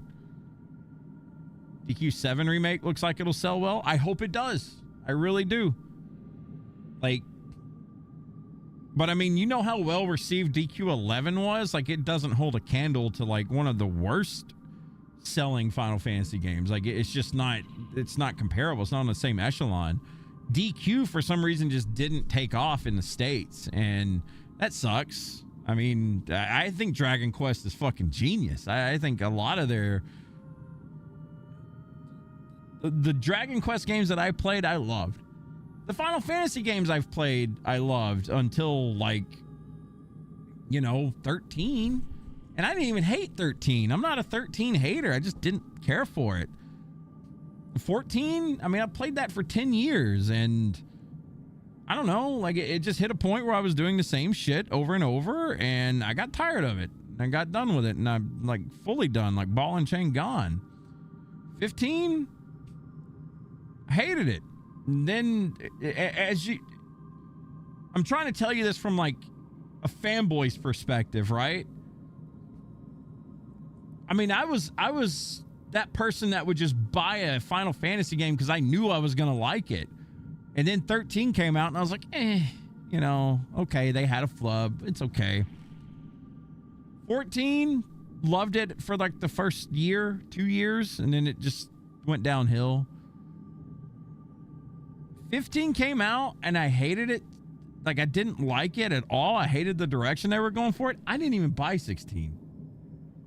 And that's where I'm coming at you from. Like, there's a lot of people out there that are thinking that way, because if you look at 16 sales, there's a reason why it's doing this number and not this. And it's because people are patting directors on the back saying they did such a great job. They don't know why it didn't sell very well, but my goodness, it's such a great game. If only people would play and open their eyes. Like, yeah, keep that shit for fucking fairy tales, man. Real world, make something good so people buy it. Stop trying to reinvent the fucking wheel every time you come out with a game. They didn't reinvent the wheel for the longest time. Final Fantasy 1, 2, 3, 4, 5, and 6, I mean, the stories changed. The way they delivered your story, obviously that all changed. And of course the ATB system and stuff like that. Some systems changed, but overall the skeleton was there from 1 all the way to 6. Obviously graphics got upgraded over time. You know, some things got refined, etc., etc. But the skeleton was there. 7, the skeleton was still there for 7. It was on a 3D platform, and things changed, and the story was epic, yada yada. I mean, I would say 6 was more epic personally, but you know, that's taste. That's apples, oranges, whatever. 8, they tried to change a little bit there, and it got a lot of flack. I personally didn't hate 8, but it got a lot of flack. Final Fantasy 9, they tried to go back. They made, you know, 4-man parties. It wasn't, you know, super realistic humans and stuff. It was, you know, you had your characters kind of thing. And then 10, they tried to, they melded it a little bit different, but the skeleton was still there of what made it great. Final Fantasy 12 came out. They fucking radicalized it to a degree. It was still kind of ATB, but kind of not. It was weird. And they just kept trying to they just kept throwing stuff at the wall, basically. The biggest lie was classic mode. You tried 7 Remake. It's unusable. Oh, well, I think that was a misunderstanding, because I thought the same thing. I thought classic mode was going to be turn-based, right? Like, your character's on one side, the enemies on the other, and then attack, you know, magic, etc. I thought it was going to be that. It wasn't that. It was still the same. It's just you couldn't fucking control your character properly. But yeah, I get you. That was a misunderstanding on everyone's part. I think they delivered wrong. Like, they made it sound like it was something that it wasn't. And I don't think that was on purpose. I just think that was probably mistranslation or something. FF8 with the hot dogs. 9 was neat. Yeah, I mean, each of them were neat to a degree. You don't really think it's that the fan base glazes everything makes more sense to me that they drew in a new audience and the old ones got left in the dust. Well, then the new audience is ruining the franchise.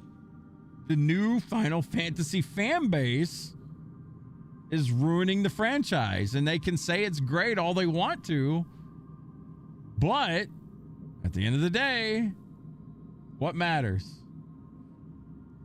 It's not hearts and minds in the video game business. It's your money. It's your sales. That's what matters. And I'm sorry, but let's just say you're correct in what you're saying right now. I don't agree with it, but let's go down your route. Let's say the old guard of the Final Fantasy games, the ones that love the turn-based RPG style, etc., let's say they're just left in the dust. Why didn't they just all jump ship to Dragon Quest? That's a turn-based game, but it's not Final Fantasy, but it's about the closest thing to old Final Fantasy you're going to get. A lot of us did. I mean, I hopped over to DQ real quick. I thought DQ 11 was a fucking masterpiece. I can't wait for 12. I like the old DQ remakes that are coming out. But the money ain't there, you know? Gotta appeal to the modern audience. It's also what's ruining TV and movies, modern audience. Right? You like 9, just needed its combat sped up a bit. There's mods for that too. If sales were so good, how come they stopped? I'm curious too. I don't understand. Here's my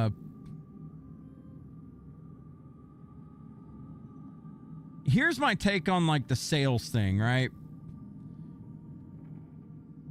And I can put the here. Yeah. Okay. Here we go. Here's the answer to that, because you can compare this directly to like Blizzard Entertainment too. These are two companies, Squaresoft and Blizzard Entertainment, that I grew up with, and I loved them, like absolutely loved them. Here's why.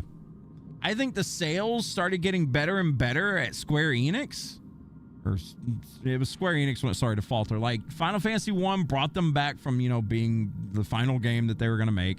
Everyone probably knows the history of Final Fantasy. Sakaguchi made like, that was his final game, is Shot in the Dark. And it was successful, dragged the company from the depths, and they made a juggernaut out of the Final Fantasy franchise. It wasn't selling like...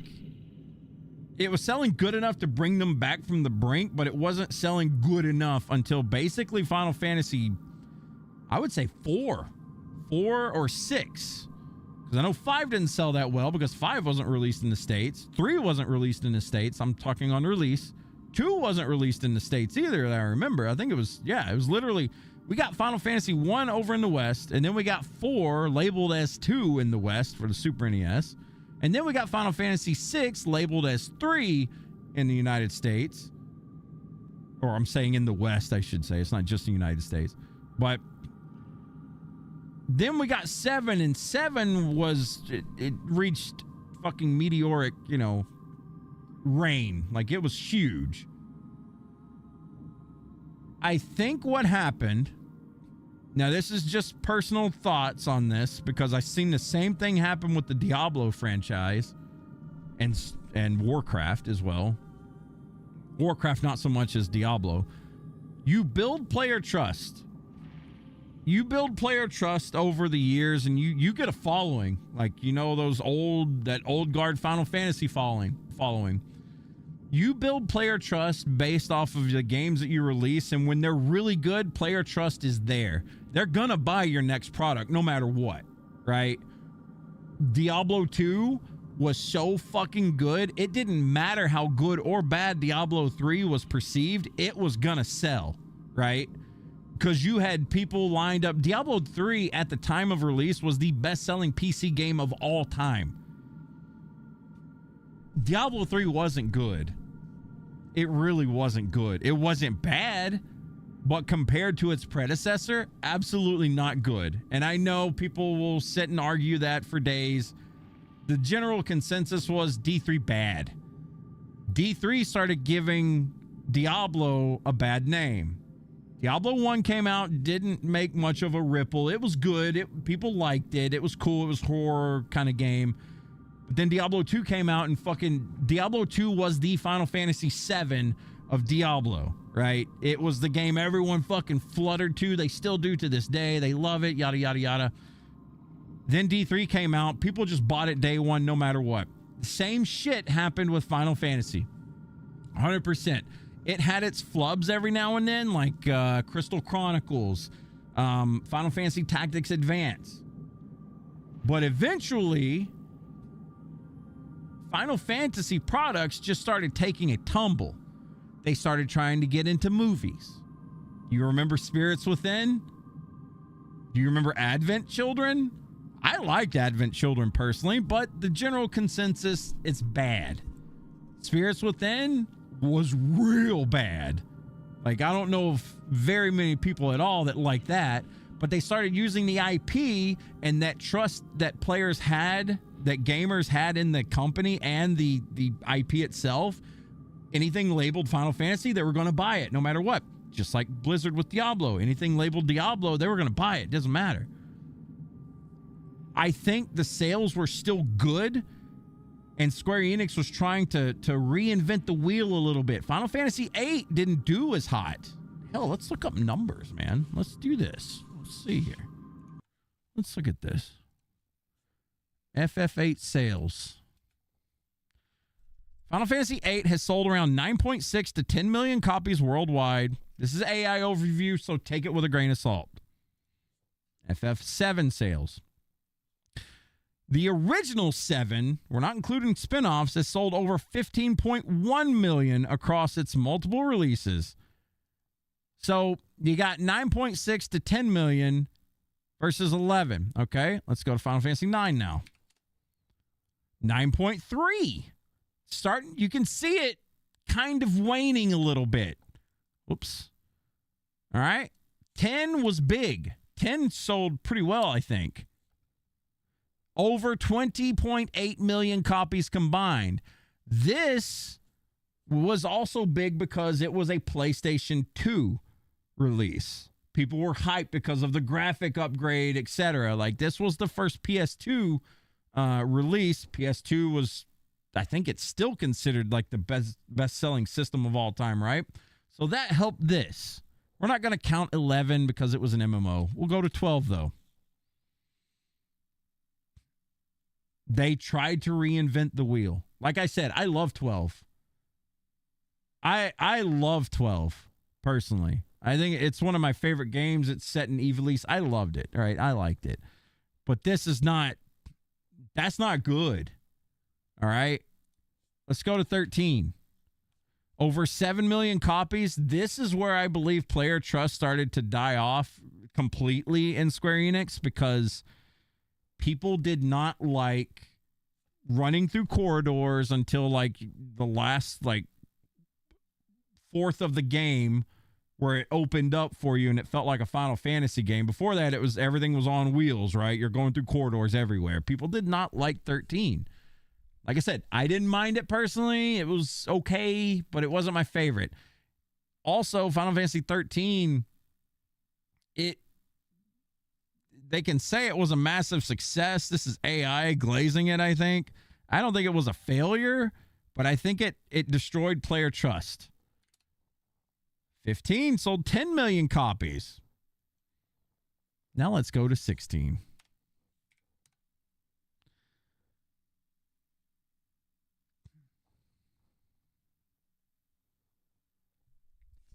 Like, I don't know. And I got nothing good or bad to say about 16 other than it looks pretty. And I've heard good things about it. But coming from an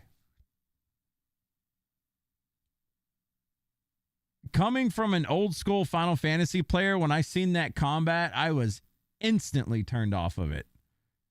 I didn't want Devil May Cry. If I wanted Devil May Cry, I'd go buy Devil May Cry. I never bought a Devil May Cry game in my life. I didn't want it. That's why this game, I think, failed. And I think it also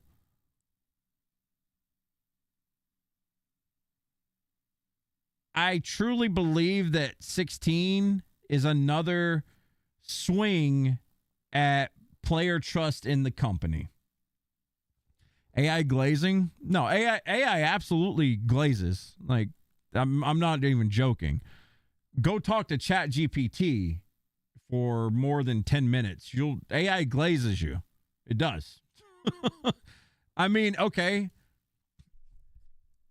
Final Fantasy 13 was a massive commercial success, selling over 7 million copies on consoles by 2017.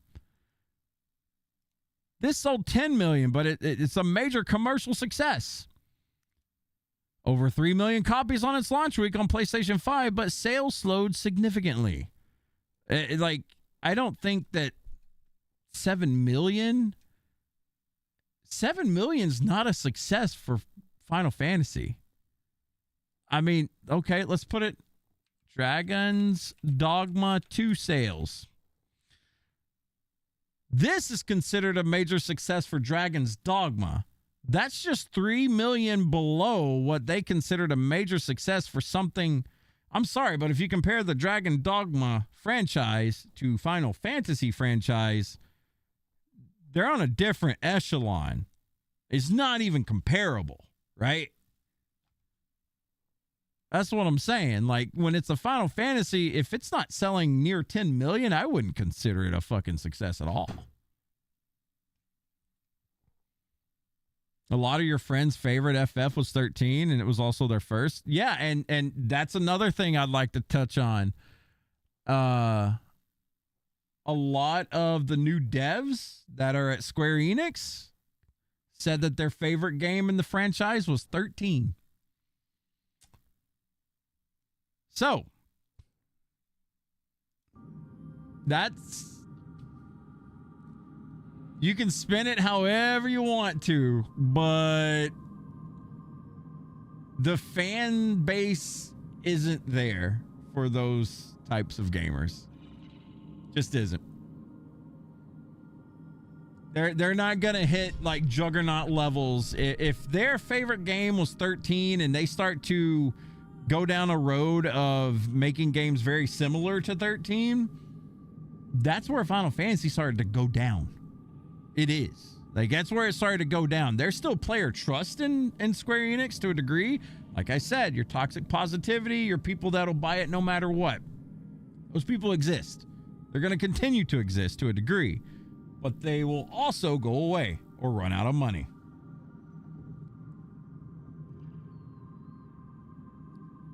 We're cooked when Part 3 comes out. I hope Part 3 fucking smashes. Dude, I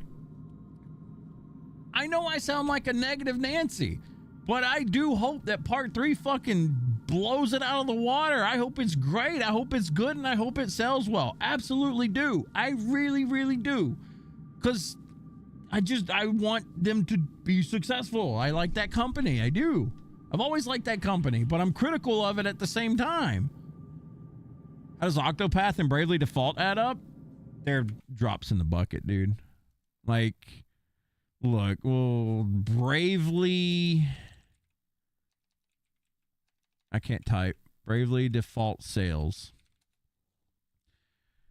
They did 3 million copies by late 2021. Bravely Default 2, 1 million worldwide by 2021. Octopath Traveler Series. All right, Octopath 1. Octopath Traveler 1, 3 million by late 2022. Octopath 2 has sold over 1 million copies within its first few months. A strong start, and the series, I'm not counting by series game.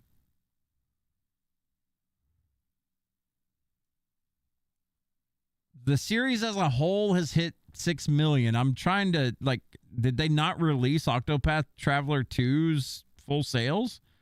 Okay. Here we go. So, no, again, this is series wide. We don't want series wide. It doesn't even tell you. Octopath 0 sales. Oh my God.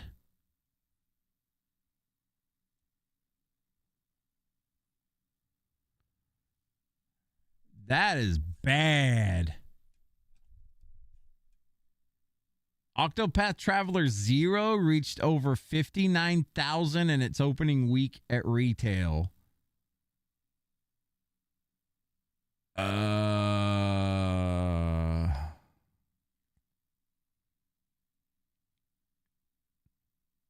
What are you doing, Mika? That's not good, dude. Hey, what's going on, Supernatural Signals, over on YouTube? Her ears are ridiculous. She got some big old Wi-Fi ears. Hey, Mika, you want to say hi? Sorry, we were just looking at sales of good old turn-based RPGs. What you doing, Mika? Mika saying it's time to go outside, damn it. You would think all the OG FF fans would be there for Bravely Default. Damn shame. It's like I said, man. It's definitely it's a player's trust in the brand. All right. That's why Final Fantasy is still around. And I think that trust is faltering a bit. I hope, like I said, I hope it's not. I hope it does well. I really do. I grew up with Squaresoft. They were my favorite company. But man, when you get critical on them, it just sucks. It just, the way that they've been going lately is just not good. So precious. Mika, you got a new fan. You want a treat? You want a treat?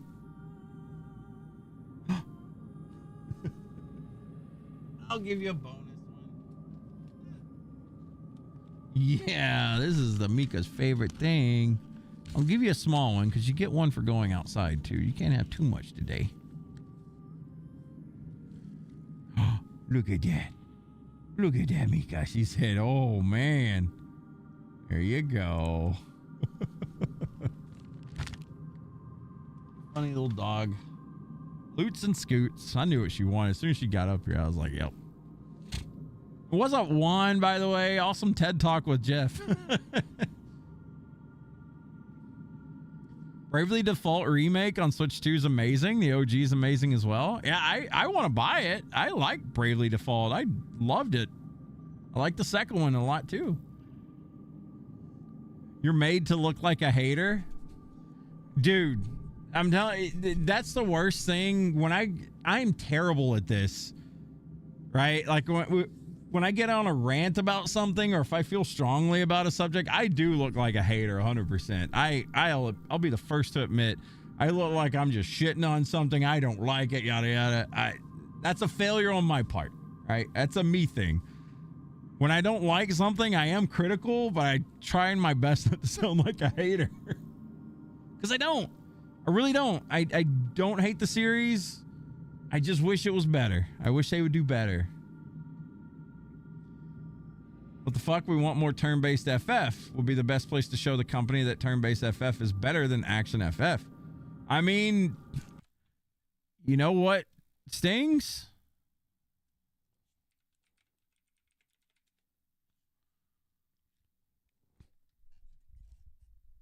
You know where a lot of Final Fantasy fans probably went to? I don't know if they have or not, but I'm just making a stab in the dark here. I'm guessing they're going to other places. I don't know why Square Enix decides to branch off of, you know, turn-based games and stuff, but yeah. You know, I'm just curious too.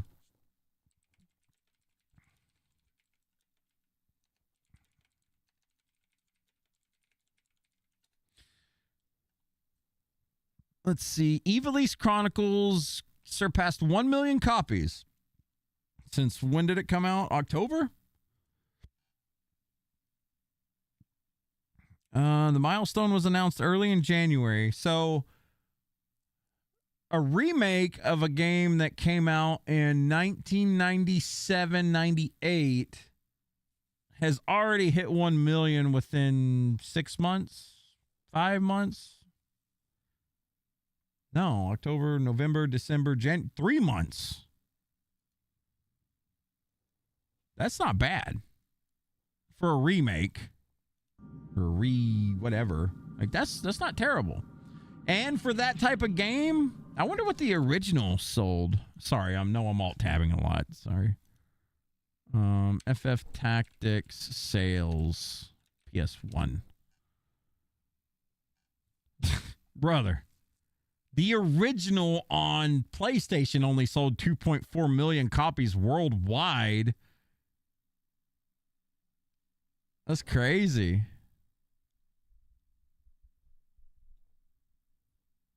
I mean, if you get to looking at Tactics as a whole, they're going to add in like War of the Lions and all of these other things. But you know what? Hang on. This is a perfect example. FFT Advance sales. This is a clear case.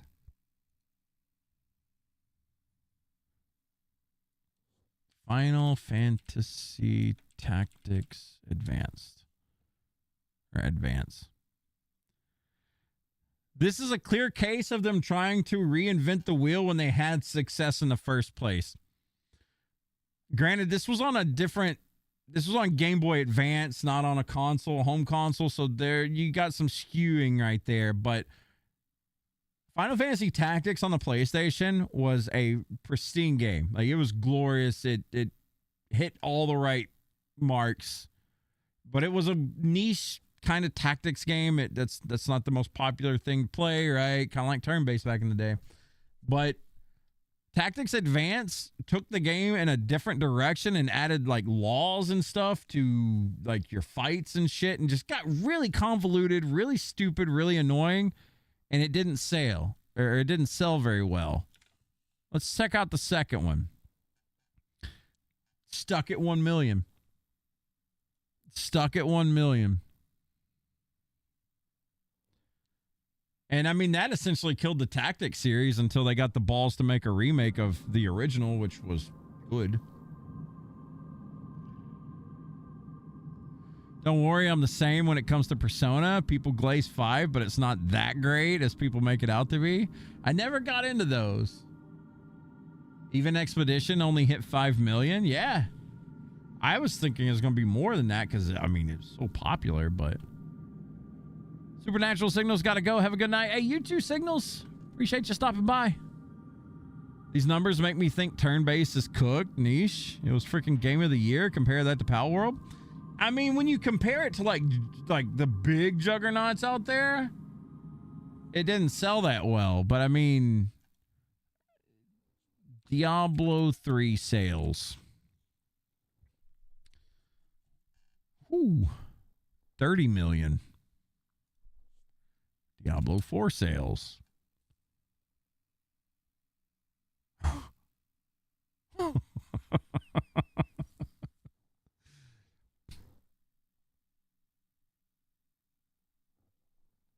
That's crazy. That's actually crazy. And it's funny that the number is 666. That's in 5 days.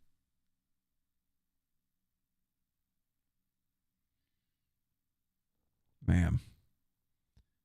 And hey, I like D4, but it ain't that good. But like I said, man, gamer trust in an IP is nothing to look like. It's nothing to not think about. Like, I'm serious. That's what's carried Final Fantasy so hard these years, where they've not been really releasing anything great. That's what's carried Diablo 3 and Diablo 4, because D2 was so damn good. It built up that trust. Like, no matter what they release, it's going to do well, right? That's a crazy number right there. 666 million in 5 days. What about Diablo 2? D2 sold over 2 million copies in its first month and a half in 2000, becoming a record setter for fast-selling PC games. You also gotta. Oh, here's something else to look at, Koopo. I didn't even think about saying this. Here's something else to look at, you guys. The population of gamers has done nothing but go up, right? So we see these numbers from 2000, from 1997, 98, Final Fantasy Tactics selling a couple million, you know. The number of sales should exponentially be way higher for a new game because the potential buyers out there is way beyond what it was in the 90s. Look, most of you probably grew up in the 90s or 2000s. Gaming wasn't cool. If you were a gamer, depending on where you lived, you probably got made fun of in like grade school or high school or something. I'm not saying everybody. I mean, even where I grew up, gaming was okay. I mean, there was a term going around when I was growing up called Nintendo nerds, right? Or Nintendo nerds. And, you know, it was just the stigma. If you were a gamer, you're like one of them losers, right? Or that's what the stigma was. It ain't like that no more. Like now, dude, the amount of people that are gamers, and I mean even 60-plus-year-olds, it's there. Like, for the last everyone's kind of came out. You know, it's cool. Welcome. I like it, but, you know, it's just a different time. Rockstar, by the way, thank you for the 17 months, man. Appreciate the support, sir. But yeah, that's crazy to me. That is absolutely crazy to me. FF12 Revenant wings? I bet that didn't sell worth a shit. Revenant wings sales. I have this game. I actually bought this game. Just over 1 million. Isn't Expedition 33 and Baldur's Gate turn-based? Yeah. Hey, that's a good one. Let's look at Baldur's Gate 3. That is a very niche, but very popular game. Woo! Baldur's Gate 3 was a crazy success for this type of game.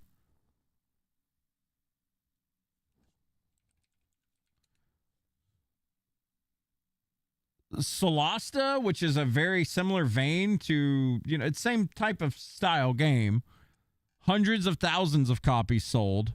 They didn't even break 1 million. Granted, Solasta was a lot less known, but Baldur's Gate 3, 20 million, that's big. For that style of game, that is huge. Companies trying to follow the money, right? Some companies, yeah. I mean, I would say that Larian Studio is one of the good ones now. Divinity. Original Sin. Divinity Original Sin 1 sold over 500,000 copies. That's kind of what I would be thinking, like near 1 mil or, you know, somewhere there. I bet 2 sold pretty well.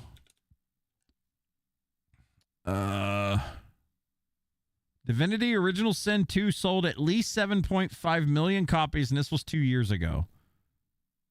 That's a rough minimum of 7.5 million, which is good. That's really good for those style of games.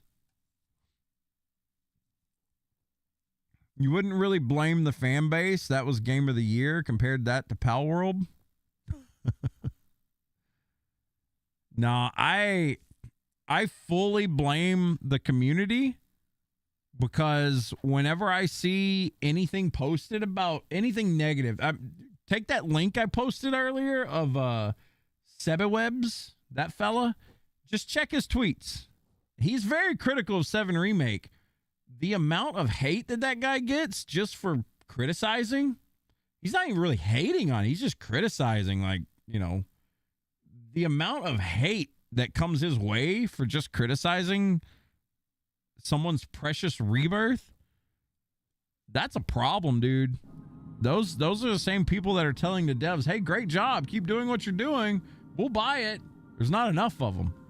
There's just not enough of them. And the reason I do blame the fans as well is because of the Final Fantasy XIV community. I seen it with my own eyes from the beginning. I've been there since 1.0 when the game was shit. Played through 1.0, played through Realm Reborn. You know, I enjoyed it to a degree. Played through Heaven's Ward, Spirit, whatever the fuck. I went all the way till like Dawn Trail. Or Endwalker, basically, is when I quit playing the game. Came back, tried out Dawn Trail, confirmed shit game. But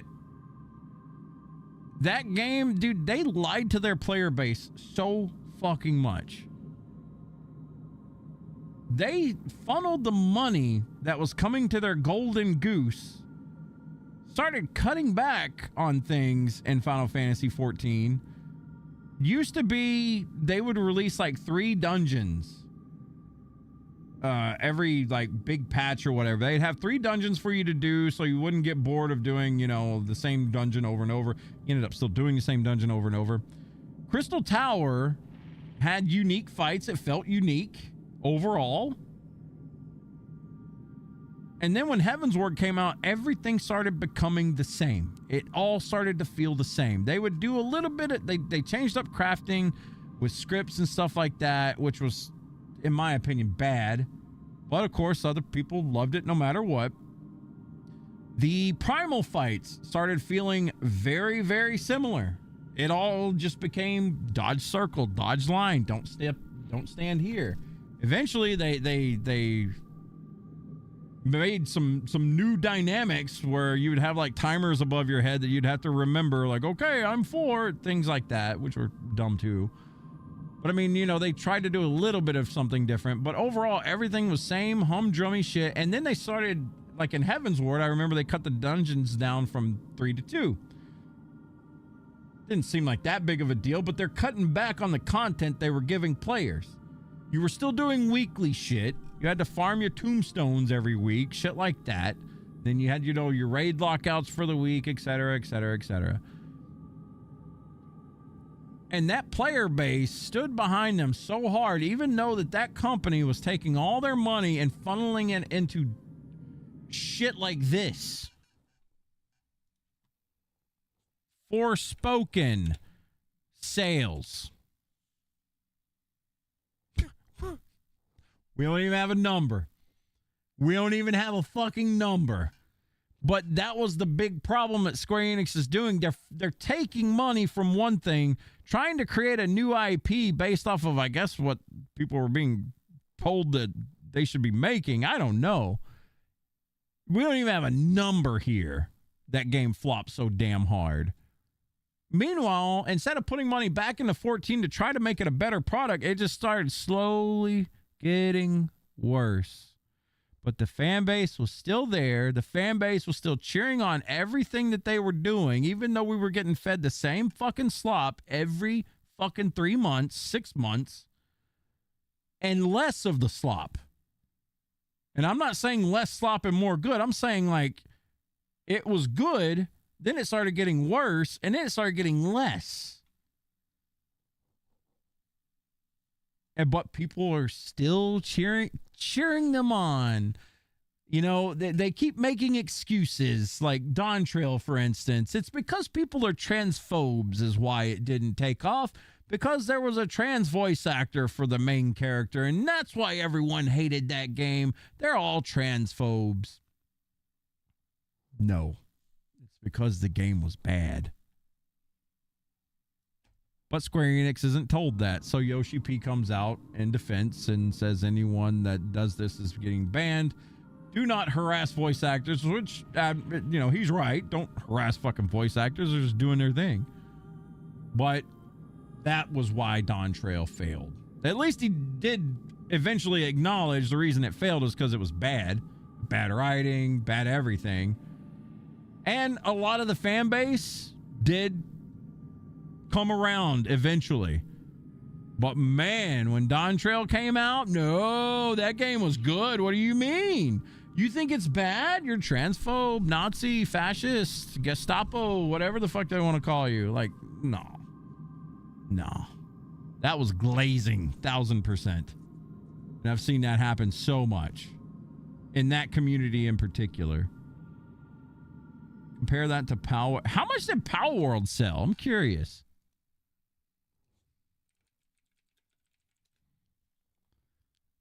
Damn. So 15 million on Steam and 10 million on Xbox, so 25 million? Damn, dude. Go Pal World. That one FF game where you played as Vincent you liked when you was in middle school? Oh, the shooter that everyone hated on?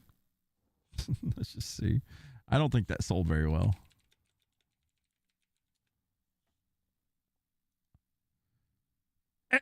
It's Dirge of Cerberus sold more than... Wow. I didn't expect it to hit 1 million. It did well. Well, I guess for what it was. I mean, again, riding on that Final Fantasy VII, name. You don't think they keep bringing in newer audiences that likes their games? No, I don't think they do. If the newer audience likes the new games, then it just makes sense to me. Most older FF fans that you ran into do not like the newer FF. Just seen the newer FF fans liking the newer games. You don't see that as glazing. Wonder which game has the most total sales ever? That's probably something Pokemon related. I do think that they bring in new faces. I mean, that's just a numbers game at that point, right? You are going to bring in a new face. People are going to have different taste and whatnot. But I think they literally threw their old fan base to the dogs in hopes of getting new fans. And I mean, we just looked at it. FF16 sales. I mean, that's not a good number. FF16 costs to make. I wonder if that number's available. Cost $60 million. Estimated. A reported development budget of around $60 million.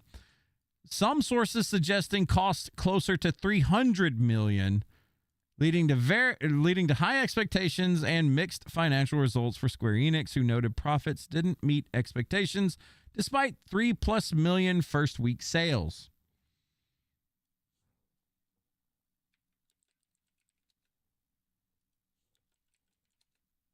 Slays.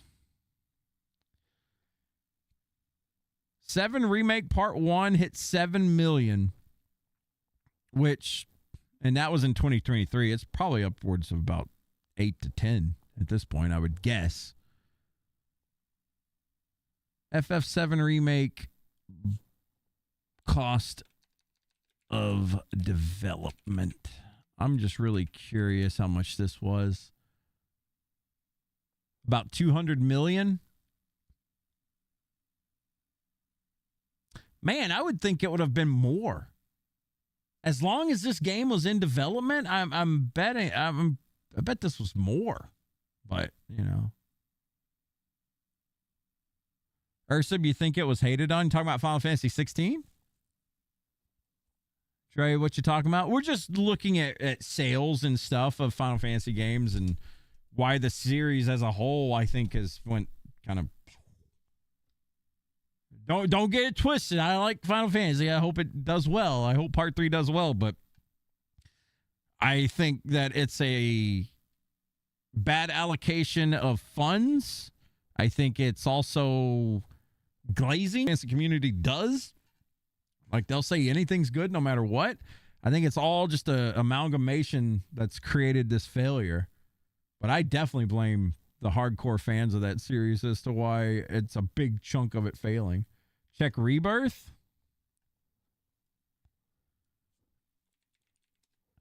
Rebirth cost of development $150 million to $200 million. Marketing combined potentially $250 to $300 million. All right. Rebirth sales. They wouldn't even release numbers of this. Oh boy.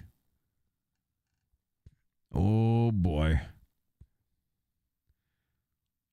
Initially underperforming expectations on PS5 as a timed exclusive. They love using that excuse.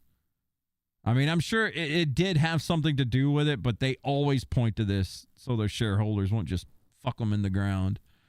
Around 2.5 million copies post-launch compared to 7 Remake, but saw improved performance and engagement after its PC release eventually achieving silver status, top 25 to 50 by revenue on Steam in 2025.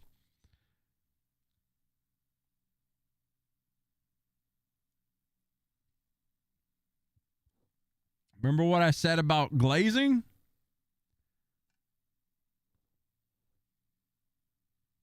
There's one. There's one.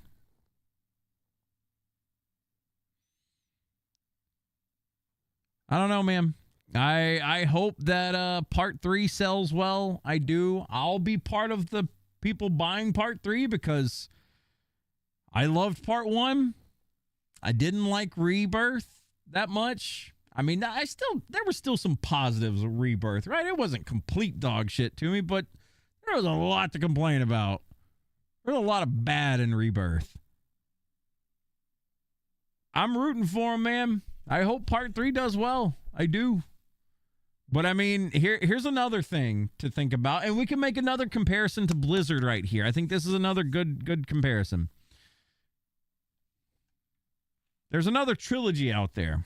StarCraft 2 Wings of Liberty sales. So I want you to look at something. Selling 1 million copies in the first day. And now this is after 10 years of hype, by the way. I want to throw that out there. StarCraft 1, I mean, very niche. RTS is it's more niche than turn-based RPGs. There was 10 years of hype behind this. 3 million in the first month. By late 2012, 14 years ago, had 6 million copies sold. And I guess we don't have recent numbers. But anyway, this is part 1 of a trilogy. Let's keep these numbers in mind. So we're just going to say, we're just going to say 3 million. We'll do the first month. Heart of the Swarm sales. So in 2 days, it sold 1.1 million. Remember, we're looking for 3 million. They don't even have any more numbers for this.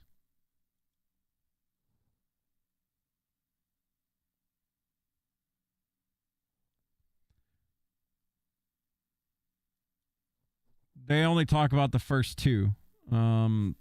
First month.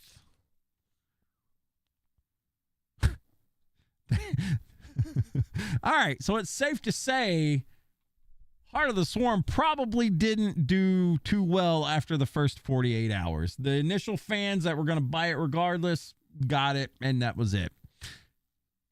Okay. Now let's go to oh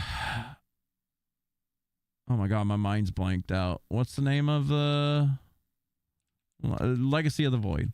Legacy of the Void sales. And 1,024,000. Anything else? That's it. They don't got anything else. Regardless, my point being, when you release a game as part of a trilogy, there is the initial hype, which is way up. So it's going to sell very well, more than likely. 7 Remake, StarCraft 2 Wings of Liberty. Tons of years of hype. People love StarCraft 1. People love Final Fantasy 7. They've been asking for this remake for years. It sold well. Remake sold well.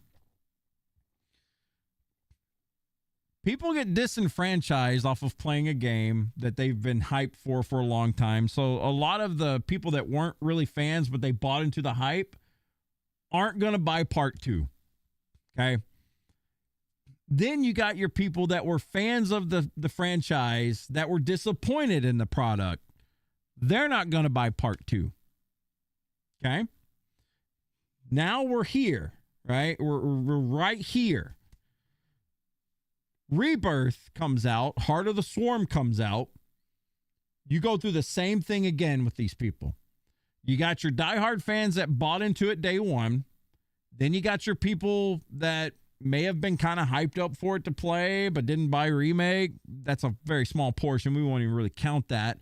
But then you got your people that loved part 1, that bought part 2, that won't be buying part 3 because they didn't like part 2. So now we're down here for part 3. Sales of trilogies don't climb unless it's just like some god mode fucking tier game or something. I have never seen a trilogy in a video game series where it climbs like good. I've always seen it. It starts at the top because of all the fucking hype and then it goes down. Now, I'm not saying different games. I'm not saying like, for instance, Diablo 1 to Diablo 2 to Diablo 3 to Diablo 4, something like that, or Final Fantasy 1 to Final Fantasy 7. I'm talking a singular game condensed to 3 parts, like a trilogy for the same story. People look at it like books. Are you going to buy part 3 of a book if you haven't read part 1? Of course not.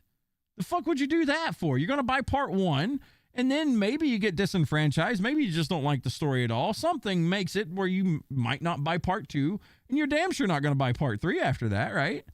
I mean, it's logical sense. It makes no sense why they expect a boom in sales with part 3.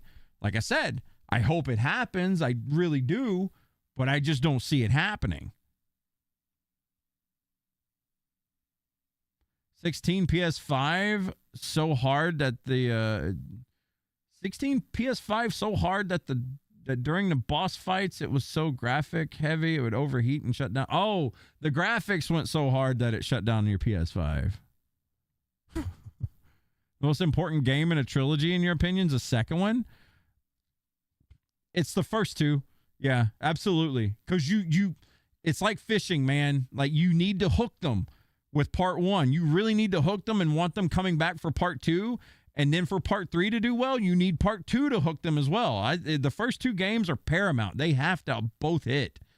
And honestly, I think part 1 did a good enough job at hitting, but I think that part 2 came out, and I think if you just think about Rebirth outside of me, outside of Sebi Webs, if you went out on the internet and you looked at Rebirth from other people's point of view on the internet, you're going to find over 75% Steam said it's good, right? Sales ain't showing that.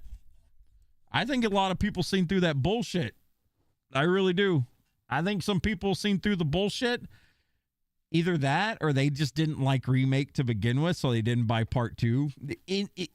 There's a plethora of excuses we can look for, right? Like it could be anything. Hell, maybe the people that bought into Remake aren't even alive anymore. It could be anything, right? So it just, man, I really do hope that this is the last like trilogy that Square Enix comes out with these games. I think that was, I don't know. They seen it as needed. Based off of the content that we got in Rebirth, I don't believe it.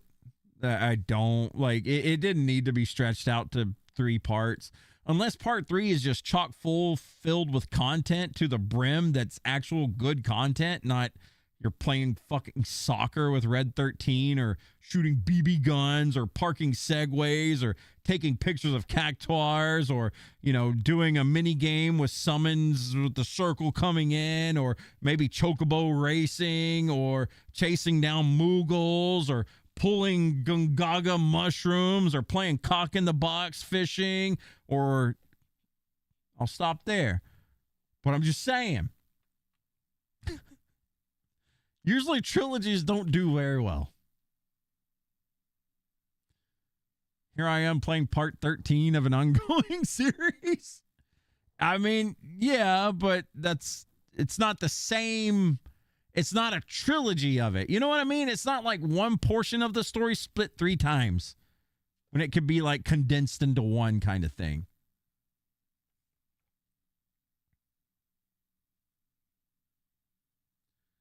That's true. I've seen a lot of videos as well. PS5 shutting off because of boss fights. First has to be good, but 2 has to do better because it doesn't have as much of the anticipation hype. Yeah, you gotta grab it though. Like, you gotta grab people. Mass Effect did it well, and me personally, I bought all the Dragon Ages. Let's check these. That's another good one. Let's look at, because Mass Effect had a, well, yeah, let's look at the Mass Effect 1 sales. Let's look at these. Okay, 1.6 million on the initial run. Strong overall performance for the trilogy. And I mean, again, Mass Effect was quite niche. It wasn't like something well known. Mass Effect 2 did better than Part 1. I mean, but we don't have the numbers. It just tells you about its initial run. Which, what does that mean? What's initial run? The first 6 weeks of launch? Like, I'd like to know, like, what the first year of sales is. First year. Whoops. It says 1.5. We'll just do first year and base it off of that. So part 2, 2 million units first in the first week. That's huge. All right, so 2 did better than 1 there. Now let's look at 3. Back down.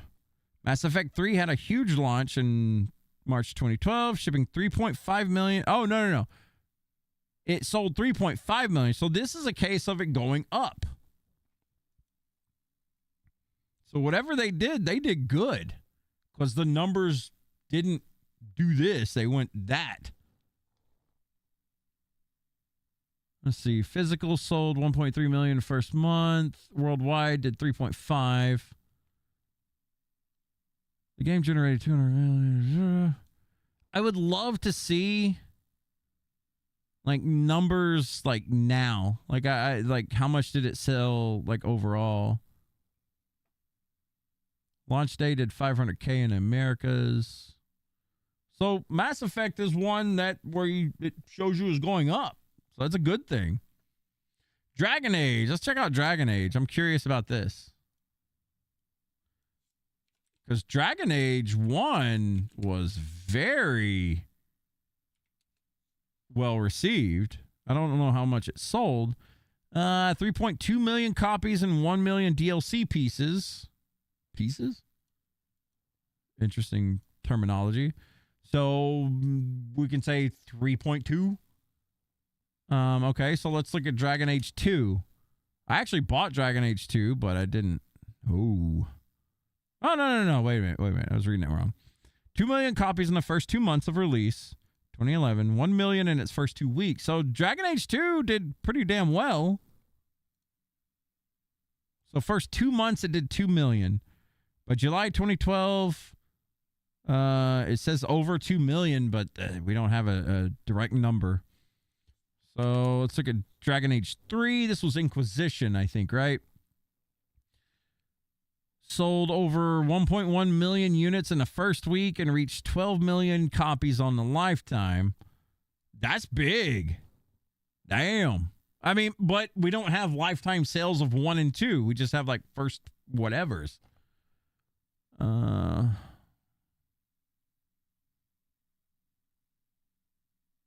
But shit, 12 million is a really solid amount. Was Dragon Age 4 was the last one? Was that Inquisition? Or Veilguard. No, Inquisition was 3. I just said that. Dragon Age Veilguard sold approximately 1.5 million in the first 2 months. That's not bad. Falling about 50% short of EA's internal targets. So I don't think that, 50% short of their internal target? I guess because maybe cost and budget. And again, like I said earlier, it's not the early 2000s anymore. Gaming has exponentially gotten way more popular now. So the numbers should all go up. Huh.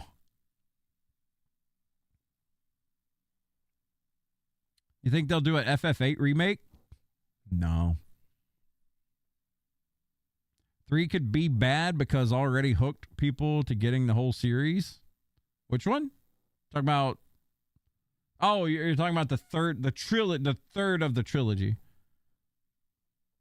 Tuber, you feel like part 3 will have a lot because they have to include the optional weapon bosses. They have to do Knights of the Round, getting a gold chocobo. I mean, I hope that part 3 does really well, man. I do, but I'm not. Dude, after Rebirth, I'm not holding my breath. What's going on, Last Rose? You beat Mass Effect 2 with your cousin and it was good, but I wouldn't say amazing.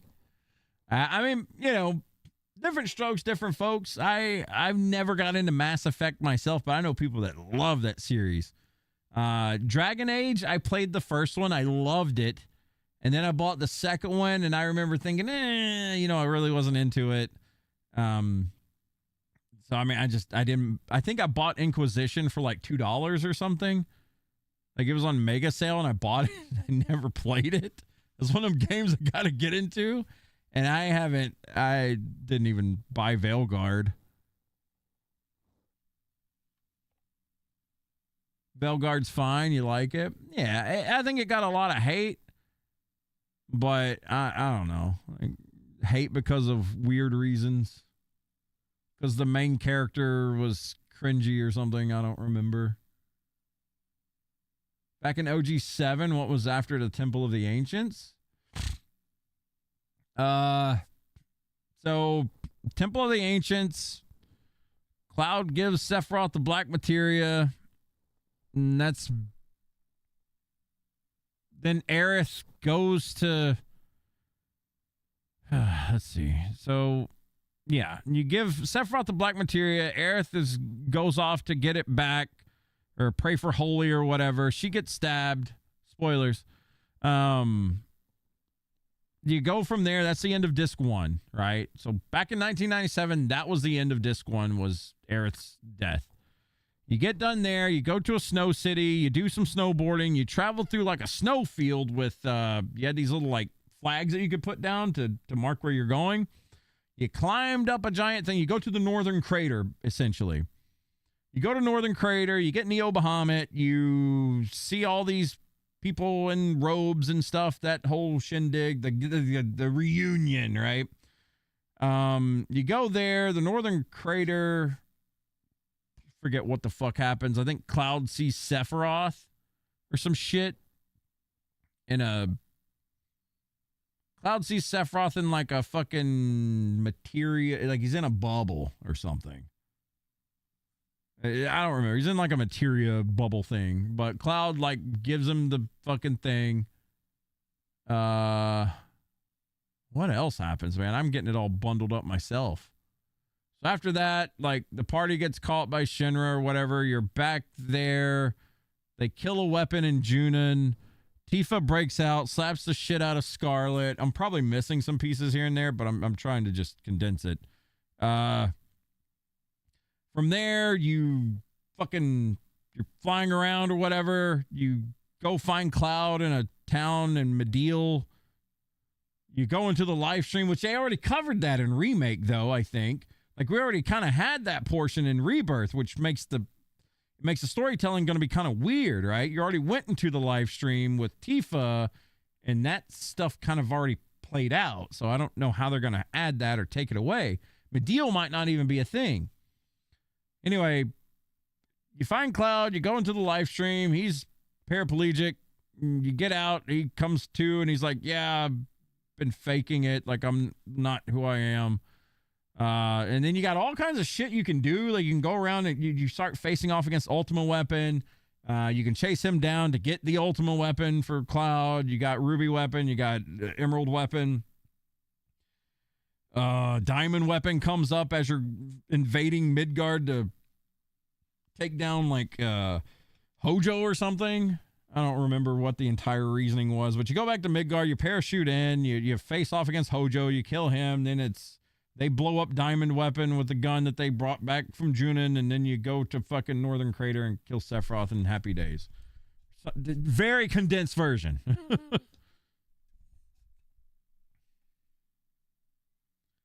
I mean, there's a lot. I mean, they're gonna condense it. Like, don't expect the stuff that I just ran through for you. That was a complete disc 2 into disc 3. And I didn't even go over like breeding chocobos, which was a big high point and a low point for a lot of people. So, you know, take that for what it is. Shit, what else, man? Like, there was a lot. Like, getting the Knights of the Realm materia because you're breeding chocobos. Just having the freedom to go places, like fly wherever you wanted. We're not going to have that. A lot. Hooray for no more disc. I think I scratched so many. That happened to me with Final Fantasy VIII, man. Last time I tried to fully play through it, my last disc was scratched and I couldn't finish the game. I got all the way to it. I mean, I've finished it before, but like my last try to play through it, my last disc got scratched where it wouldn't go past the cutscene. Made me sad. Sounds like a long game. Yeah, 7 was... I mean, you can rush through it now, but if you play through it for your first time, it was a long game. It was good. It's like 40 hours, 50 hours. Depending on your ranking, it implies Tifa and Cloud bang underneath the airship while everyone watches. Yeah, that's true. They were cuddling underneath the airship. Come on. And it got dark. They fell asleep. Finding Vincent's mom. Oh, yeah. You could go through the waterfall thing and, like, there's backstory with Vincent. There's little cutscenes you could see with Zack, like when you were, like, basically lab rats with him. And then, you know, he gets on the truck, and that's where Zack, you know, fights off the Shinra soldiers later on. Cloud's backstory, Zack's backstory. They've kind of already been touching on some of that stuff.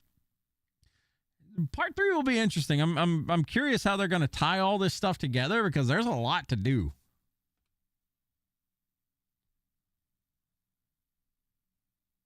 What was Vincent's mom's name? Lucretia, I think. I think it was Lucretia. Lucretia FF7. Yeah. Yeah, I couldn't remember her name. That's Sephiroth's birth mother. Sorry, not Vincent's. This was... Let's see. Optional scenes are rolled.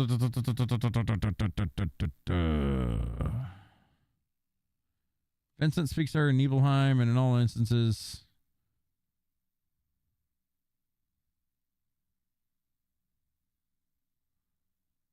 Yeah. Sephi's mama. Very impressive you remembered that. Man, I played 7 a lot back in the day. I remember some names. The story kind of gets out a little bit.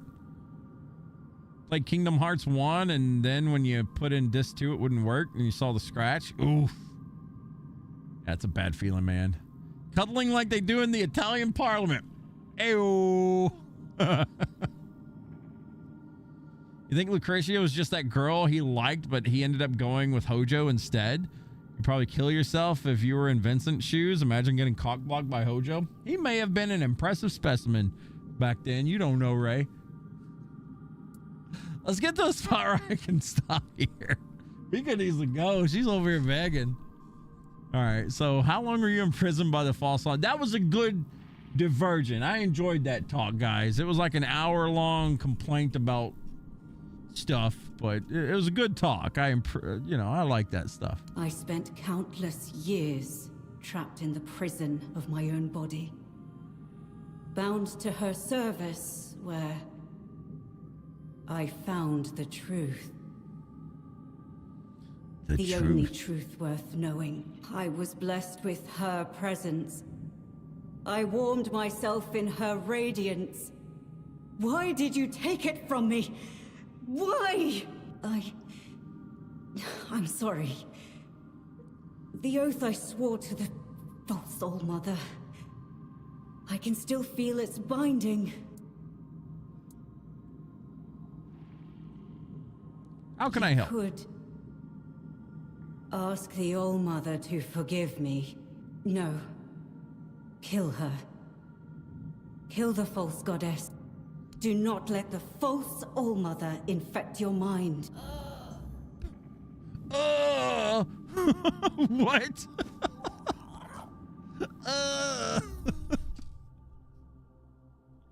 All right. I am going to save here, though, guys. I got to wind it down for the day. I still got to eat. I'm hungry. Stream 1, that's the one. Good talk, though, man. Honestly, I love having discussions like that where we, I don't know, just talk about a random ass subject and we deep dive it a little bit. That was enjoyable. I really did enjoy that. That was a good talk. But all good things must come to an end. Guys, I am going to wind it down for the night. Tomorrow's retro. Tomorrow is Secret of Evermore. If you guys have never played Secret of Evermore, that is one of my most favorite games from back in the day. I can't wait to dig into it. I love Evermore, man. But that's what we're going to be starting fresh tomorrow. Fresh start. Secret of Evermore. It's quite the long game. Probably going to take us a while to get through. I probably will forget a lot, but I haven't played that game in like 20 years. Loved it though. And I mean, hell, it's one of the games I have in plastic still from way back when. Cha actually bought it for me one year. It was a good thing. Loved it. But I'm gonna get on out of here, guys. I'm gonna wind it down. And yeah, we'll talk to you guys tomorrow on some retro. You ever do a playthrough of 9 on stream? One of these days we may do some Final Fantasy on stream again, man. I do love the first like 9 games, but I don't know. Those are long playthroughs, dude. I don't mind doing long playthroughs, but few and far between. I like to keep it kind of more action oriented. So, you know, I think it's more enjoyable for people to watch, you know, but I'm gonna get on out of here. Y'all take care. Be good. We'll see you tomorrow. Peace.